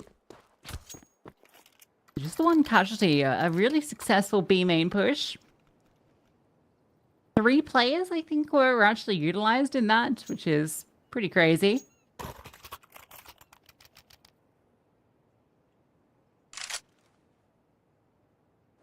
And that helps be able to that pressure that Copenhagen Wolves had put on in the previous round with just a couple of PT50s.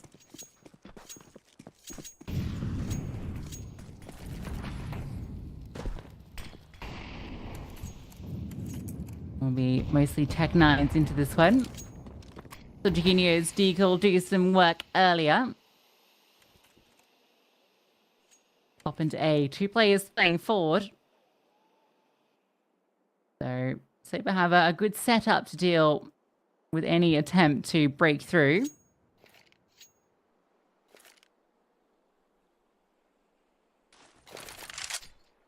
They will disengage. Here comes the hit. What can the Tech 9s get done? Hodex faded in at the pillar. He'll swing out and he gets 1. And Hodex, oh yeah, he's holding on with ease. Even that final kill coming through. That slight force at the end. Beautiful little quad kill.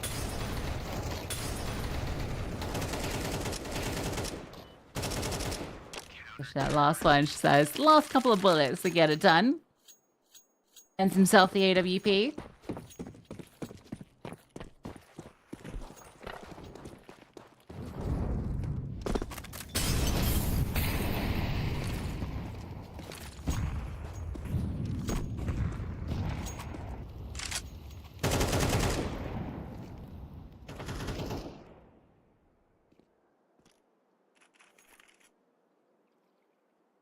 Hodex looks to try and get aggressive and will remove Tapeware.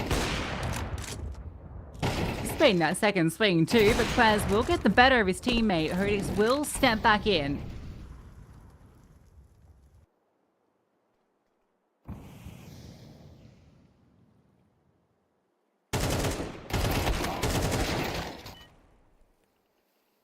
Fake Reality doubles down in mid, and that should be about it. One more for Matthias, but Fake Reality does some good work.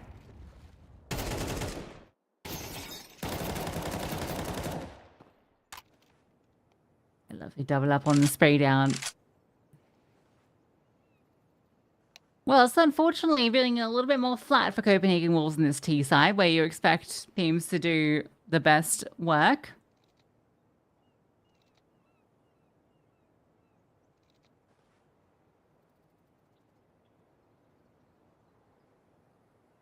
They were definitely looking a lot more confident here on their map choice. Copenhagen Wolves have not had the greatest outings on this map as of late. Lost to Cubics and ESC in European Pro League. 1 win over G2 Ares there. That's their academy roster. Yeah, definitely being one of the more strugglesome maps for them.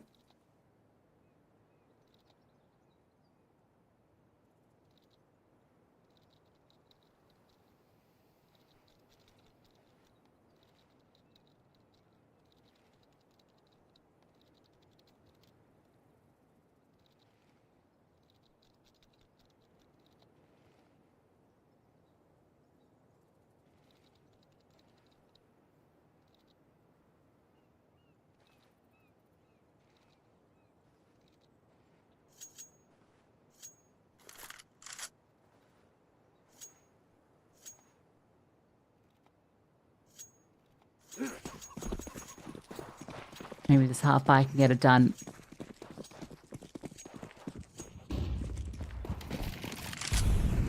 Need that breakthrough on this T side to get things going.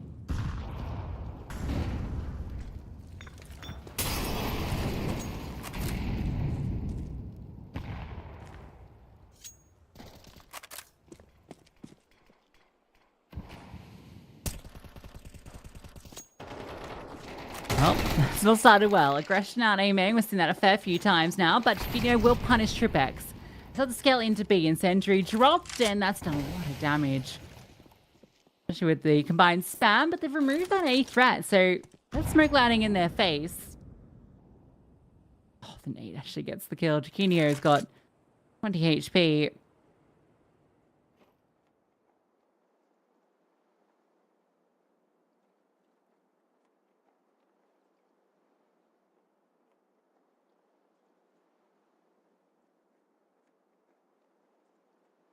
Pause does cause Saber to start moving around. And you find this weapon that was dropped. Yeah, you pick up an M4.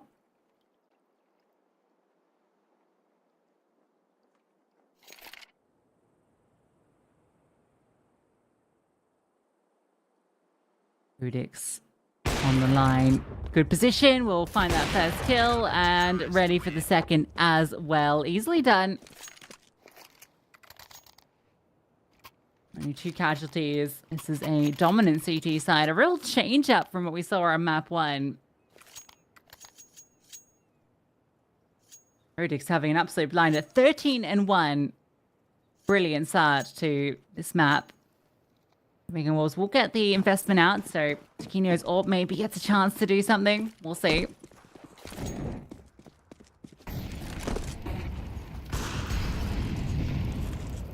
Well, opening kill found onto Hodix. That's that orb removed.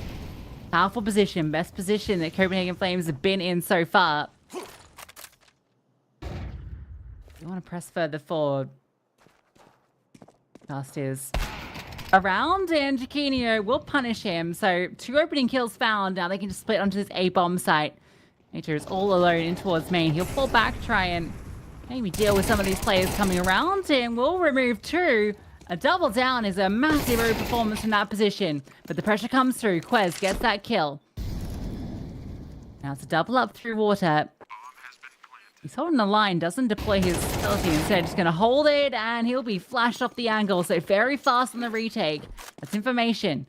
Both players are coming from this direction. Jaquinho, mollied with that AWP, can't hold the line from Bricks, moves around towards camera. Another good angle, and he will find success off it. They come out, and Tableware swings through. Copenhagen Wolves find their first round on this T side, and it's off the back of a triple from Jaquinho.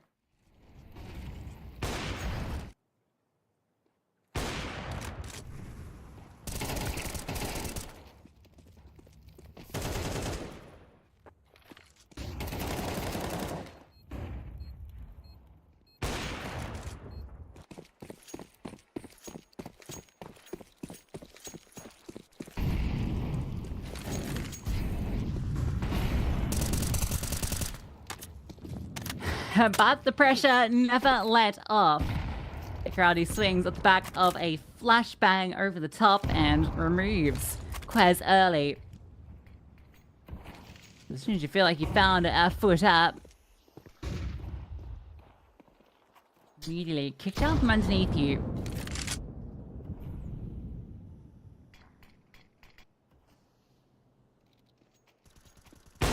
Looking towards middle, catches out that lurk too, so bad to worse. They have the exact idea of what's going on. No molly behind Tukas, so he's just hanging out. Flashbangs will come through, but he is not disrupted, so he has no problems being the disruptor from that position.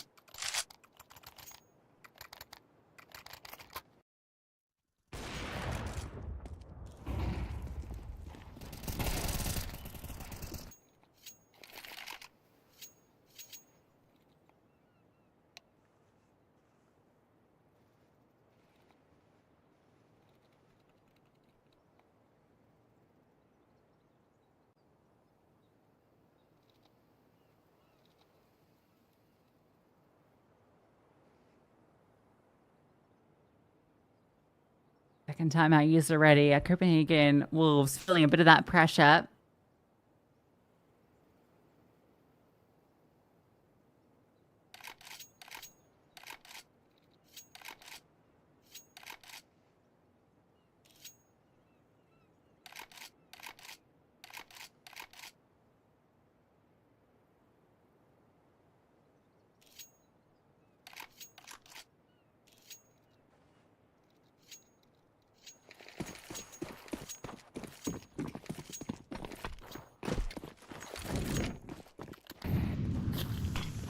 Hiroki. Smoke as well. Not going to be too disruptive, I don't think. There wasn't going to be much of a plan behind it. Trying to split some of the defenders on this B site. They've managed to lurk through, but Tripex is holding. So, well, the timing on that is brilliant. Punish Tripex, who tries to pull out utility. Now they are starting to be a little bit pressured. It's really going to burst in. The orb misses the chance and now getting overwhelmed, but still will hit the shot. The Tech 9 bursts through. Cast deep in towards CT. Gets an opportunity, slides forward for another. 2 kills picked back. Copenhagen Wolves have done so well to find these entries into the site. The fast rotation. It's a little tricky. Quest and Taquinio need to really swap guns. It's the weapon in the wrong hands, but at this stage, commit to the situation. Quest, half blinded, tries to blow the smoke, doesn't see much, but there's that play Ivy. Now he gets the idea. The spam does a lot of damage on Taquinio. He's certainly going to get punished when Quest misses his chance. Taquinio still stands with the deagle in hand, can't connect it. And maybe that's why the rifles perhaps should have been swapped. Taquinio on low HP still wins that fight hell into the Ivy player. Quest in a very tricky spot back towards Pillar. Can't quite get that follow through.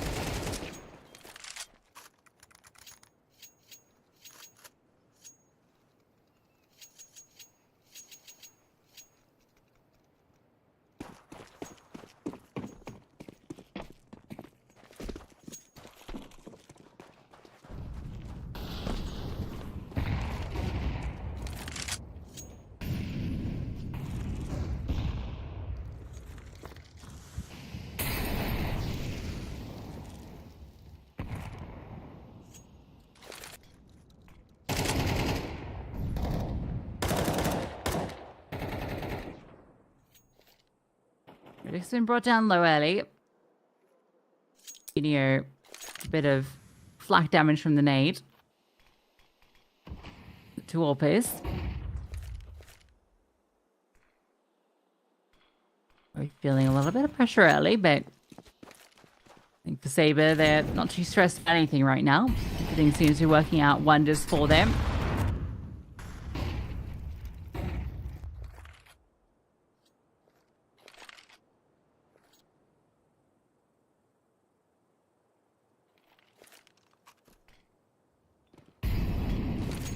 Rowdy sets up counter flashbang. Nade actually is going to do significant damage now. The flash comes over and the lineup is brilliant. Fake Reality having some big impact rounds. Finally, a return kill comes through, but Tripex is still in towards the canals and he'll swing out. So, okay, there is a chance here for Taquinio, but no time and run down. There are moments here, flashes, where it feels like Copenhagen Wolves can break through. But nothing at the moment is working out.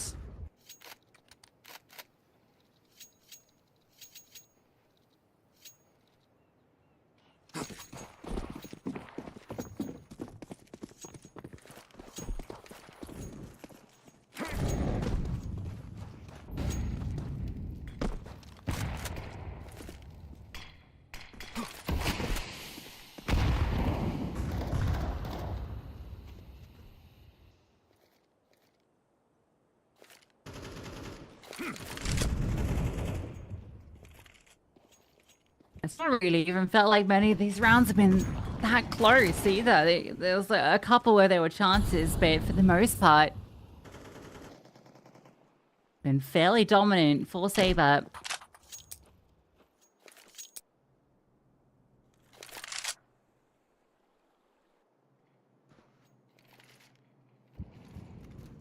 Check out this mid setup. Molly will disrupt Hodic, so he won't be part of this hold. Jackass is isolated by the utility too. So an opening kill found. A lot of damage done back, but it's still the frag coming in. But in his little position here around the edge of the smoke might be able to catch off Fake Reality. You won't clear him thoroughly. So a second kill found. She looks to try and lurk through and catches one back. Not worried about mid. Expecting just to be the lurk, but it doesn't matter. Rex is the only one over on this side of the map. He'll get caught up by Chiquinho. So Copenhagen Wolves will find that second round. They've been desperately looking for it.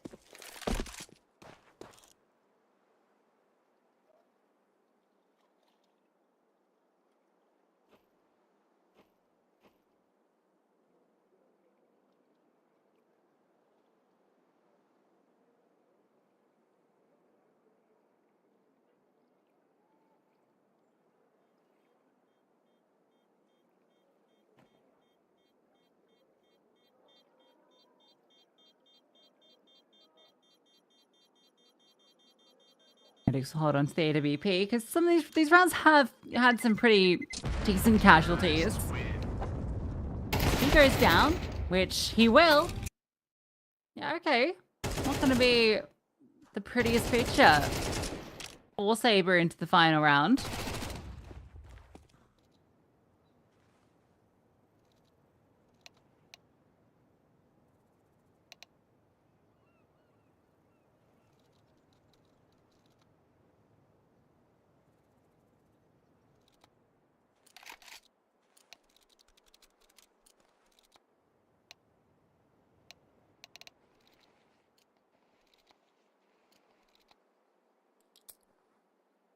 Two rifles. Cast and Tripex can't really bring out anything too exciting either.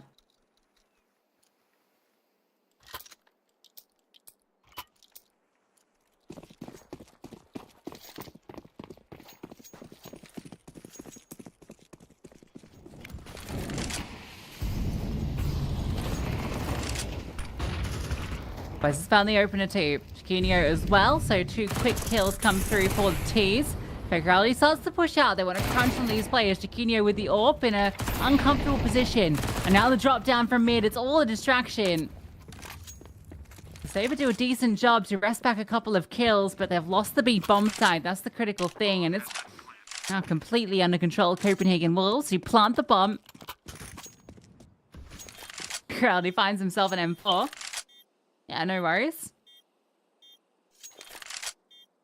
I thought you leave in T-spawn, I guess. There's no kit. Sure, there's smokes, there's some mollies, and with the plant for Temple, this actual smoke will help out. Mateus, who's just sitting. Oh, needs to be careful. Pops his own HE forward, and yeah, time isn't here. This will be 3 rounds, even if the kill comes through. He just simply cannot win this. Fake reality, just looking to get the frag. And he will. But not the round. Copenhagen Wolves will recover a 3rd. So 2 at the very tail end. Is it going to be enough? Maybe if it was the CT half, you'd think so. Generally, you should expect that side is where you do most of your hard work. We'll see. Definitely a chance to bounce back.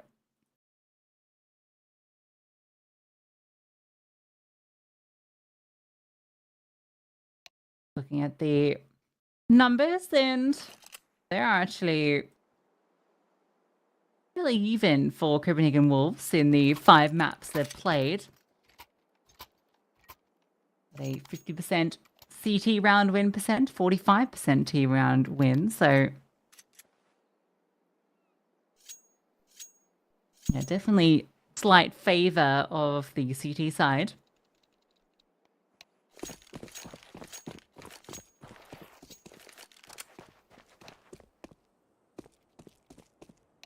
Saber, their strength is their T side.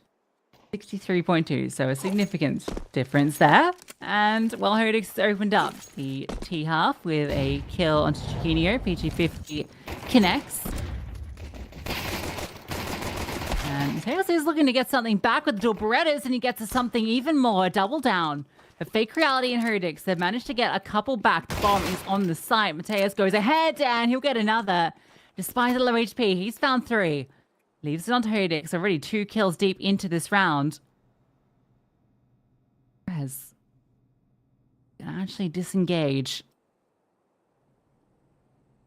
Otis decides to play the clock a bit.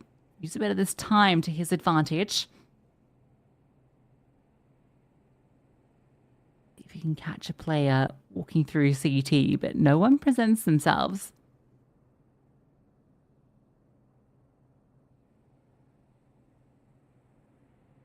Copenhagen Wolves have grouped up in towards... Oh, Codex is going to walk around the corner. He sees back turned. Oh, he wants to commit. He wants to try and find this kill, and Quez is holding. He didn't see that second player, thought he'd have a back turned and a chance to put it into the 1v1. Just because I think that would have been calm. That's not the player that was out main. That was not the dual Berettas. So you could see how that could come together. Copenhagen Wolves with a necessary pistol. A long road back into this bit already. 9-1 to 9-4, and just a Tech 9 for Copenhagen Wolves. This will be a 4-round game.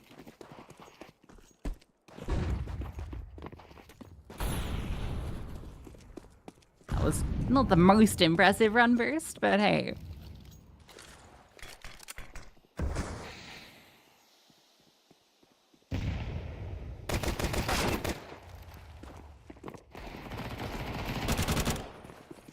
Found a first kill. Oh no, he's picked up the FAMAS and he's just continuing to run in. Mateus is feeling the pressure, and Tripex, who comes through with a pistol, okay, will be punished. That got out of hand and still could. It still could. No. What? Okay, well, all good, I guess. The auto shotgun, all those kills were like crazy range too. Such little HP. That's actually great news that it's Saber that gets those kills, because that does offset the financial burden of that round. Because that got way too expensive.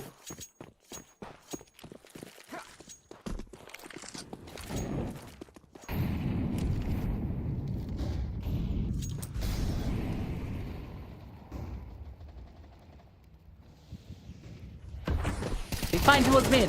Jacast just runs through. Just bursts through the mid smoke. Catches Tapewear off guard. Jaquinho is forced to rotate back, but Jacast is already close by. Jaquinho not ready. Like he was ready to maybe pull out some util. Jacast is just charging through. Will be punished, but I mean that's the B defense that's come back to deal with it.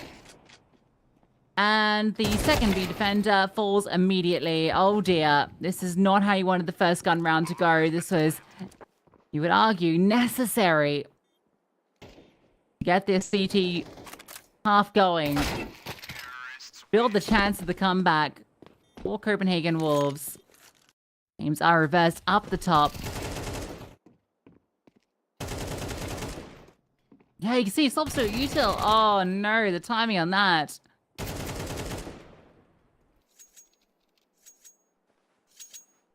Now you got a force spike.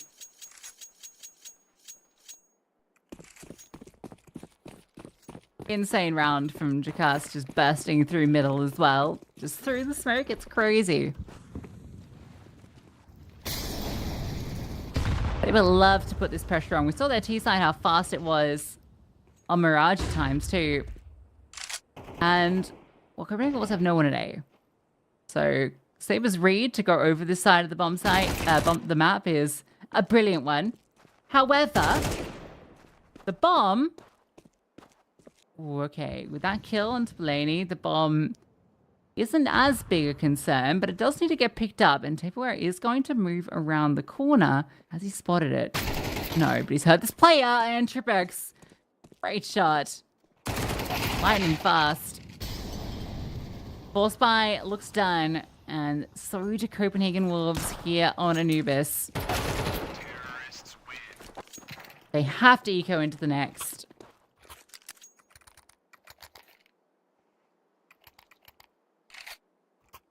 It will be a 12-5 scoreline.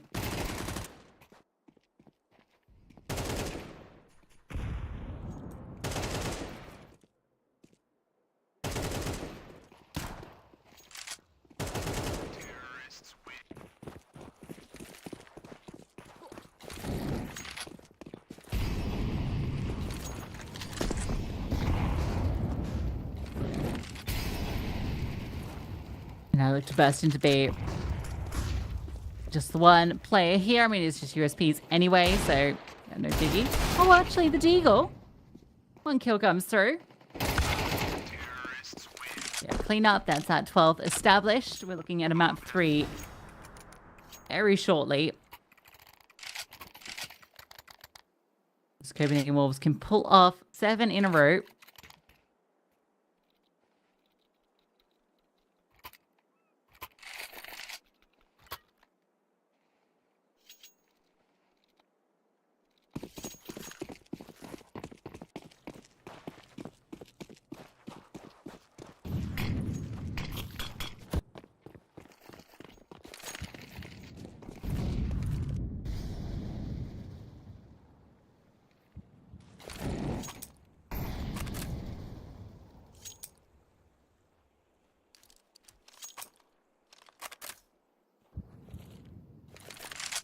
Saber look to end it with a straight A hit. There will be 3 defenders here. Let's keep the gun out. Chiquinho by his side. Between the two of them, they look to try and slow them down. Chiquinho skewers them, lights them up, takes down 3. Can't get the 4th. That's all the information. You know that last one was in main. Chiquinho's not quite done yet. Nade from Perplexity to remove 1.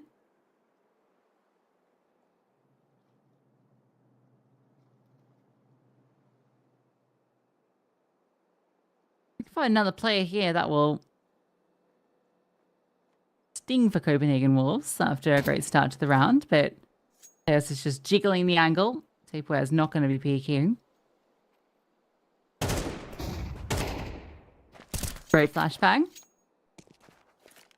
They're being really careful about this. They absolutely do not want to lose another rifle. And they won't. And success off the back. This beautiful lineup. Check this out. Oh, collateral headshots with the M4. Sort of stuff you dream about.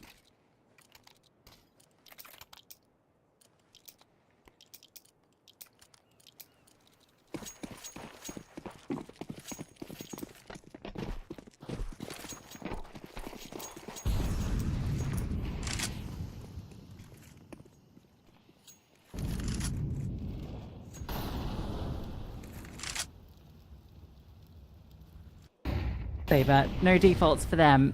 Just direct in towards middle. They will group and Intel holding for the lurk out from A. Not quite ready for the second player. Does get caught off. So Tapeware's taking good space. Try and burst through camera, and Chiquinho at the off angle almost takes down 3. Huge amounts of damage onto 2. You feel like that should be enough. Oh, Mateo's getting chased, getting run down, and if he gets caught out, that does open opportunities. Do they want to drop? Oh no. The push through the smoke might just end it. Eleni is in towards CT and just is in this neighborhood. We'll come down to the timing on his little peaks. You just feel like this headshot's coming through, and it will. The inevitable is concluded. Saber will take their pick of Anubis against Copenhagen Wolves, and in emphatic fashion. This was a lot more dominant, it felt, than up 1. It felt like there was, not a huge amount of fight from Copenhagen Wolves. We had, like, the start of this half where it felt like maybe they could have got something going. As soon as that first gun round fell to the wayside, it was all over. Hodix was having a great game, but really everyone was delivering, and it felt like Tapeware was doing some good stuff for Copenhagen Wolves, but for the most part, there was a strong discomfort here on Anubis. Ancient, the decider for both teams. It's similar success, plenty of reps in the server, and for Copenhagen Wolves, a chance to bounce back. It's one of their home maps, so they won't be too sad this has gone there. Can they close it, or will the upset come through? We'll find out after this break.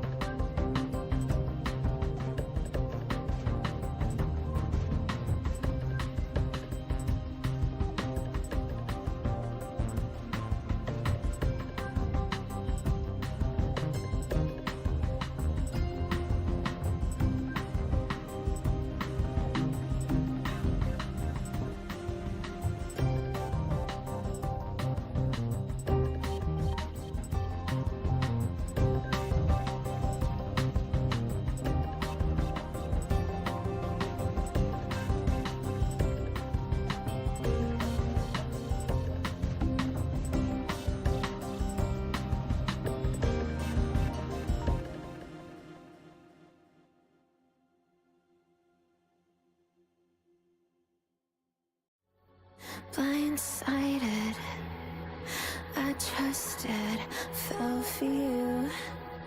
What a stupid thing to do. Blindsided, high hopes, but they fell away the moment you lied to me.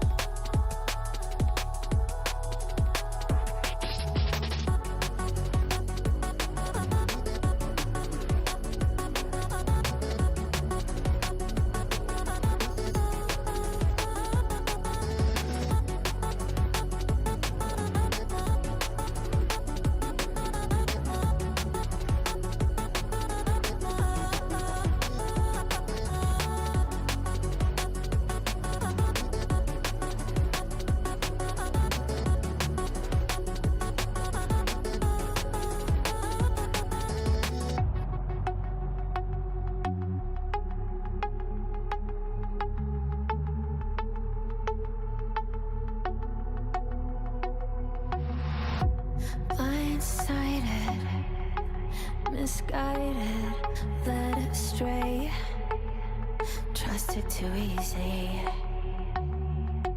Blindsided, strung out on the smallest string, had me questioning everything.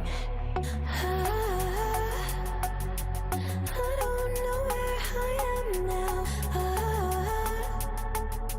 Pedestal I had you on is crumbling down on the ground.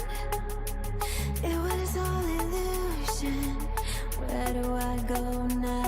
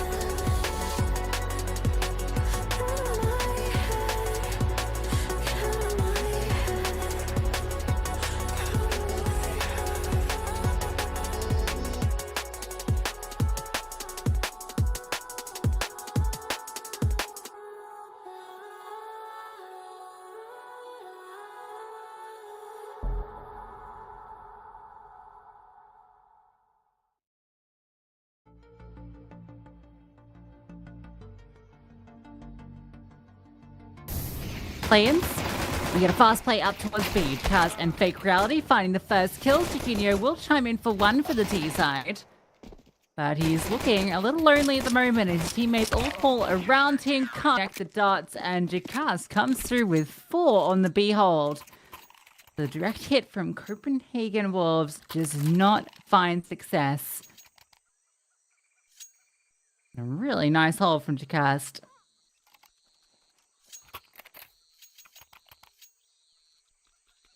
Both these teams, Ancient, been a mainstay in their map pools. Saber, they were on a long loss streak, basically all of April, until they took the win over 8 sins earlier here in CCT Season 3. Oh, Chiquinho, nice shot. Can't quite get the follow through though. Hodix will swing through and looks to plug that gap left open.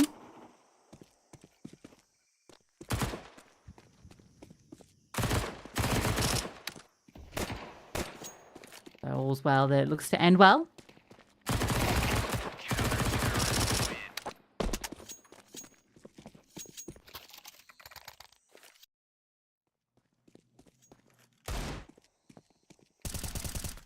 One deagle kill that comes through, but An easy cleanup with the MP9 getting active.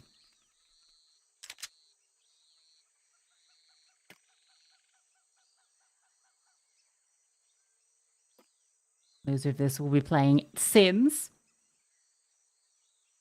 We decide a match. Saber. I've already had a victory there before. Maybe I'll just win out the group outright. Straight through to the decider. Nature started well. Aggressive playing towards middle and out through A main. So they managed to pick... There's a little bit of curiosity going through as there's a player sitting in the smoke who is now in towards A main. But okay, Tripex gets that kill. Wallbang with the MP9. Not the usual weapon you would see that does the job there. This kills his A lurk. That really could net something here for Copenhagen Wolves, especially with Tapeware finding this kill. Gonna put the pressure on. A is completely opened up. They have no idea. The bomb's gonna be already in the bomb site. They've got a player in the spawn, and Tapeware, sure, he'll get caught off. With Matea's already this deep. In towards Red Room. This sort of angle. Here's the running through. Yeah. Guy's not tuck into a commonly cleared or corner. Takes the fight to them.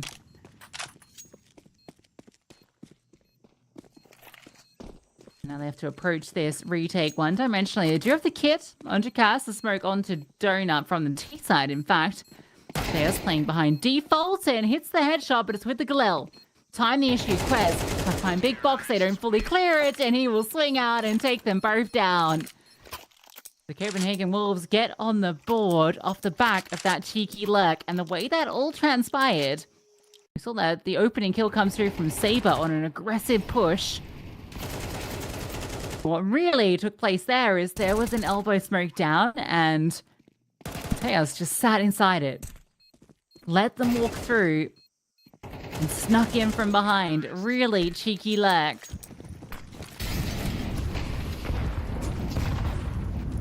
Want a run boost to try and fight in towards middle. Bad fake reality is quickly put out of the picture.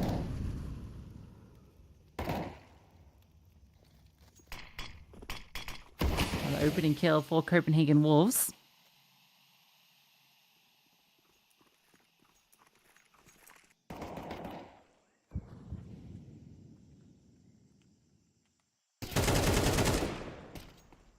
Tails will put Nater onto notice as well. He's brought down low, has to fall back. It's a 2-2 split right now. The fight coming up on B side. Quez gets the opener and the second as well. So that will quickly wrap up that round. He doesn't even take any damage during that, remarkably.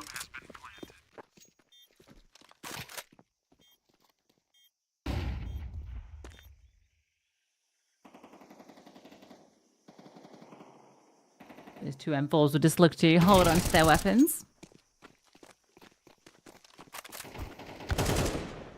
And even that looks to be very tricky as Chiquinho is on the prowl. Critics might get a chance to hold on to his, although already the pressure in towards elbow. Oh, and that smoke is... Was it bounced off like the lip or something? Crazy trajectory. You should be fine. It's a very small prize to take from this. At least with two, you feel like maybe could have had something decent into this one.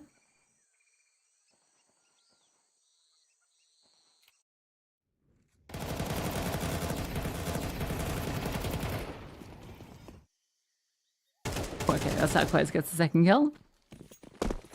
Fair enough.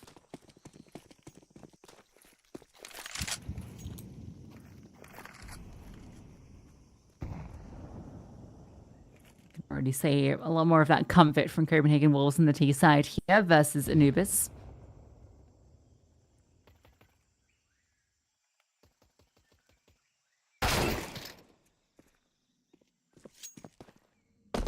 Very quick shots coming out.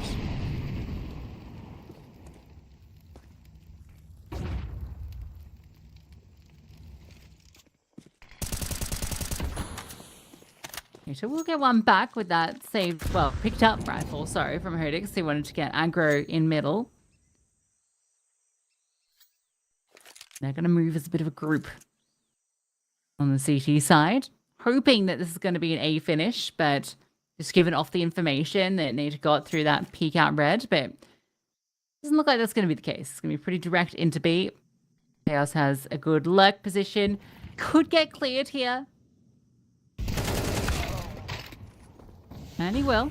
So, essentially another rifle that can be scooped up. There's just no armor on any of these players. Taquinho at the off angle. Guaranteed that one. Honestly, probably better off just holding on to these rifles. I know you feel like you've already done a lot of damage. Okay.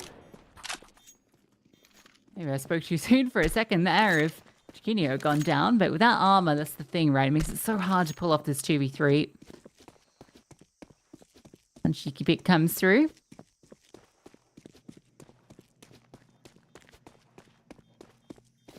It will just be the save.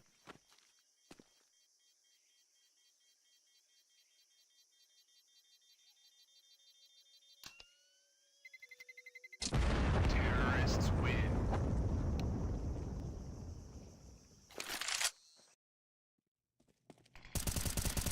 A decent attempt to try and get the M4 into action.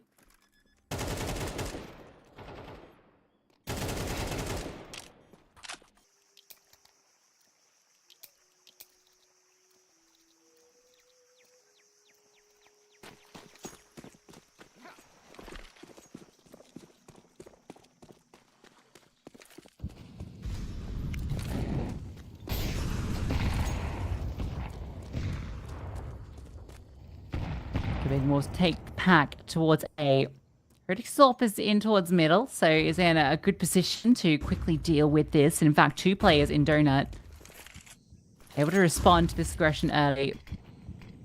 Folks will land down, blocking off this view in towards CT, but again, it's Donut that's the problem, and that smoke that's been thrown out actually does cause some concern, but Tapeware gets ahead of it. There's Fake Reality chiming in for one. Mateos removes the cast, and where's that AWP got to? Still towards middle, still trying to catch out the lurk, and with Fake Reality doing this, yeah, he doesn't need the AWP by his side. Can't believe that one falls apart. It looks so good for Copenhagen Wolves with Tapeware finding that quick kill. Fake Reality. Brilliant triple kill. That smoke he deploys out from Donut just disrupts the entire progression. That was the one avenue they didn't smoke off. That was where they were hoping to maybe try and scale on or isolate a fight. But still a chance here. Rex is kind of jiggling between 2 angles, and okay. Delaney's found that first kill. Open towards Donut. Hodix spots out the button, misses the chance. Now's the smoke that lands in his face, flash as well, and spam. Oh, it's gonna run through. Crazy move from Hodix to run even before the bomb tap. Hoping maybe that the spam meant that he looked away afterwards to scoop up the bomb. Wow. Brilliant clutch though. Fired by Laney. 1v2 after all this heavy lifting from Fake Reality. Dink goes through. Maybe that's why he runs through actually. I think because of that dink. I think they thought he was on like 10 HP. But it was through the side of the wall. But the call is, he's low, he's low.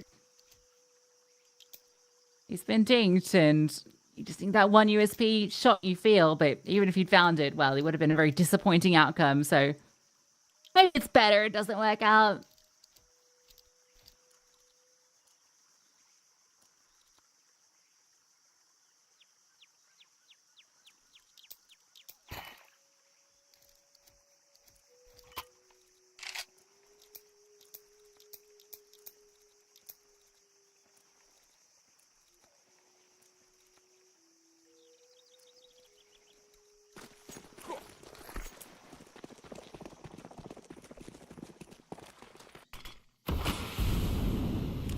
Brutal one to lose for Saber.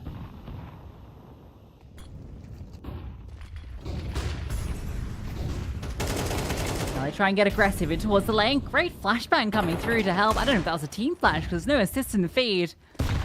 X gets completely blinded. Prevents that ability to get the kill in bucket. And barely anything inflicted upon Copenhagen Wolves.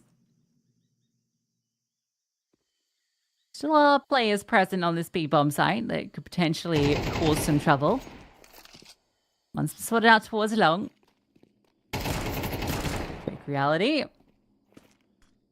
Trying to get something done in towards K. He's pushed off by the HE. Rodix falls and fake reality does shortly after. He's definitely been spotted. But, oh. Yeah, okay, nice kill out with the MP9. That was a tricky one to get. AK picked up, and is there any opportunity to hold on to this?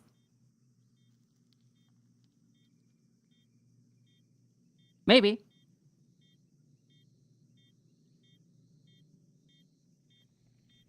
With 6 HP, it actually does need to move away from this position at some point. Yeah, I think Copenhagen Wolves, their money is not brilliant after the last round when it comes down to the 1v2, so they prefer just to hold on to what they've got if possible, and I don't know if this AK will be kept either. Okay, yeah. Then he doesn't want to push the issue. Everyone lives.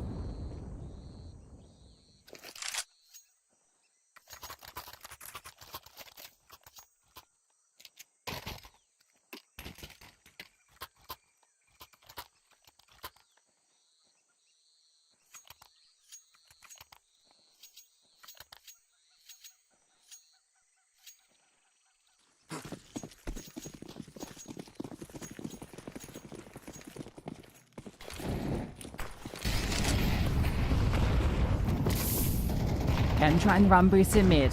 Fake reality gets ahead of the Molotovs, although it does get a little singed by them. Let's see if anyone's going to burst out, but there's no follow through.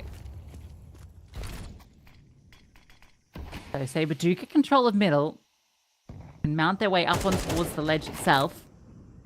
Here down is smoked currently, and it's going to be this third player that slinks in towards cave. Maybe not me. Let's get aggressive. Just spots him. It looks like he was setting up for the swing. Yeah, you can see the flash comes through. Does he want more? Wow, Nita doing great work. Spammed out through the wall from mid, though. Nice kill back from Mateus, but...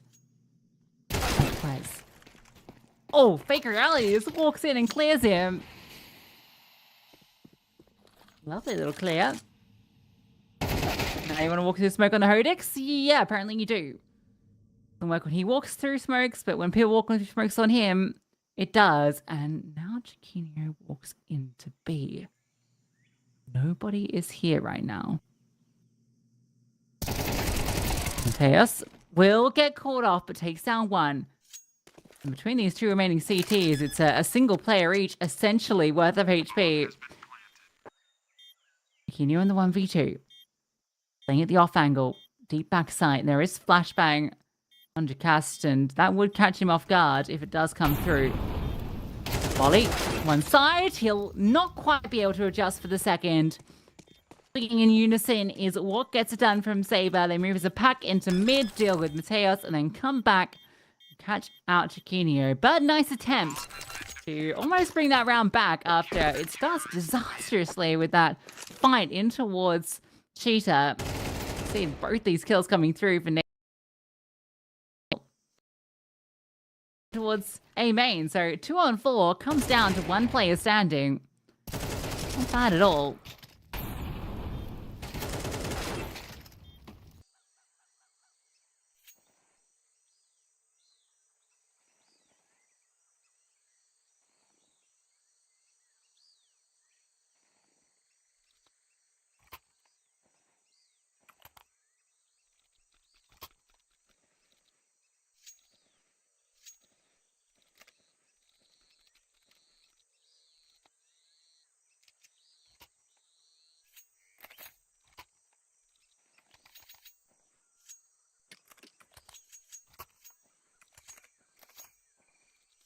A lot more of a brawl.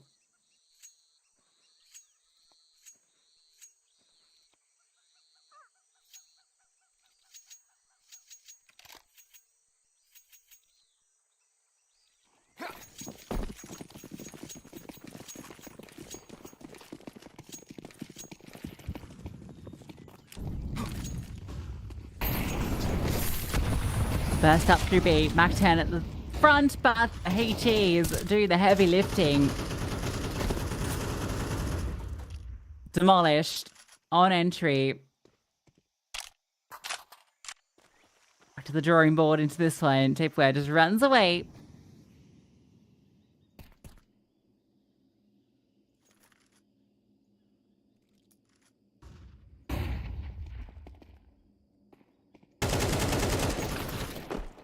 Bailey.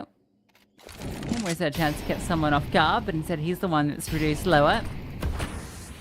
Molly trying to isolate Jakas, but he doesn't fall forward and push into cave. Instead, he'll slide back. Well, he will take this space of his own, though. 3 players defending over here. I think that's the bomb spotted too on Quez. Yeah, this one should be all dealt with. You gonna clear Quez? Maybe not. Oh yeah, okay, they don't realize he's here.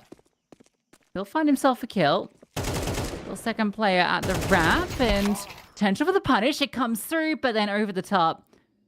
Fake reality slides in. And will convert the round.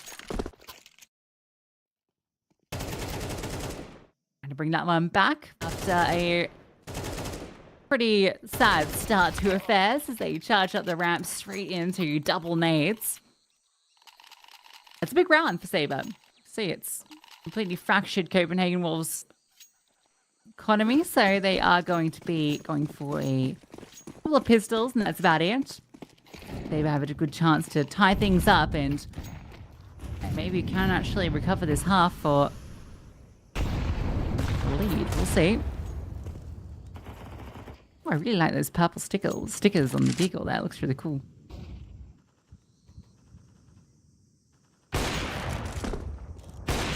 This is a cleanup.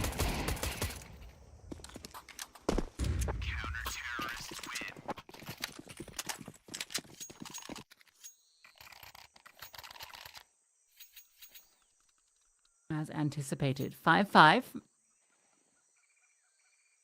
We'll get the rifles back out. We'll get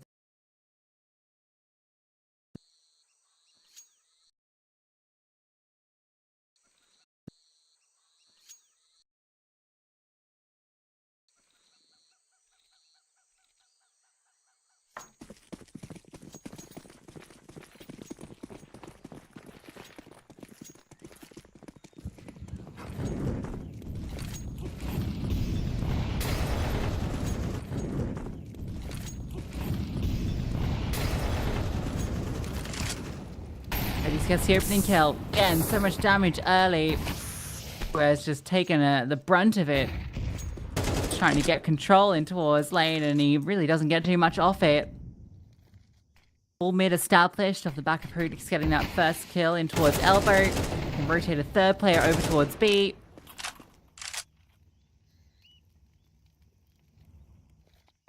Local block vision.